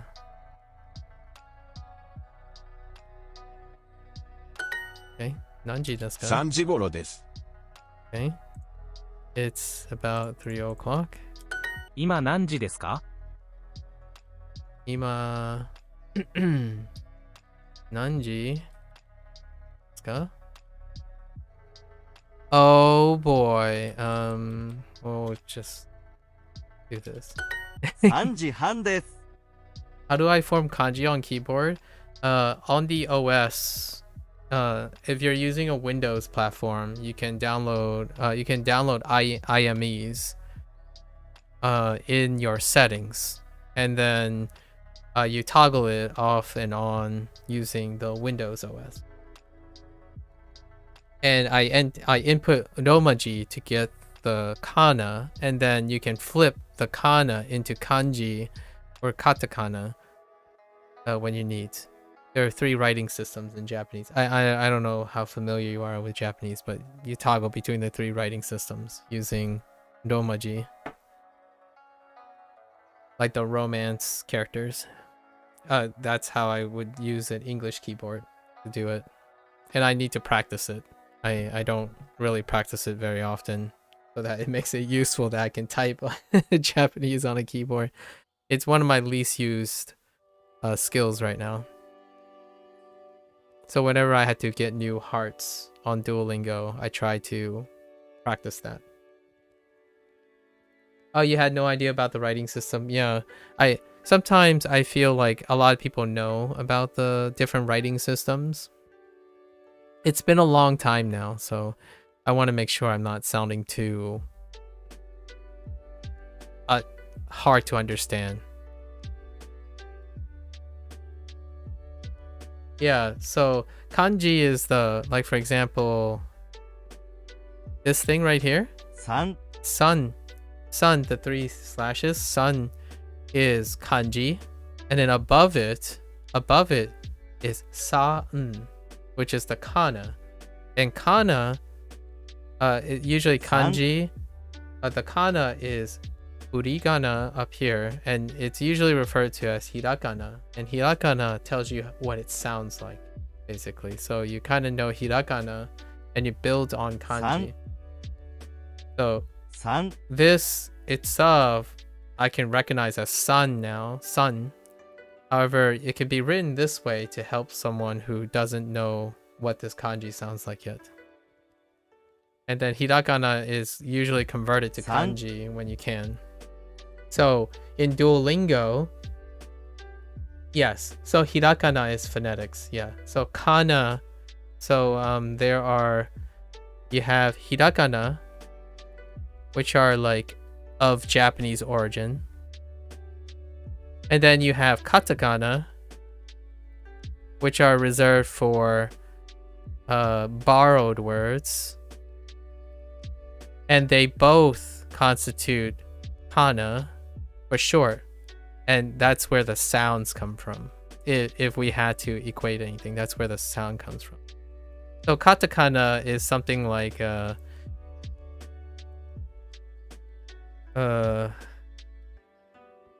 newsu. So newsu, this is the word for news. And it looks different from hirakana. So if I were trying to do this in hirakana, it would look more like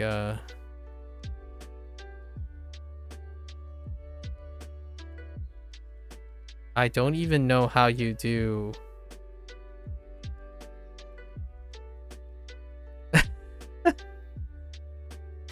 Wait. I guess. And then I'll still use this thing, I suppose. And su, maybe like this. So I don't think you'll ever see nusu. Nusu. I don't know if that's a word or anything, but nusu. So you have 2 systems, one for borrowed words and one of Japanese origin. And then all of the hirakana, this stuff, gets condensed into kanji. So now you have 2 characters in hirakana, but you only have to remember one thing, per se. One thing. And that's usually the thing that kind of drives people away from the Japanese writing system. To me, it's really fun. It's kind of like saying, how do you remember, like, how, like, dog fetches ball, right? How do you remember this without remembering all of these things?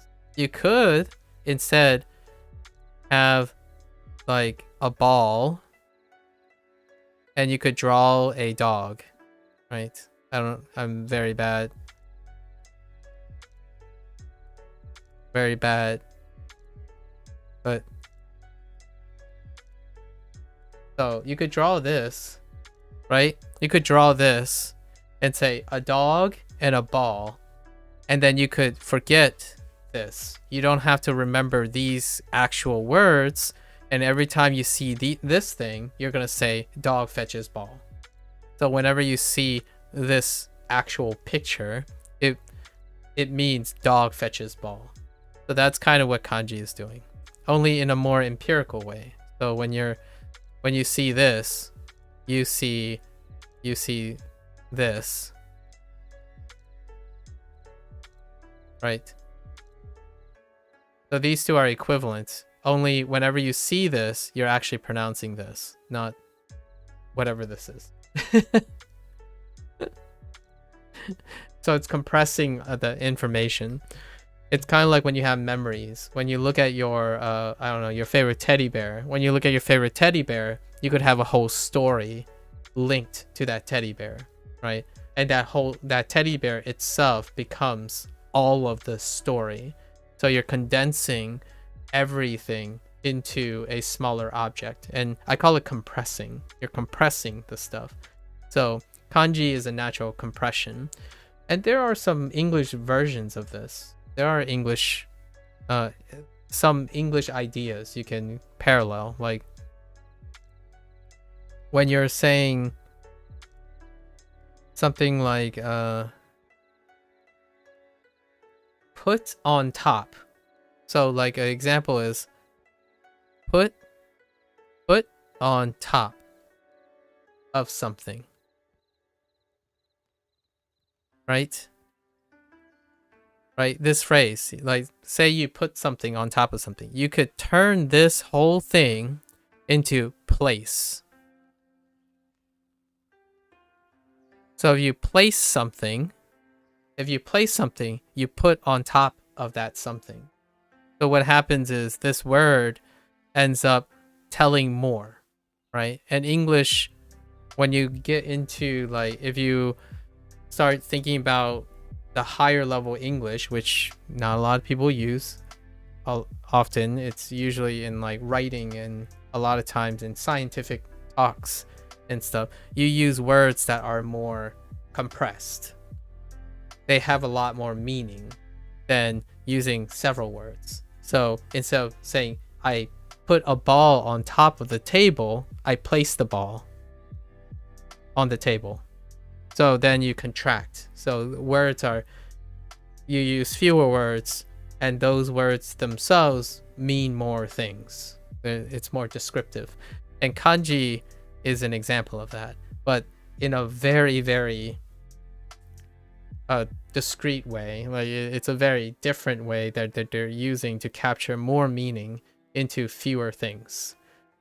And that's kind of cool. I like it. Most of my life, I've been improving my English or been learning about my English in order to become more like kanji. So oftentimes I don't use words like, what do you do? As opposed to, what are your interests? Interest and do you do they kind of express similar things, but interest has more meaning to it. There's a lot more things than what do you do? That's too broad. It's too ambiguous. So oftentimes the very nature of the difference between your English choices elevates how much meaning you can get in a small amount of time. You can get just as much meaning spending half the time if you're able to make your English a lot more sophisticated or complex. That's kind of summarizing what Japanese people already automatically do with their writing system, which English doesn't. English does not do exactly one for one this type of compression. It'd be so much easier if Japanese was just written normally. Well, it's a different system, and what's normal to them is not normal to people outside the system, right? I find this very normal now. I know it's only been 48 days, but it's very normal. It does help that it does change it a little because I'm also Chinese in heritage. So oftentimes when my parents speak and I'm speaking, it ends up appearing that way too. Things like, you know, if you have the word for ice and you have the word for box and you combine ice box, then you have fridge. And in a way, the reason why I use this is because this is English does this too. English compresses. So when you compress, English just uses a new word for it. So the whole normal thing is probably doing with the idea that the alphabet doesn't change, right? Like our characters don't change. Fridge is still composed of the 25 characters. Meanwhile, when you have Japanese, you have to learn how to write it differently. Imagine if someone doesn't know what a fridge is. Well, yeah. And the funny thing is, when I say fridge to my parents, 冰箱, I'm saying icebox. And then if they ask me how to say icebox, 冰箱, in English, I tell them it's a fridge, not an icebox. So it's one of those things that the uniqueness of how, I guess I'm going to say westernized language, how English compresses meaning is using a different mechanic than how maybe Chinese and Japanese compresses meaning in their mechanics. They legitimately change the writing of the characters.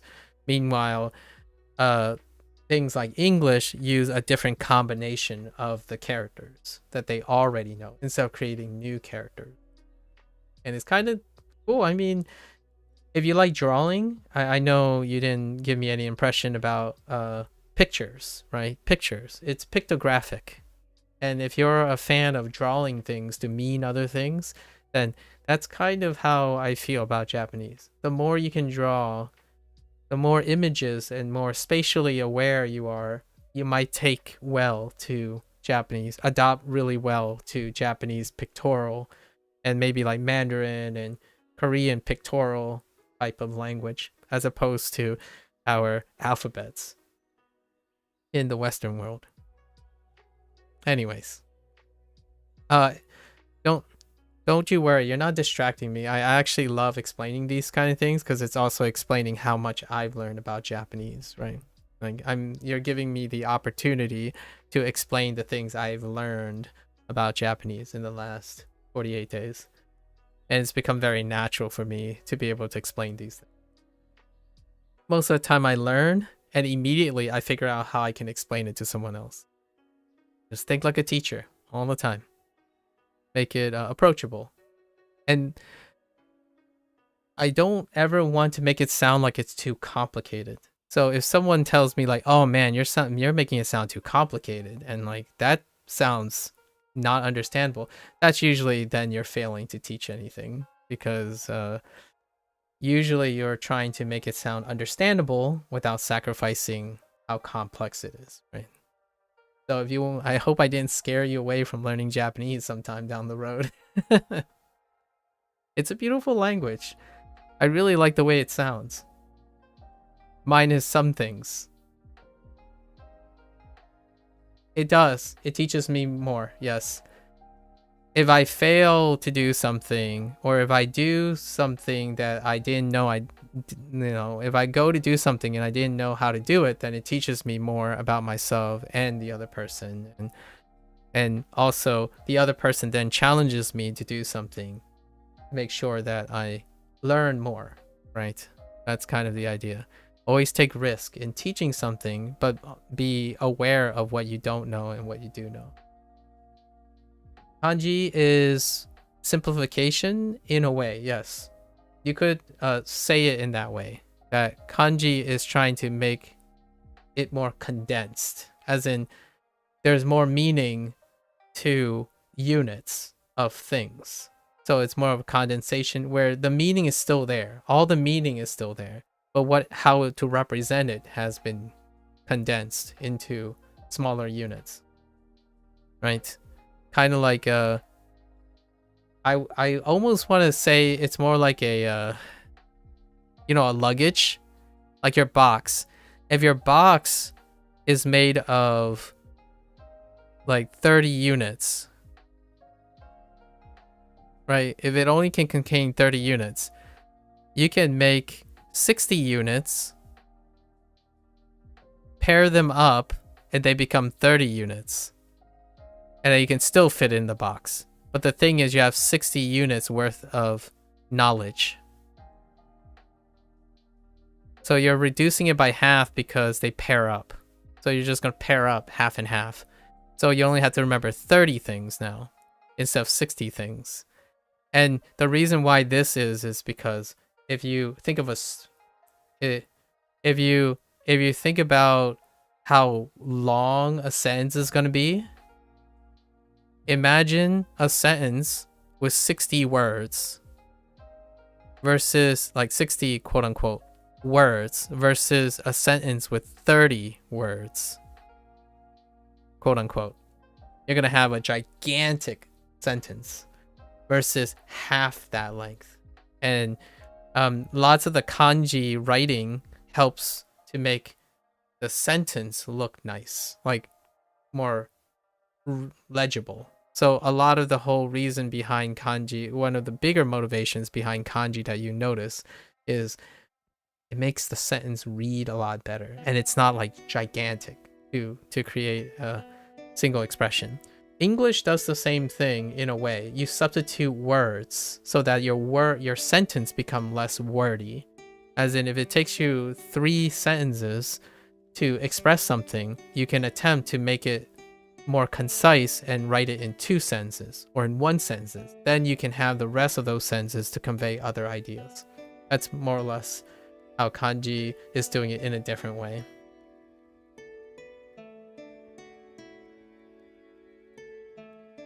But in my vision, it's way overcomplicated to simplify things and just to give meaning to them and saying what they are. For me, it looks like a guessing game.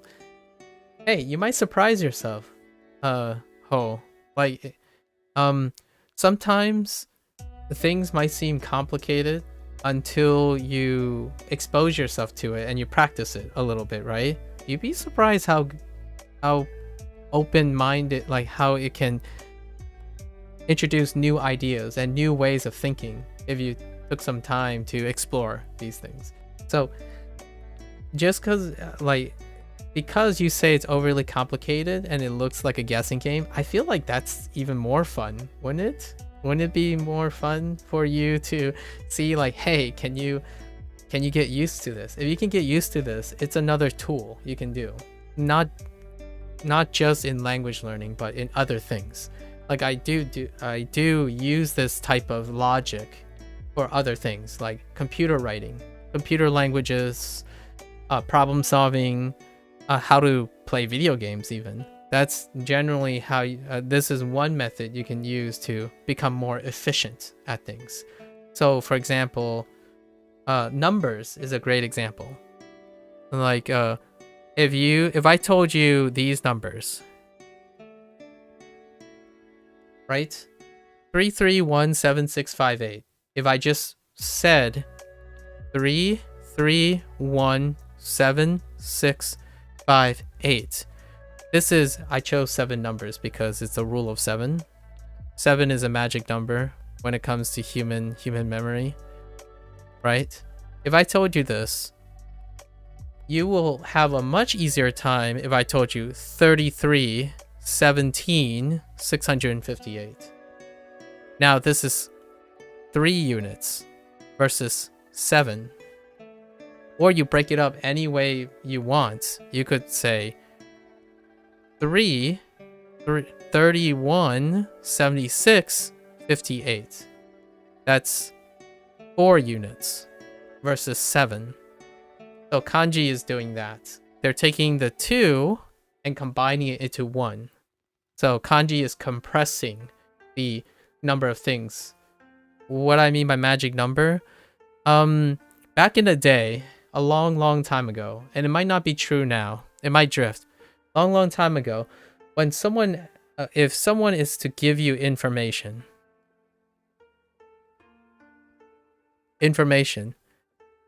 the average person as a human being will likely be able to remember around 7 new things immediately.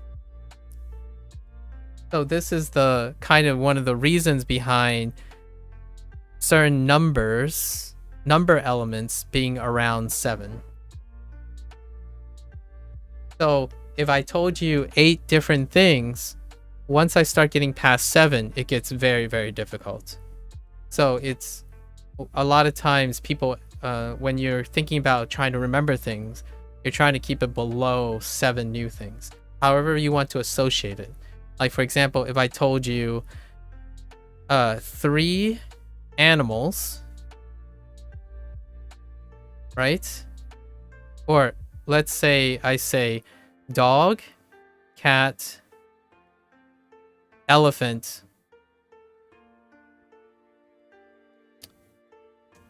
catfish, goldfish, and alligator. Okay? So, oh wait, one more. We need one more. Eagle. Okay? So this is 7 things. 7 things. And when you remember it, you're thinking of 7 separate things. That's kind of going to be, on average, the most difficult spike that you have. To reduce this, to make room for more space, you could say, oh yeah, dogs and cats, they're related. So that becomes one thing. It's like elephants, all right, nothing's really popping out. Elephants, I'll keep alone. But catfish and goldfish are fish. So then that becomes one thing. So you group them together. And then, yeah, alligators and eagles are separate. So what happens now is it becomes 5 things that you're remembering. It's called clustering. You're clustering them together. So that's 5 things. So you can take on 2 new things on average. 2 new things to remember. And you can, let's say the next thing that I add is a parrot. Right? And then another thing would be a bass, like a fish bass. That's a bad example. I'm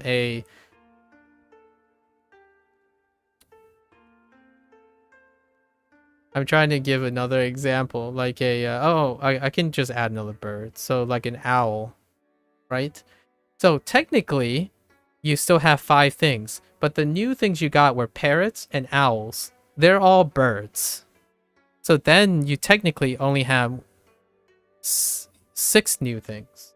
So the idea is that as you're going up, and if you really want to make sure the 7 things that are new that you want to remember, you're trying to cluster and compress as much as you can to about 7 things or less. And when you cluster them, you can guess one thing and then you'll remember the other thing. So when you think of dogs, you'll think of a cat. So you remember technically one thing because you're imagining dogs and cats together as opposed to a dog and a cat. And that's what kanji does.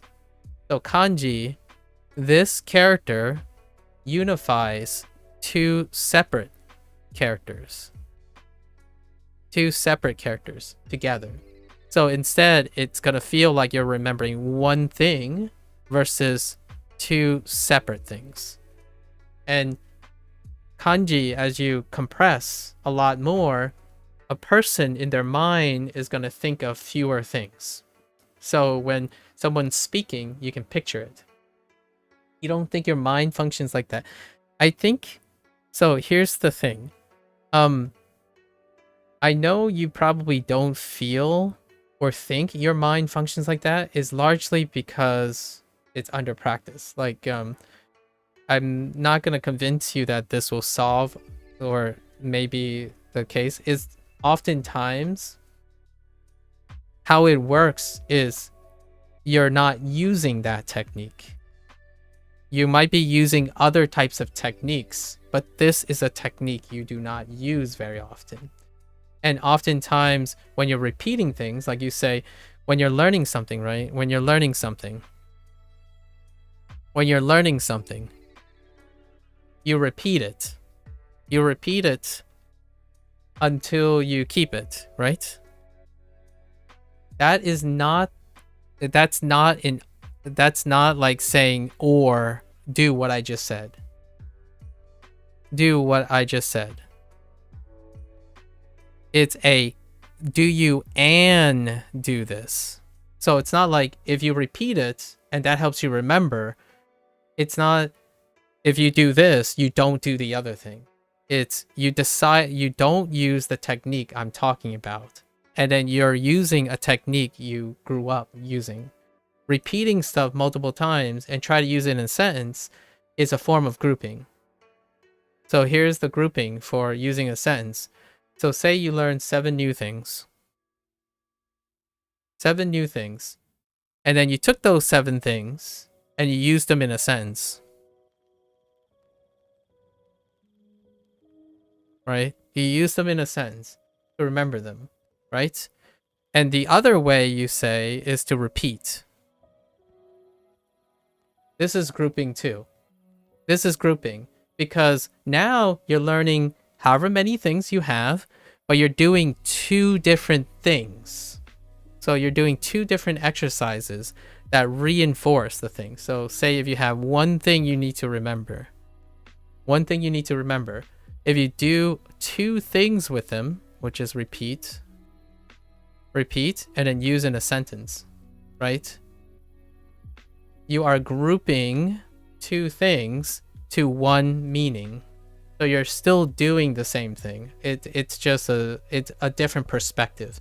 Your focus is now remembering the one thing early, and you're creating more meaning onto the one thing. So this would be the kanji, and these would be the kana. So you use 2 different things to reinforce one thing. So it's kind of like having, if you want to remember the one thing, you can use all your senses. Speak it, hear it, read it. So these are 3 aspects of the same thing. So it helps you remember it. So that one thing then represents 3 things. How you say it, how you hear it, and how you read it. And that makes memory even solider. It's a different direction, but generally that's how memory works. And you can use it in many different other ways. And the way that I said that you said you don't think your mind functions that way, it's a technique that you don't use anymore. Like you haven't used that technique. It could be helpful to you if you want. And that's kind of how kanji is working. Not to say that you fundamentally don't use it. You don't use it in this way, so to speak. So grouping happens a lot. You cluster memories a lot to reinforce things. And that's why when you compare someone, you'll try that with Italian. Yeah. Take a word and try to add it on. So for me, how I'm learning Duolingo right now is just this way, right? I try to add as many things and cluster them together as much as I can so that I'm taking in as much as I can per action. And that's kind of it is a little, I am simplifying it a little bit, but that's kind of the thing. Anyways, more for that maybe some other time. But you can Japanese people, that's their writing system, right? Okay, so Sanji, what the heck? Oh, I'm practicing. Sanji. Oh my gosh, it's so weird looking. Oh, I know why this looks weird. Because I'm used to seeing this. See, these are supposed to be in kanji too. Yeah. Sanji Han. So this is supposed to be a kanji, and this is supposed to be a kanji. That's why it looks so weird. Yeah, like I'm already thinking this is weird looking. Sanji Han this. Yeah. It's It's 3:30. 1時半 Okay. Ichi, ji, han. Yeah, usually it looks like this because of kanji. Ji looks like that, and han looks like that, as opposed to what was shown in kana. Ichi, ji, han, what? 1時半 Oh, that's it. Okay. 1時です。 Okay. It's 1 o'clock. 1時です。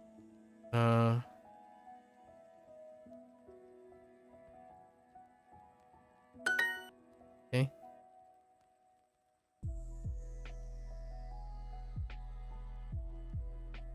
Ima.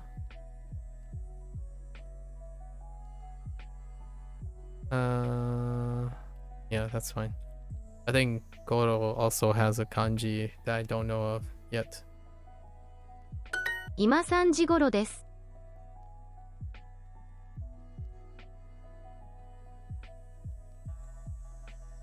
What the? Stop changing it into that. I want this.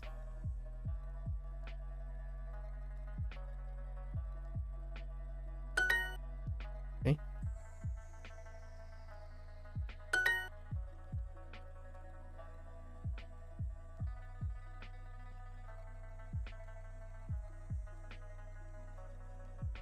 Oh my.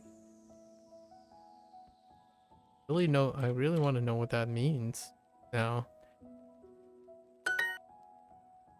Okay. Oh, that's definitely the kanji for sensei.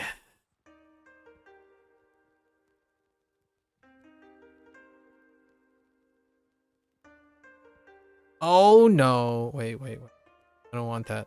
I want this.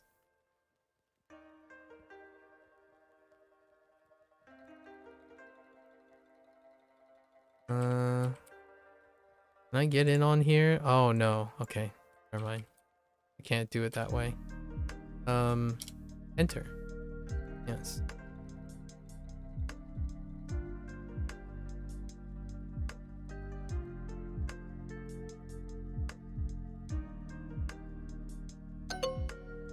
Oh, okay. Maybe I can't do that.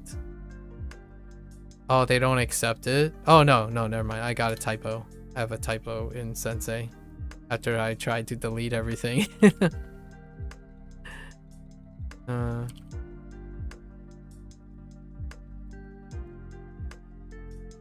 What the? Hello? Oh, wait. Probably need to hit enter. Okay. There it is. Oh, I can go on this. Yo,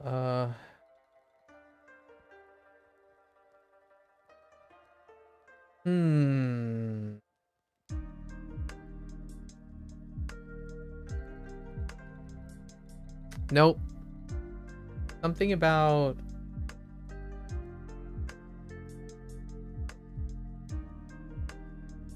something is like it's getting late. It was nice. It was a pleasure to talk with you, but I gotta go to sleep. It's getting late, or I gotta leave. It's getting late, or something. I can see a few like words that I recognize, but maybe. Oh, I gotta take a bath. Oh, that was my guess. You gotta take a bath? Fair enough.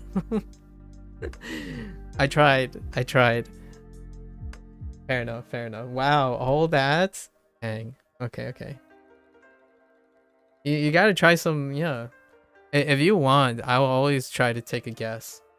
Baño is banho. Okay, banho in Portuguese. Or baño? Baño in Spanish, right? Or that might be bathroom, actually. That's bathroom, probably. Baño. Now that I think about it.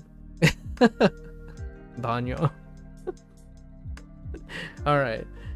Hey, if you like it, I'll take guesses at your And then bagno. No. Yeah. Why is bagno?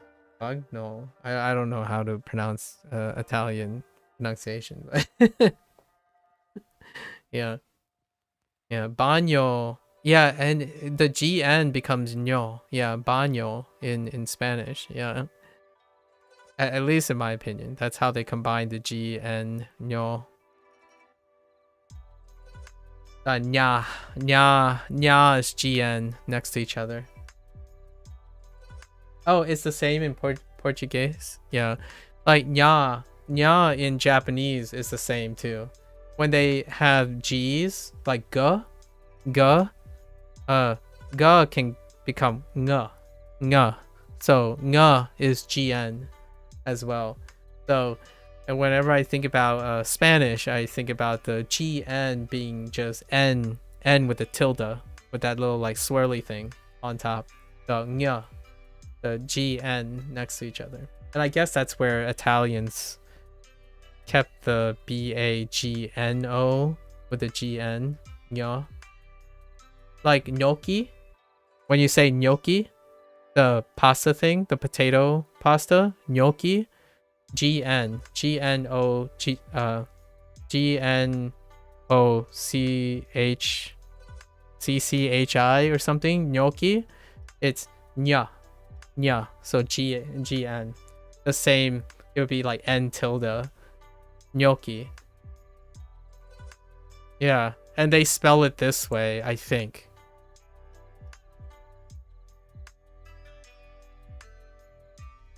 Right, there might be an extra C. I really don't. I'm really terrible with Italian, but there might be an extra C in there or something. But gnocchi, yeah, gnocchi ends up becoming N tilde.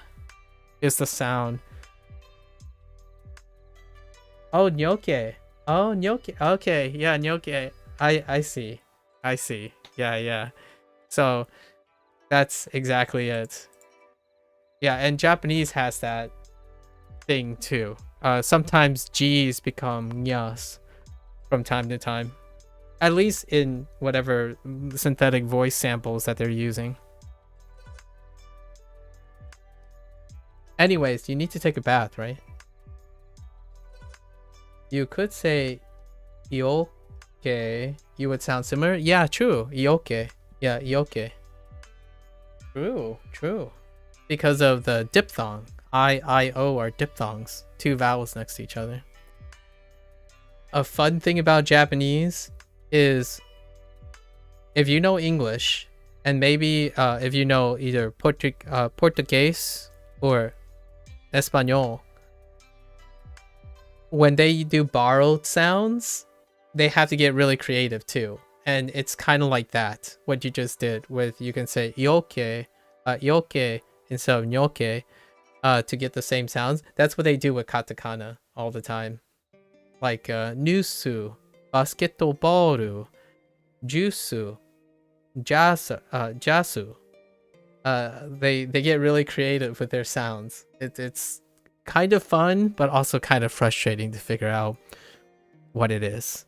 Sometimes, like sometimes, it's kind of questionable. And it's kind of hard to write, in my opinion. It's kind of hard because the English kind of makes me want to think of something else. Like, basu. That isn't English at all. Basu. Well, when you put it in a sentence, it could sound like the English because they cut off some of the stuff. Basketball. Yeah, basketball. Nusu, juice, like juice, noose.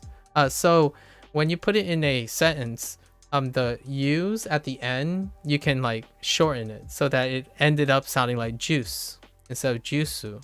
And then basu ends up bus. So bus, juice, noose, necktie. Necktie. Necktie works out really well.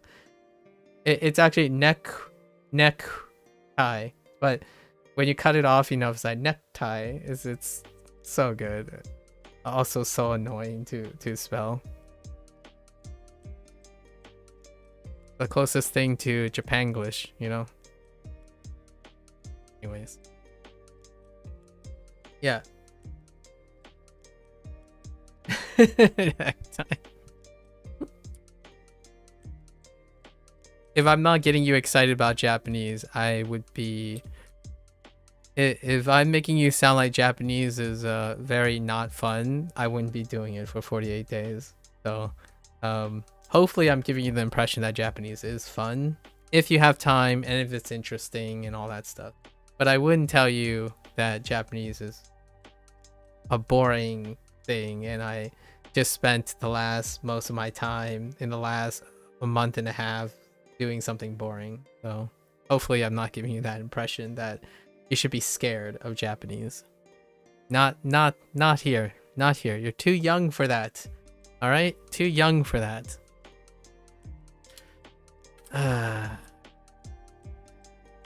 Okay. None. Wait, what did I mess up? Oh, no, fine. Okay. All right, I gotta get back. Oh no, I still got one more heart. Let me go get the other heart. Japanese don't bite, but it gives me nightmares. Fair enough. Fair enough. じゃあね。 I'm looking forward for you to tell me something how your Italian goes, you know? Since I've been using Duolingo, I've only met really half the people, less than a third of the people are actually learning Japanese, or like using Duolingo for that matter. And then a lot of every other person, we just talk about how language is funky between everyone. So everyone's like learning a different language while they're learning their own language, but we still talk about language and kind of compare and contrast all the languages. Your Italian is pretty bad. I don't know how you measure Italian, but keep at it. You're learning about food? Yeah, well, you gotta learn about food, man. Like Mela is apple. Ringo. Oh, we can do this back and forth too. That's pretty fun. Like Ringo. Ringo is apple, which technically I haven't learned in Duo, but well, I guess it was shown like one. Manso is cow meat. I think that's. I guess you could use Niku. I don't know if Niku is specifically referring. Oh, not really. You can say beef, which I haven't gotten either. Pollo. Yeah, pollo is still the same. Pollo. Chicken. Oh, someone explained to me how to say chicken meat as opposed to chicken. I only know how to say chicken as in chicken, the live chicken, niwatori, as opposed, and that's not something Duo has told me yet either. Yeah, pollo. Yeah, it's the same as Spanish. I still remember all the basics of Spanish. And pollo, come on. Have you ever watched Breaking Bad? There's no way anyone who has watched Breaking Bad wouldn't know what pollo stands for. Because pollo los hermanos, right? The shop that I forgot his name owns. Yeah, I forgot the guy's name. Fantastic show, by the way. Yeah, Breaking Bad. Breaking Bad is like an international sensation, so yeah. It wasn't it Oils. It's like Chicken Brothers, or what was that? Gus. Oh yeah, Gus Fring. That's right. What was the location called? It reminded me of like Chicken Brothers. I think that's how it is. Los. It might be Los Hermanos de Pollos or Pollos de Hermanos. La Pollo. Maybe it's like El Pollo de Hermanos. It's one of the. It's like Chicken Brothers. Like it's kind of like a Pet Boys kind of thing going. I remember how to say brother in Italian just because of Assassin's Creed. Oh, that's a good point. Hey, that's a great way to learn other languages. playing video games in other languages, or even so, right? ケンさん、じゃあね。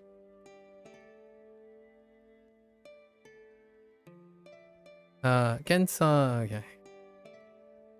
Bye, Ken. ナオミさん、どうぞよろしく。Pollos hermanos can be translated to chicken brothers. Yeah, chicken brothers. Yeah. Pollos hermanos. It's fatero. But do they say fatillo? Like, do they still do the O, yo, for double L's? Fateo? Or do they say fatello? Fatello.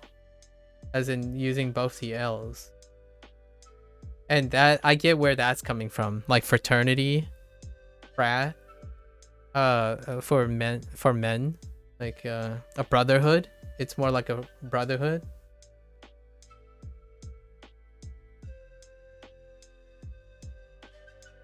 Oh. Fratilio. Not fratilio. Fratilo. You're out. Let's just not let's not have me butcher the entire Italian language. ナオミさん、どうぞよろしく。Naomi-san, どうぞよろしく. I'm already butchering one language, so let's just stick to butchering one language. Naomi-san, どうぞよろしく. I missed one. No, I didn't miss one.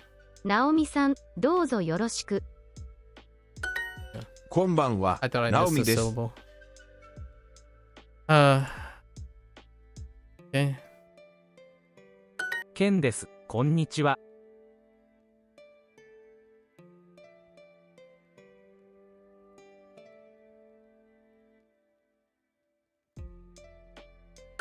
ケンです。どうぞよろしく。You know, you knew how to say rest in peace? It was something in Pase. Oh, I do know rest in peace too. I have heard rest in peace. And it's not in a great way. Well, it's kind of in a great way, I suppose. When you're playing video games, rip.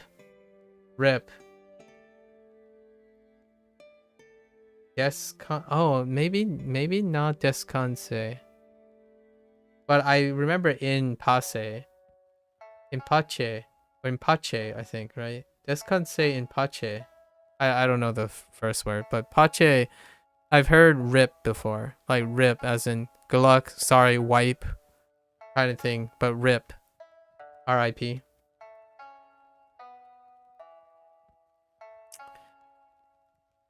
In video games. Video games, quite a lot. Not that I understand Italian.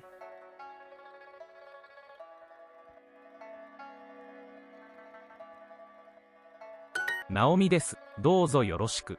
Naomi です。どうぞよろしく。じゃあね。ナオミさん、また明日。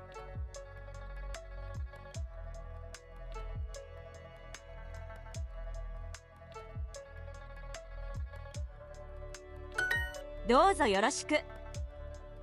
Oh, this is one of the early things too in Japanese, where you learn to greet and say it looks like they start you off the same way in Italian. You greet and say goodbye, and then also learn food. So these are one of the first units too. Even though it's really complicated, saying dojo yoroshiku is incredibly complicated, actually. You find out later, in my opinion. こんにちは、どうぞよろしく。 Even konnichiwa is very complicated, but you gotta start somewhere for greetings.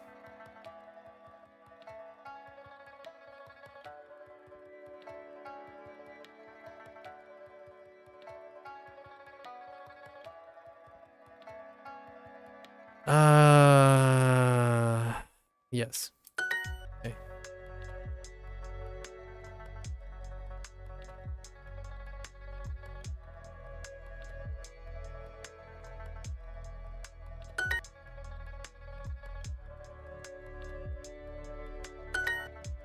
Okay.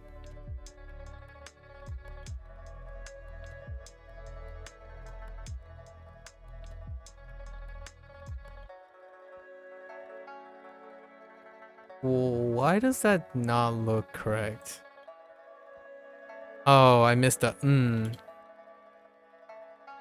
Okay.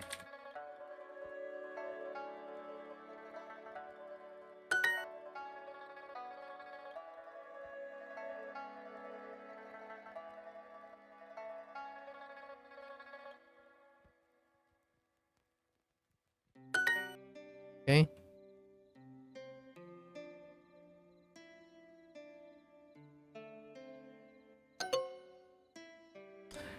They wanted to do in a reverse order. That's kind of a cheap shot, man.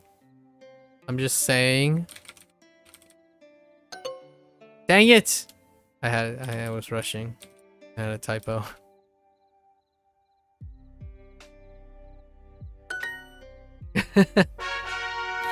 Alright. We can get back to our lesson.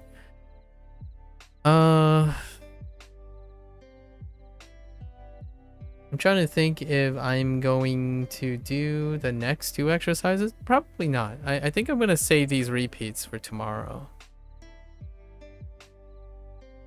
You've also learned conjunctions in Italy. I see. A conjunction in. All right. Like conjunction as in and.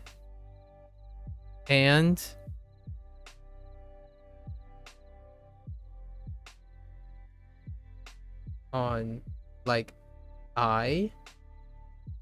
Oh, like is that a contraction? Like does it behave the same way as a contraction? Like in English? Like I am. So if you do this, is it like that? Or Italian as well? Like where you combine 2 words and then okay, yeah. Got it.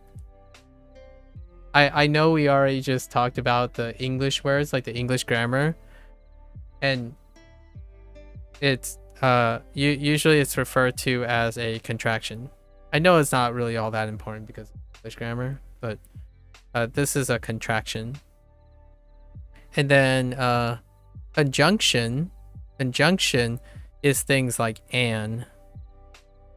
When you say like 1 and 2, this would be a conjunction. I wanted to clarify, obviously. Like, I wasn't sure. Oh, you say conjunction. Ooh, that's cute. So you say conjunction in Portuguese. I see. That's awesome. Like, I didn't know that. Cool. What do you call these things then? What do you call contractions? Or do you call anything a contraction? What does contraction sound like in Portuguese? How do you like what is this now? Or does it just not exist? Like there's nothing ascribed to this. You've never heard anything linguistic wise like a contraction? I see. Okay. So interesting. So what do you call these things? What do you call an? So an or other conjunctions? But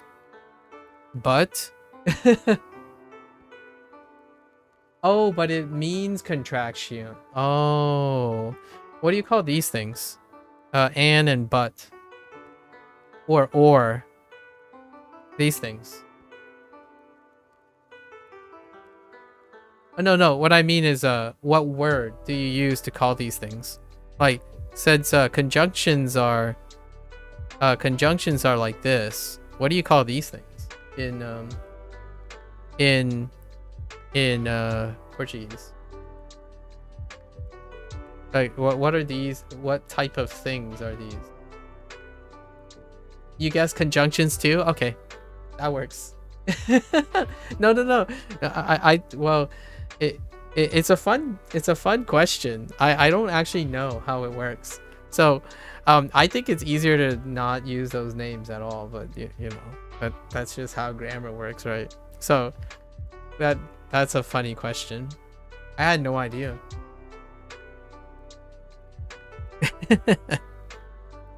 This is why when you learn a language, right? This is why when you learn a language, it reminds you of your old language. So what I mean is, every time I'm learning Japanese and they're trying to describe all the stuff and people are trying to describe all the stuff in English to me, right? Like, oh, it's like this in English and this is what's this in English. Then I start wondering, how do I describe my English anymore? So that's kind of the fun part. And then when other people talk about words and what they call different parts of the sentence and stuff, it's fun because there's a cultural difference between your parental language and the language you're learning. And then when you're talking to another person who's learning a different language and they have a different cultural language background, they would use different terms too. And that leads to some fun, in my opinion, some fun discussions, if not exhausting discussions about language. Like very weird observations about language. Okay. So let's put the keyboard away. Okay. Bangohan no ato soji. Yeah, soji o shimasu. 晩ご飯の後掃除をします。Okay. Nani? 何 I like. 何 Okay. 何 I help with chores. Verbal conjunctions. I'm not a teacher, but I would say that they are verbal. Okay, verbal conjunctions. Serve to link other. Okay, verbal conjunctions. I see. That makes sense. Honestly, that does make sense. Yeah, verbal conjunctions. Although, do you only use conjunctions on verbs? Oh. I wonder why it's called a verbal conjunction. Yeah, she is 21 but still studies. Yeah, so that's a verbal conjunction because you're connecting. So a verbal conjunction, right? You're connecting verbs. So she, and then is 21. So is 21 is a verb phrase, or not a verb phrase, but a verb object. Well, actually, we'll just say she is, and then still studies, right? And then 21. So 21 is an adjective. Being something, which is, so there's two, right? And then the and or the but is combining is but still. So she is 21, she still studies. So she is but still. Yeah, so this would be a verbal conjunction. Yeah, I agree. What about noun conjunction? So for example, she has a ball, pencil, and paper. I guess you would call this nominal. Maybe it's probably like a nominal conjunction. Oh, nominal? You think it's nominal? See, nominal also means number as well. So I don't know that is Yeah, it might be, yeah. I mean, it might be nominal, as in like a noun conjunction. And then there's also, I'm guessing, if there's verbal conjunctions, then there are probably independent clause conjunctions. Clause conjunctions. Clause conjunctions. So you could say, I have a ball and he has another ball. So this would be a clause conjunction. It's a conjunction used to link clauses together. So you have two independent sentences or two independent clauses being conjuncted together. Conjunct. I don't think it's a clause. You don't think so? What word do you use for clauses? What's another word for clauses? This is a clause. These are clauses in English, but you might be using maybe Portuguese has a different one because she doesn't necessarily have a ball. That's not how clauses work. But for him to have one, no. That's not. That's conditional. You're thinking about conditional stuff. So like if he has a ball, then she might have another. So this would be a conditional clause. Conditional clause. And this would follow the condition. So this would be a statement. However, when you're conjoining two independent clauses, they are accepted as fact. So they're not dependent on each other. So if I had a ball, or if, like not saying if, I had a ball and you have another ball, these are independent clauses, so they're not related to each other. So this would be an independent conjunction. These are independent clauses. So I have a ball. I don't care what other ball you have or another ball, whatever. It's just another ball, right? This is conditional, where one is related to the other. These would be dependent clauses. But anyways, that's too much regarding English. We're not gonna do English. It's fine. You're reading my thing is you're reading into a conditional, but it's more just stated as a form of fact. Independent clauses are stated as a form of fact. They both stand alone on its own, but you can interpret it in any way. You can definitely interpret it in different ways.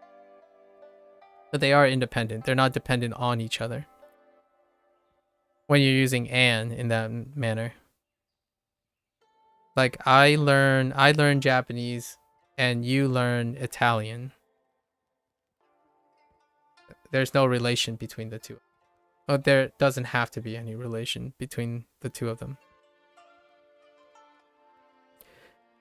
Let's see. Kaji 家事 no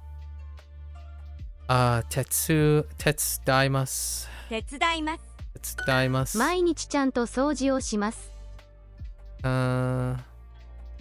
毎日ちゃんと掃除をします。What does that sound so weird? Oh, wait. 毎日ちゃんと掃除をします。毎日ちゃんと掃除をします。ちゃんとをします。ちゃんと。毎日ちゃんとをします。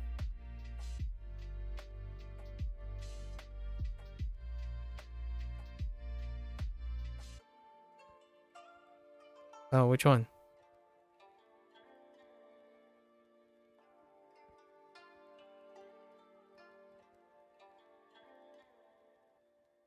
Oh, when you rest in peace? Yeah, what's up? 毎日ちゃんとをします。Oh, oh, there was something here. Wait.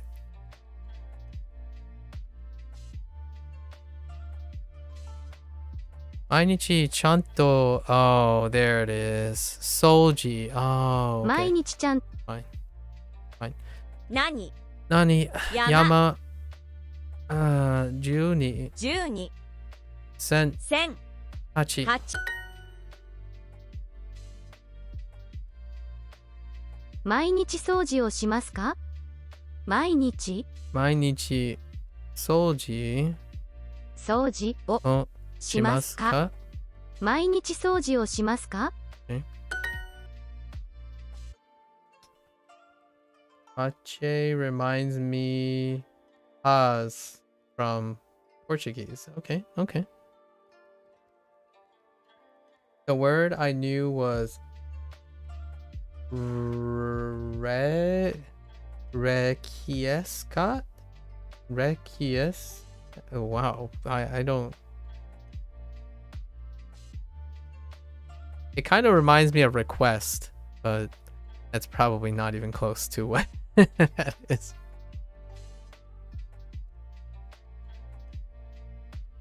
So that's to rest in peace. It means rest. Oh, okay. I see. Rest. There's also riposa. I see. Gakko no ato something to skudai o shimasu. So sometimes frequency. What do you got here? Keisatsu, that's the answer. Sensei, oh, do schoolwork with 先生 with the teacher. Yes, fair enough. Gakko no の ato 後 nani o shimasu ka? 学校の後毎日何をしますか？ Okay. So what do you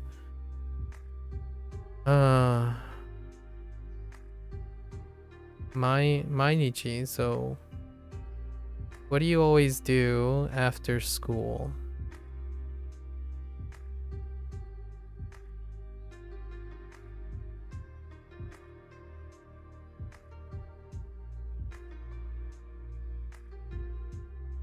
School dai school dai o shimasu.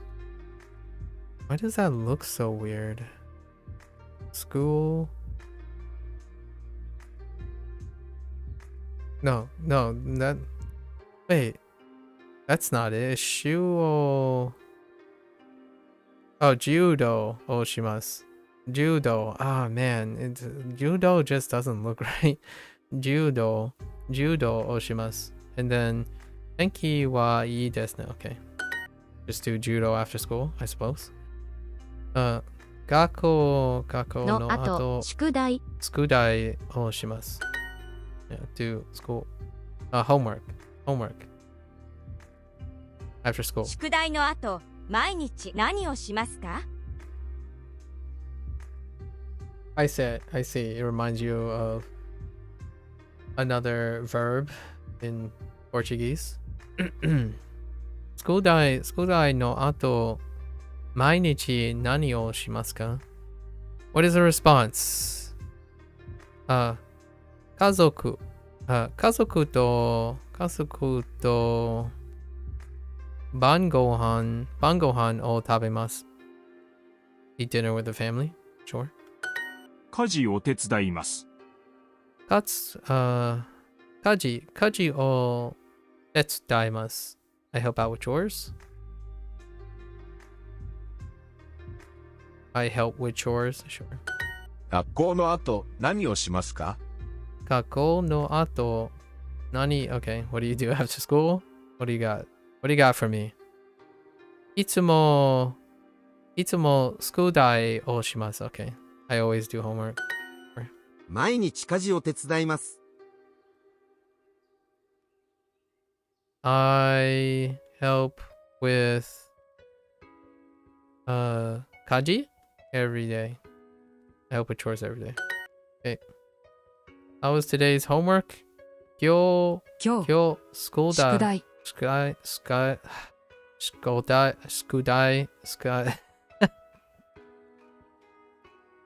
日の今宿題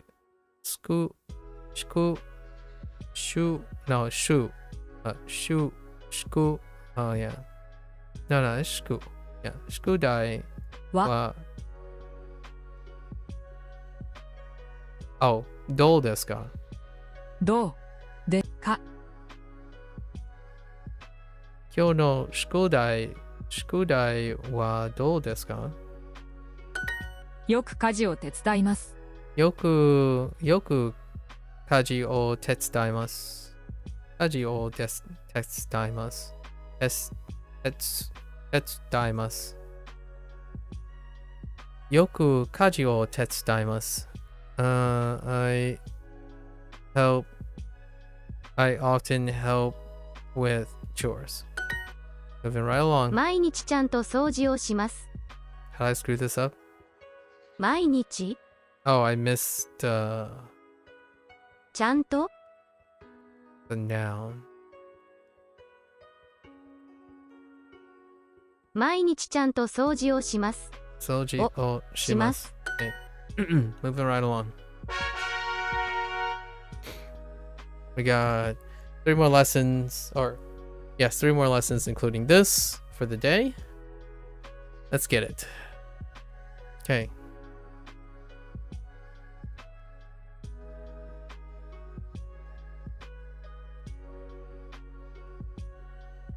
Okay.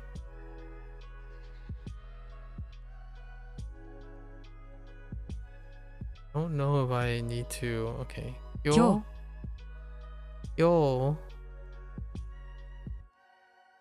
今洗濯ををしますか？ Okay, that's fine. いろいろな家事があります。Okay. And then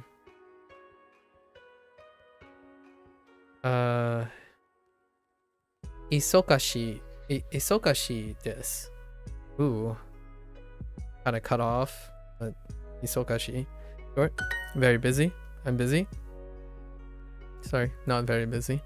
毎日誰と with whom ご飯を作りますか？ With whom do you make dinner or to make meals every day?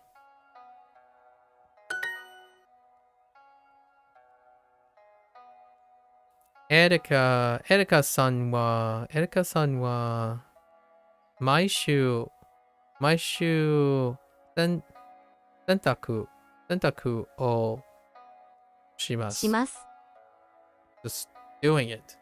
Just do it.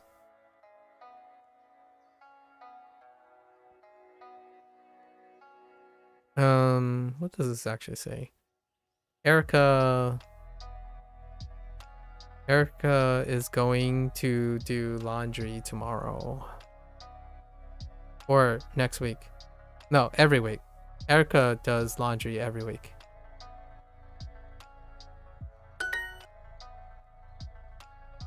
Okay. 誰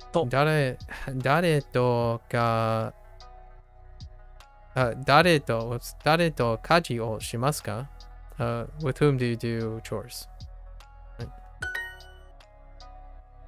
よくどんなご飯を作りますか？作ります。 What kind of meals do you often make? 誰と宿題をしますか？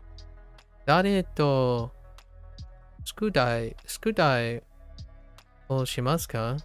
With whom do you do homework? Yeah, with whom do you do homework? よく花さんと宿題をします。I often work with Hana. I often do homework with Hana. いろいろな家事をします。 Okay. いろいろ Iroiro な na. I heard na. Wait. What? いろいろな家事をします。家事をします。 Wow, that sounded like Naka. Iroiro nakaji. Nakaji o shimasu. Iroiro na nakaji o shimasu. Or nakaji. Nakaji. Iroiro na kaji o shimasu. 誰と晩ご飯を作りますか？ Dare to. Okay, let's just read this at this point.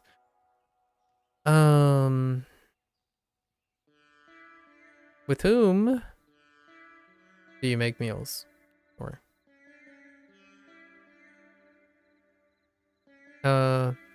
ani to bangohan o sukurimasu. I make dinner with my older brother. Ooh, okay. Sunny. Hare 晴れ no の日 wa. Itsumo いつも sentaku 洗濯 o をし shimasu. ます。毎日父とご飯を作ります。毎日 Chichi 父と to I heard gohan ご飯 o 作ります。 kurimasu. 毎日父とご飯を作ります。Mainichi chichi to gohan o sukurimasu. I make meals with my dad every day. Right? Oh, this phrasing. Right. 今日の宿題は優しいですか?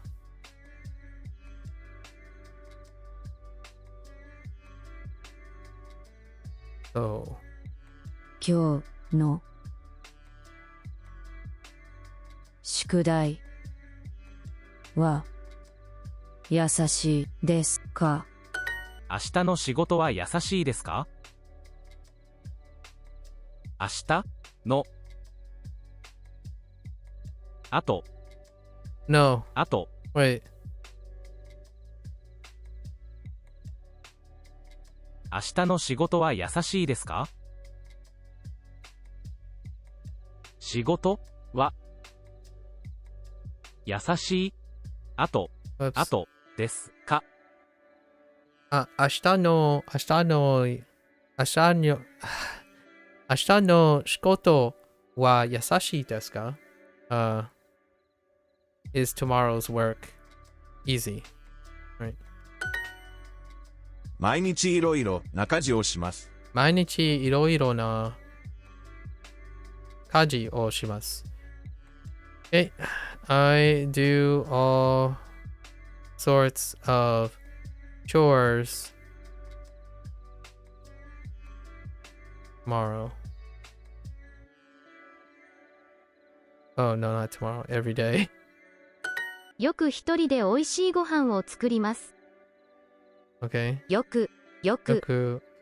I heard 一 40人で day. 時々 Toki-toki. No, no. I don't think Toki-toki. it's toki-toki. よく一人で美味しいご飯を作ります。 Oishiご飯を作ります is what I heard. 美味しいご飯を作ります。よく一人で美味しいご飯を作ります。 I often make tasty meals by myself. On my own. By myself.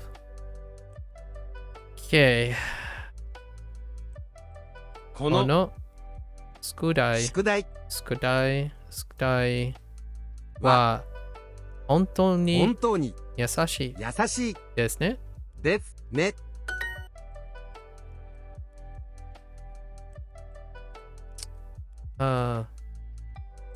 明日の仕事は優しいですか？明日の仕事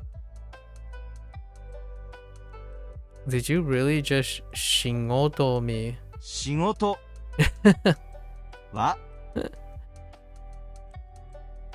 優しいでか Alright. Up and away. 2 more lessons. そしてお風呂に入ります。そしてお風呂に入ります。Yeah, to enter the bath. に入ります。 Even though it says take, I think it's more like going into a bath. Like going, like heading into something. It's kind of what I gathered from my reconnaissance. But take is pretty much the implicit, right? Let me double check. Pretty sure that's what I gathered. Ugh, flashbang. I really need to find...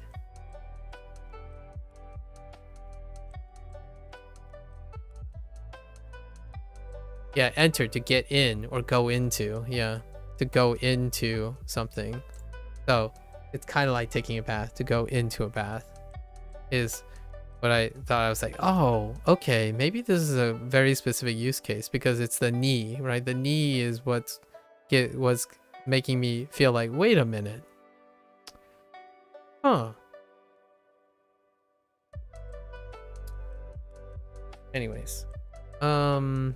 Then I will take a bath. 晩ご飯の後、お風呂に入ります。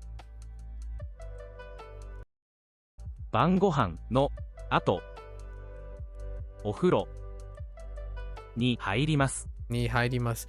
This kind of reminds me of the whole showerを浴びます。The shower を浴びます。In this case, I'm kind of treating it the same way until we get more context for. Obviously, there are other ways to use 入ります。But for now, it's like more or less that at the same time. 晩ご飯の後、お風呂に入ります。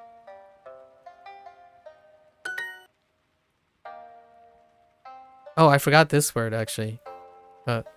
そして。Oh, そして。That was the word, one of the loose words. I had loose memories on 2 things. Zoo didn't even come up today. Zoo did not come up again. I still don't know what zoo is. But the loose one is そして. I thought it might have been しそた or something. Like I got, so it's そして. It starts with a soul. そしてそして晩ご飯を作ります。作ります。 Just kidding. そしてストレッチをします。そしてストレッチをします。Moving right along. お風呂の後。お風呂の後。ストレッチをします。Let's go. 毎晩ストレッチをします。毎晩ストレッチをします。We're getting close to the making sure to do something soon. They're probably going to go over that too. I do some stretches every night. Moving ち right ゃん along. とストレッチをします。 There it is. ちゃんとストレッチをしま。します I make sure to stretch. Or do some stretches. Not to be confused with I make sure to stretch because stretch is a predicate. And torechi is the noun. I don't know what the word is for to stretch. So I'm going to be a little careful about that phrasing too. I make sure to stretch is different from I make sure to do some stretches. Because the predicate is to do, not to stretch. Right? So, この医者の、oh. 仕事仕事はとても大変です。How does this work? It's so much easier just to read the Japanese sentence now. So this doctor's job or work is very difficult. It's very tough. 仕事の後、何をしますか？仕事の後、何をしますか？ What do you do after work? So, da da da da da da da da da. Okay, お姉さんは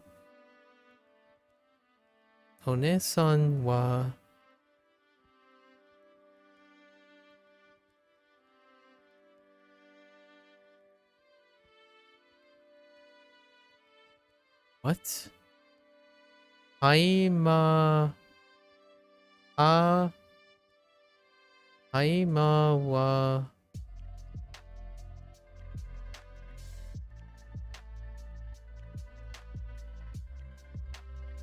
I don't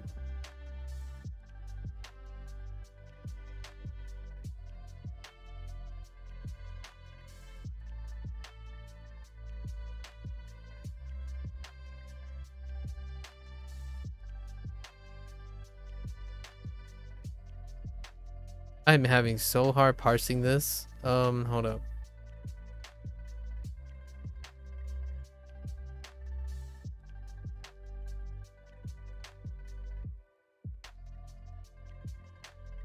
I see chew.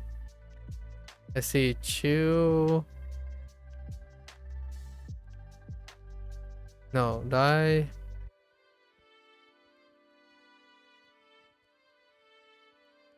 What? Why am I having such a hard time with this one? So, One-san wa Aima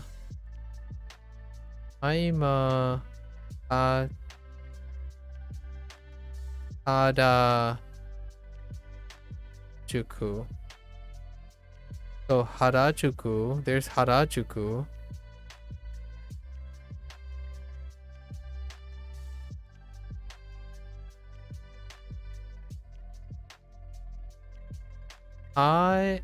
Aima.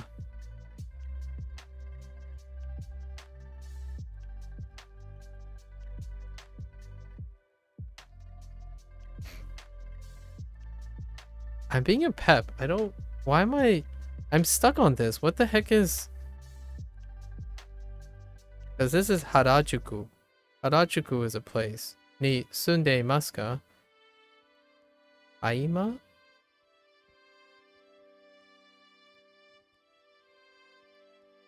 I don't remember that phrase at all. Or I don't know what Haima is. Pep? Yeah, I don't know what that is. Something about Harajuku. Okay.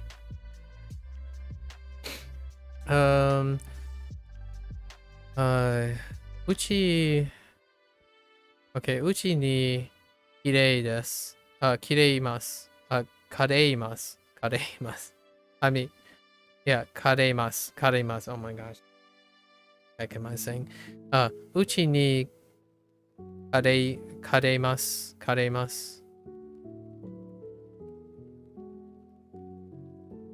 Karimasu. Oh my gosh.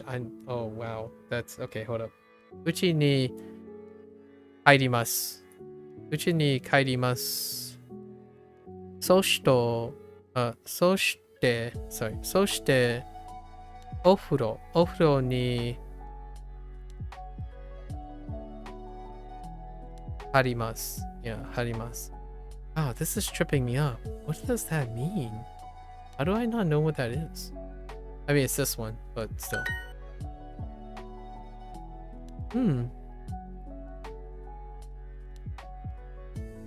Kyono shikoto.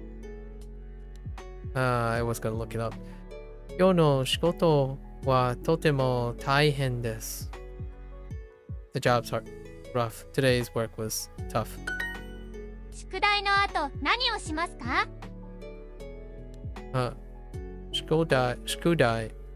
宿題の後、何をしますか？ What do we got?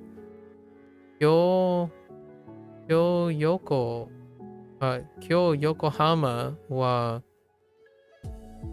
とても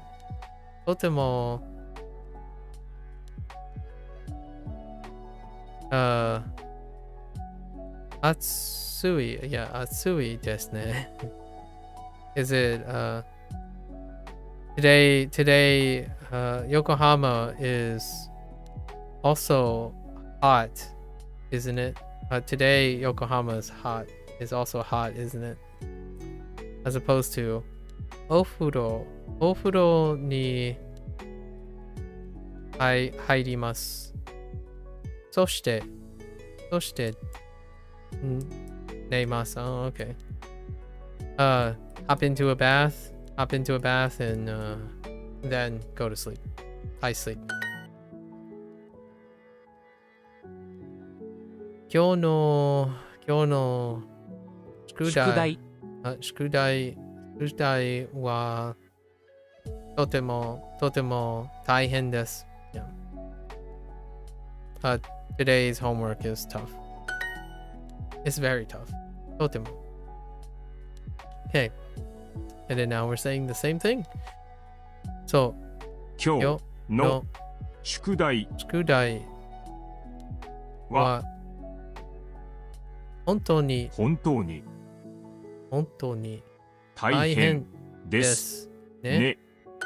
サッカーの後、いつもお風呂に入ります。サッカーの後、いつも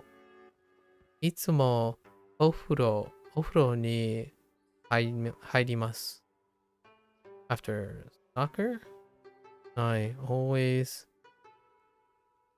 take a bath or hop into a bath. 今日の宿題は本当に大変ですね。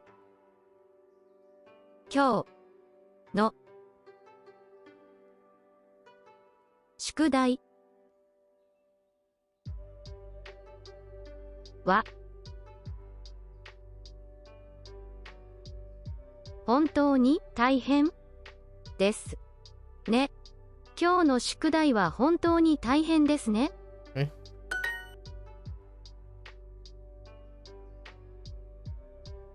毎晩ストレッチ。Where the heck is it? ストレッチをします。そしてストレッチをします。ストレッチをします。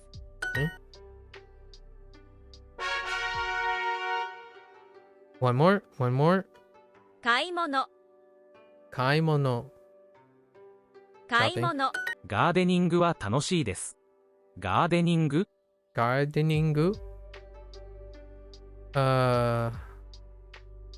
What? ガーデニングは楽しいです。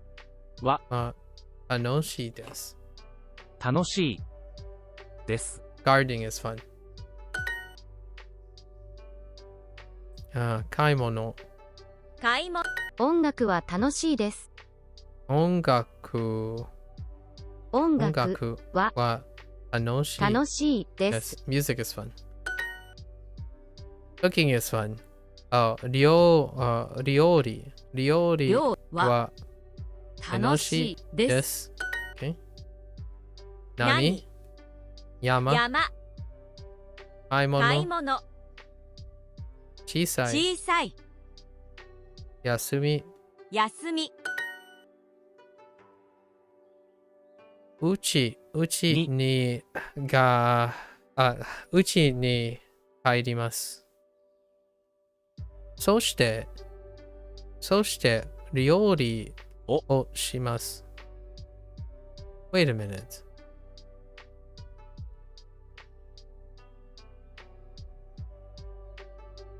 Oh, I see. Do cooking.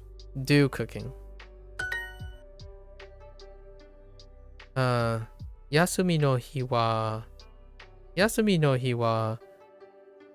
友達とゲームゲームをします。うちに帰ります。そして、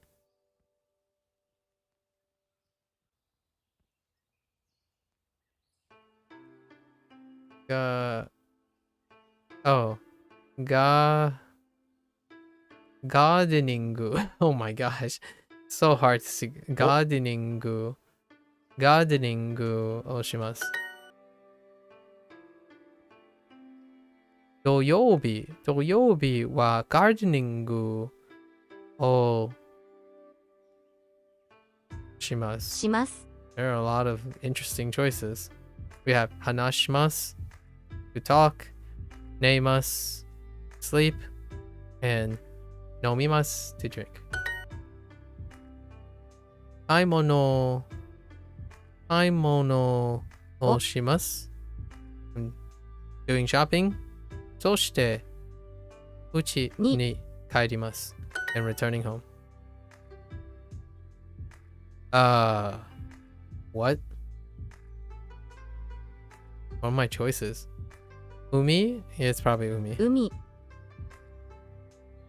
We have Basu, Chika, which is underground level, and then Kaji, chores. That doesn't look like chores. Umi wa tanoshi desu ka? Yeah. Umi is fun, isn't it? Oh, or not isn't it?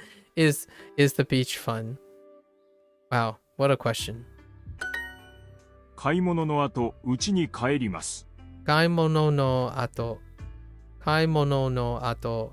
家に帰ります。After shopping, I return home. 料理をします。料理をします。Do cooking. 料理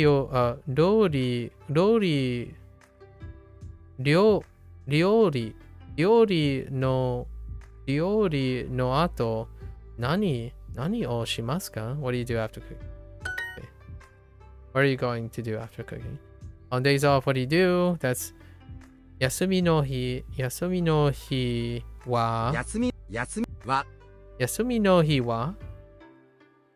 何をしますか?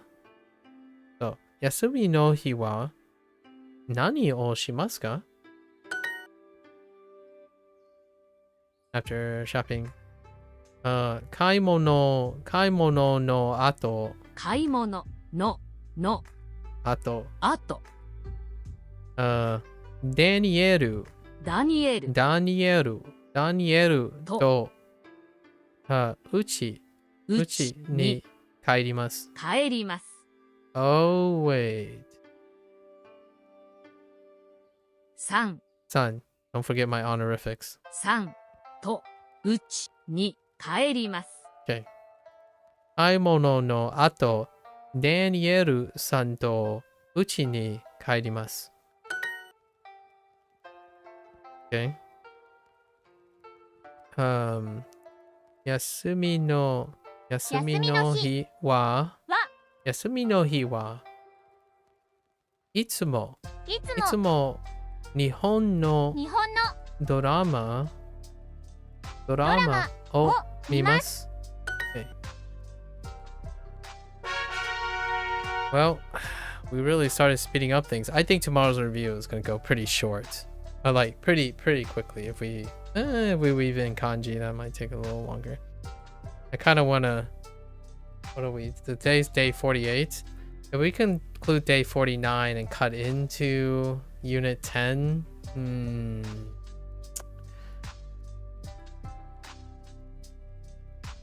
So what? Tomorrow, if I push for unit 1, the first half of unit 10, then on day 50, I push for repetition of all the new unit 10 vocab without repetition. Then we do the review on day 51. Okay, that's fair enough. We'll do that. Yeah, the big review day is coming up. Review of section 2 is coming up. Or halfway of section 2. So I gotta do some extra homework. Let's see if I even remember everything. Oh, that's gonna be so much. What is that? It's gonna be 8 units. That's one more unit than last unit. However, I don't have to write. I'm still gonna write all the kanji and all the kana. So that still includes all of unit 1's kana and then all of unit 1's kanji. So it's a little bit more. I think it'll be like an hour and a half more stuff. And they kind of increased the vocabulary by 30%. So it'll be a long one on day 51. It'll be at least 4 pages of stuff. All right, folks, that's a wrap. It was great. It was nice. We had a little bit of discussion. Another aspiring young lad had some interesting life discussions. That's a wrap for day 48. Thank you always for listening, sharing. Always feel free to discuss, talk, complain, what have you. I'm always here to listen, right? Or read, at least. Until next time, stay safe, stay healthy. I hope things go well. People get, if you're in a down place, hope you're getting better. Find new ways to enjoy life, you know. Look up. One day at a time. I'll catch you guys on the next one. As always, mata ashita. Ja ne.